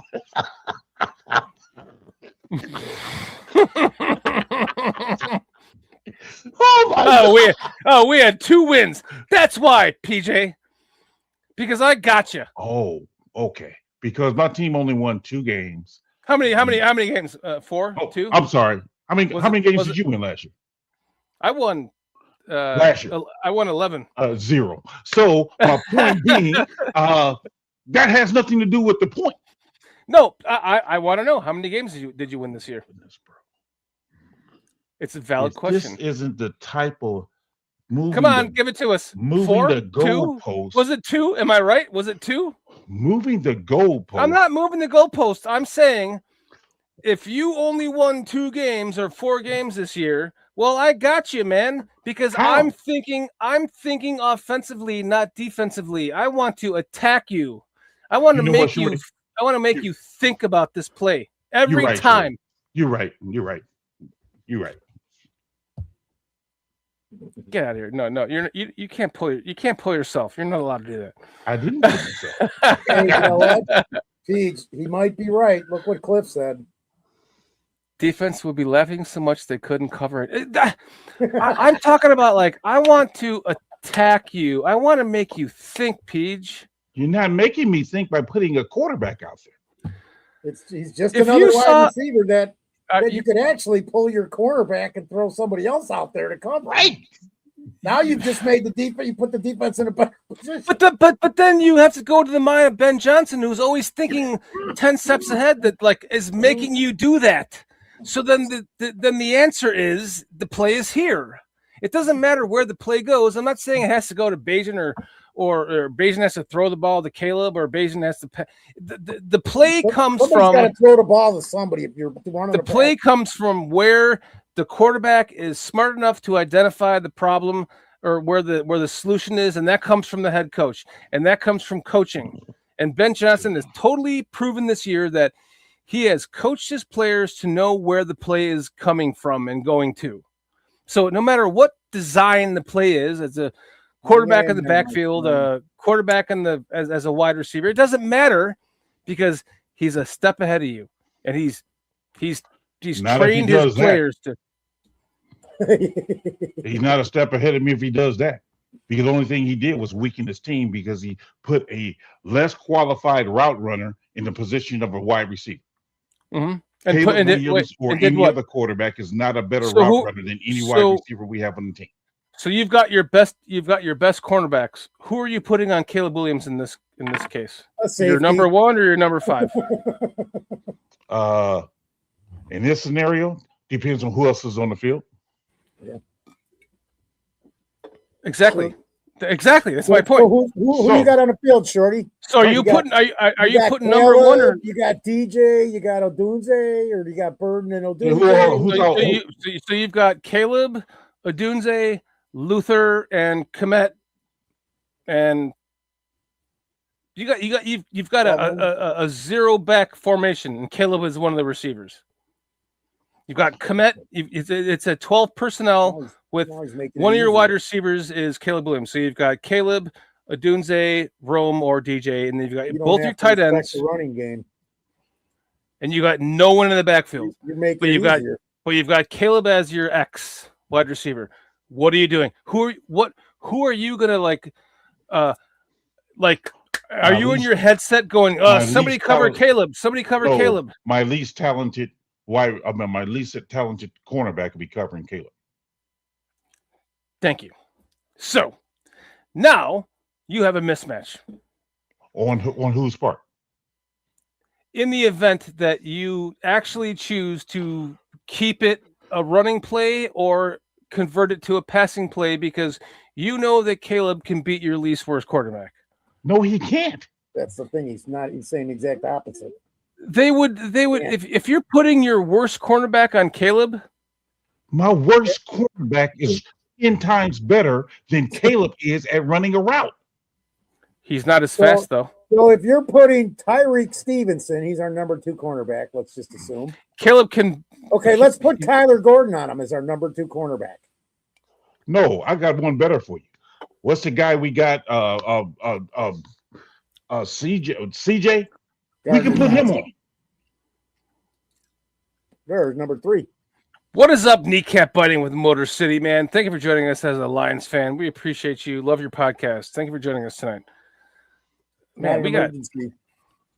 Yeah, it's Minister PJ. Look, can we get this together, please? He's making him have to repent. Minister Charles Johnson. You're making me have to repent. He says, "Listen, I'm not saying I'm right and you're wrong. I'm saying, yeah, you are. No, you said I was wrong because you asked me how many games did I win last year. So you're basically telling me I'm wrong. No, I was just. It was just a question. You never answered it though. But that's telling me I'm wrong. It was Peach. It wasn't. No, it's not. Absolutely not. Peach, wait. It wasn't by that. It was when he said, "You're wrong, Peach. My guys win." That's what he said. That part too. I'm the referee here. That's true. Okay, so seeing as though Foster's the referee, now he gave you the lineup, Foster, and I'm saying with that lineup he gave me, I'm going to put my least corner defensive back on Caleb, who's lined up out wide. Yes, you've got your number 4 cornerback. What? Because we're in a fight. We're in a 4 cornerback is still going to have way more experience than Caleb Johnson is as a wide receiver. This is a 2 tight end This is a 2 tight end, 2 wide receiver set. So we've got The rest 12 of my guys are personnel. going to do what they normally do. They're all going to do what they normally do. Except the guy covering Caleb's going to have it easier than normal. I know, but the point is, PJ said he's going to put his least competent cornerback on a team that won how many games? This isn't Eureka College. We're talking about. These are We're the talking things you the think NFL about as a head. Because Caleb's not in college, so you can't throw this in there with his fucking college shit. What are you talking about? I'm talking about if I'm the head coach, I'm looking at how many games in practice.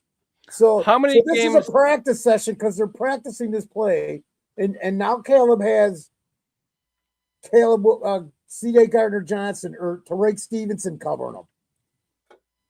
Let's go down. You know what? Let's put Blackwell on him.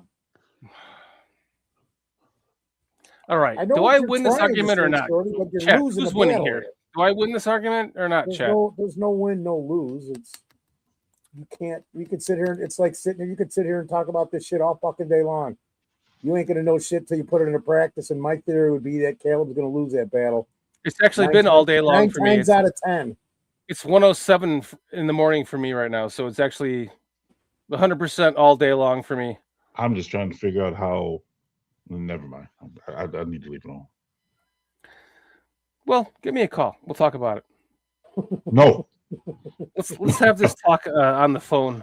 No. Amongst each other. Don't forget to ask him about Bagent, Peach. No. No. Trade bait. Indubitably. All right, man. Let's get to our chat so we can get out of here. I think he just answered the question. I mean, he just answered the dilemma. Worst CB on Caleb, no doubt. You put the worst CB on Caleb. Of course you do. The worst CB in the NFL is better at guarding a quarterback running a route than anybody else. I mean, there ain't no way in the world a quarterback will beat a CB in a route. That is exactly why you just lost that play. Because now Caleb is running a route with the worst cornerback trying to cover him. And meanwhile, he's getting open one of your best receivers on a route designed to get open one of your best receivers. And then your second string quarterback, who is very competent in Caleb or in Tyson Bagent, gets the ball to the guy, and it's a fucking first down.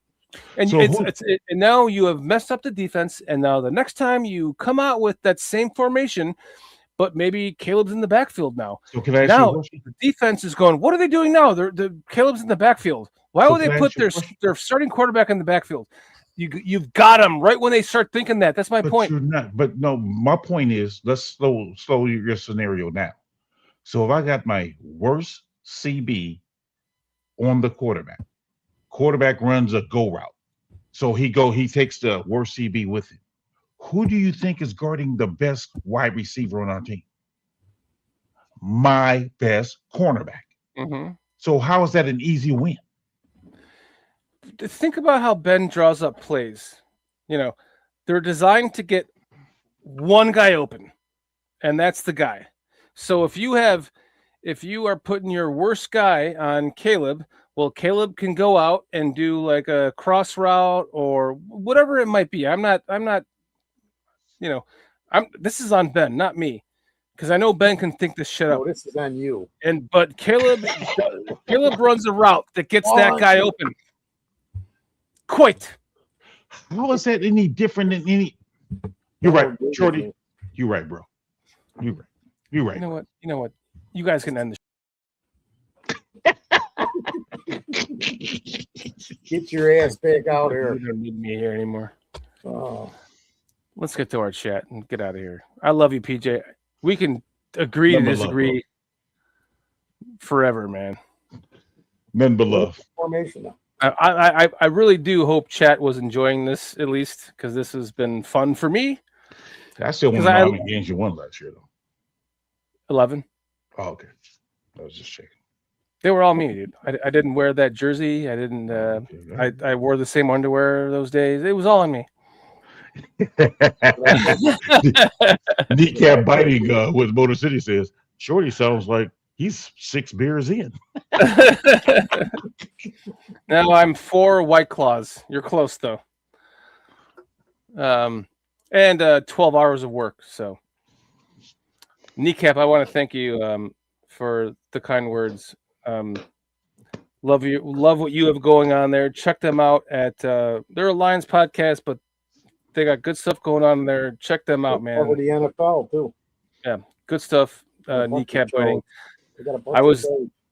I've always been jealous of that. We're gonna bite their kneecaps off. I was like, that's my fucking head coach, you bastards. But no, we got yours. So I got he's our head coach, man. Sure we got head. Oh, coach.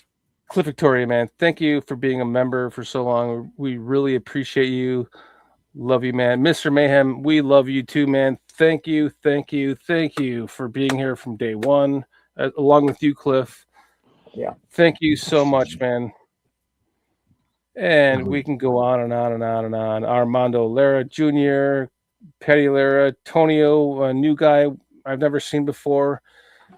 He was here when we had 1,500, 5,000 viewers tonight, and all of a sudden it trickled down to 60. But we appreciate you for joining us tonight, Tonio. Hope you like the content and subscribe and watch our shows. Alan Pena hopping in with us tonight. There are so many people that hopped in with us tonight. We haven't seen them in so long, man. Newbies like never mind that one. That's a troll. Joseph, Carl, go take a shower. Thank you for joining us tonight, Joseph. New Breed 313, another Lions fan. Thank you for joining us tonight, man. You are amazing. A great friend of the channel, and please let's talk and do some collaboration again. Francois the 5th, the 6th is April 1st. Thank you for joining us tonight. Oh my goodness, there's Did you get Zilla 007 in? Zilla 00. Good to see you again. Luke Getsy had Tyson in the Senior Bowl. That's when I saw him. Thank you for joining us tonight. There's been so many new Keds. Jake, thank you for joining us tonight. So many old people that came on and joined us tonight. Iceberg Slim, another one. Thank you for joining us tonight. King Booker World. King Booker World, man. Don Burr, Manolito, 1554. Dylan Holmes, 1031, saying Roger Goodell can't allow the Bears coaching staff to make that decision. Only he can. All the newbies in here tonight, man. Because once Benjamin Williams has been in here a lot, I want to thank you for joining us. Hire someone to cut your grass, Shreddy. Yeah, I do need to do that. Joseph, Clock cutter. Thank you. Joseph X8F2N. Relentless Mikey. How about this, Peach? Minister Charles Johnson. Where is it? Johnson. You remember that? Johnson. Tony Moy. Thank you for joining us tonight, man. Much love, as always. Keds already said that. Steve Rogers, who joined us last week. Yes. Awesome. Captain America. We had him on this week. We should have, not me. Like, fuck, what did I do to this show? I turned 5,000 viewers into 38. Hey, at least they like you. I guess. Until they saw me and then they left. Your old buddy's here. Stopped in. He's here right now. Lester Cockenstuff. I love that name. 4-star Chicago Sports. Make sure you go check them out. I think they are actually live right now. Live. I think that we have our shows directed. Our chat gets directed to them. So go check them out. They are awesome. Awesome dudes. They're killing it, doing great stuff. They were actually talking about the trading Bagent. Yeah, good Swear stuff. to God. Clock What's cutter. up, Chris Foster? We already said hi. Oh, my man, Rick Gonzalez. Fuck Green Bay, Rick Gonzalez. Yes, I'm right there with you. Fuck Indiana too, by the way. Carl, I want to thank you for doing such a great job producing the show tonight. He had to leave early, and we're ending this without him. I think he just quit. He probably just quit. Yeah. He just quit. I'm done. I ran him off the show. Edmunds, thank you for joining us tonight. Us. King Oh, Pookie my Nation goodness. popped in here. King Pookie hopping in. We got Courtney Corner was in here. Foster checking in. What? Yeah, we know you, Chris Foster. Can't hide from us. Cliff Victoria being a member for 12 months and Mikey for 11. Thank you guys, man. That does not go unnoticed. I apologize. We haven't done any members content for you recently, but I am just getting murdered at work. So that's why I was late tonight. Oh, look at this guy. Bears Country Podcast. Wow, thank you for joining us, Bears Country Podcast. Man. Shorty's the only one thanking him. Yeah. Thank you, Shorty, for joining us too, by the way. So many more of you. I can go on and on and on and on for another half an hour. You all know who you are. And I want to thank every one of you and your memberships. You're amazing. I don't know how we got to like 5,000 viewers tonight, but I cannot wait to look at those metrics to see if they're real, because I'm calling bullshit on that. But as always, as you guys both know, and everyone here in chat, we will be here. Oh, Jack Mehoff, thank you for joining us tonight. That we will be here again, whether you like it or not. Right, Foster? Same time, same station. Same time, same station, every Thursday night, 9 p.m. Eastern Time, 8 p.m. Central, and wherever the hell you live after that. Give or take 5-10 minutes. Yeah. Give or take. We're within a range. But it's always, as much as I go, oh my God, it's Thursday again. If it wasn't for you, PJ and Foster, and Carl, who's not here anymore, I would not do this myself anymore. And I promise you that. And I am here for you, Foster and PJ and Carl, and we are all here for you in chat. And it means nothing more than to have you join us every week, right, Foster? It would be just three guys talking, man. Which is fine. Might as well be on the phone. The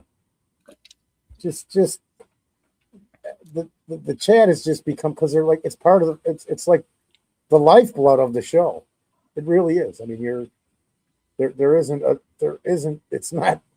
it's nothing without the chat. It's just like watching football, man. It's nothing without the fans.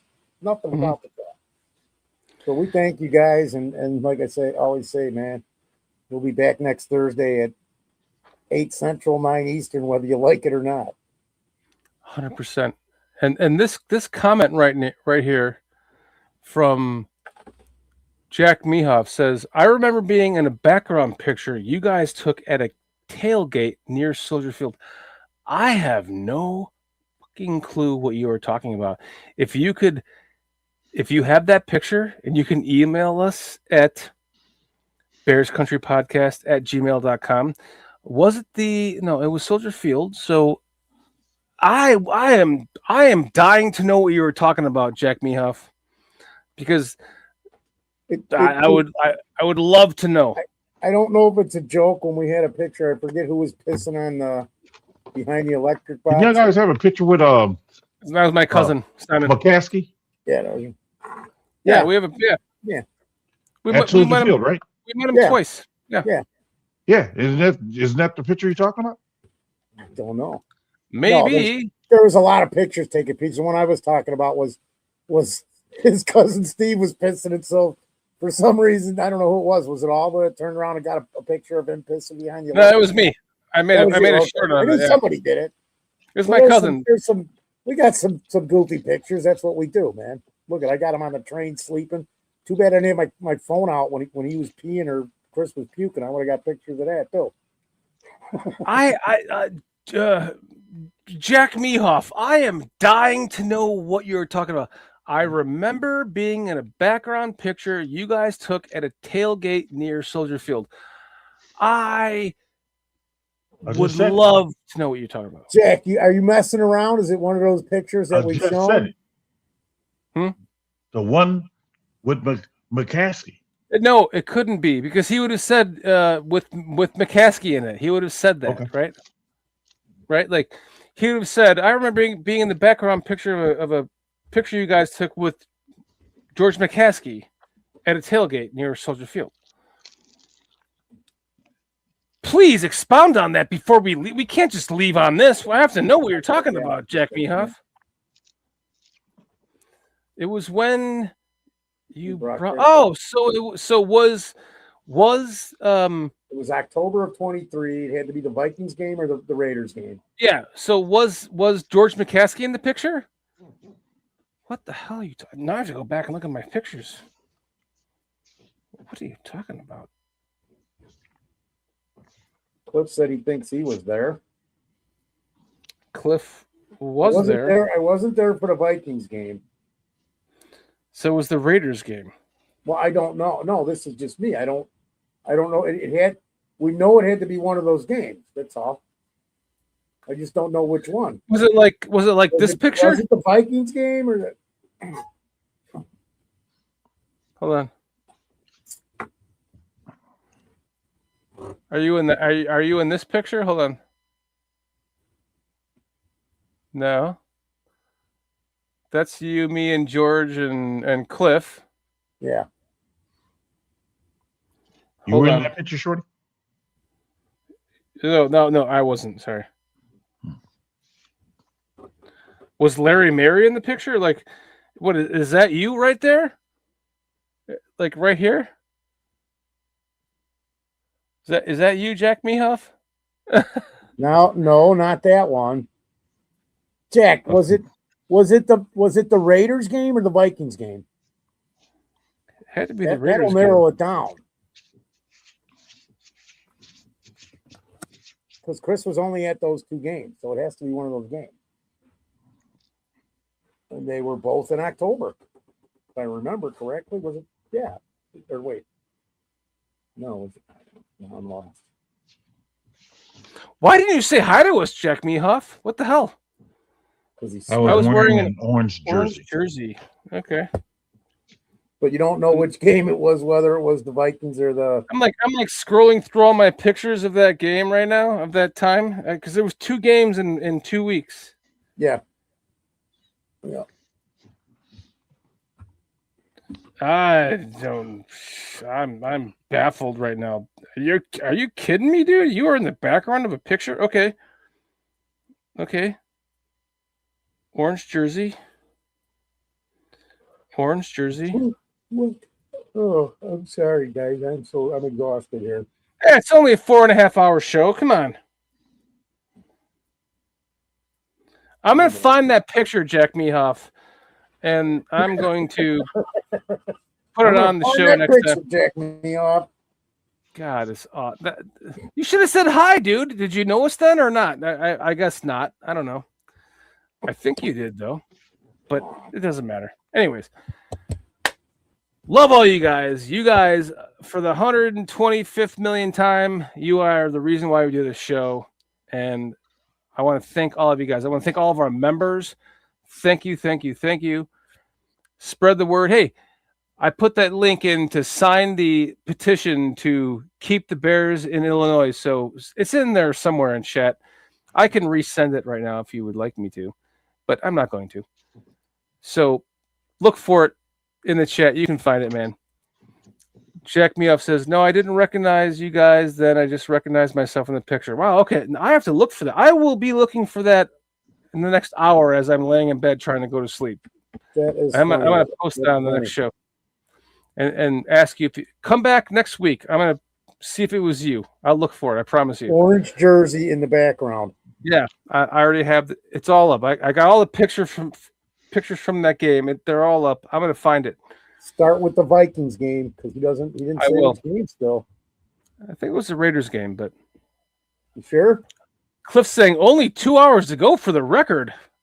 No, we've done almost 9 hours. Well, for the draft, yes, but he's talking about the Thursday. A regular show, 6 hours. Damn. And you guys are still here with 36 of you, man, still watching. We appreciate you guys. We love you guys.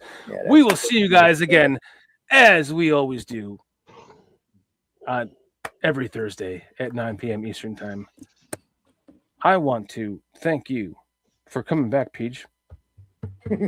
Hey, To debate this conversation with me. interesting. Cliff says sending I- that picture. I will, Cliff. Foster, I want to thank you for just being here. You're the shit. You're the man. I want to thank every one of you in chat. Here. Yeah. It's better than your coffin, right? No, absolutely. I've gained some weight, so I gotta get a new one made.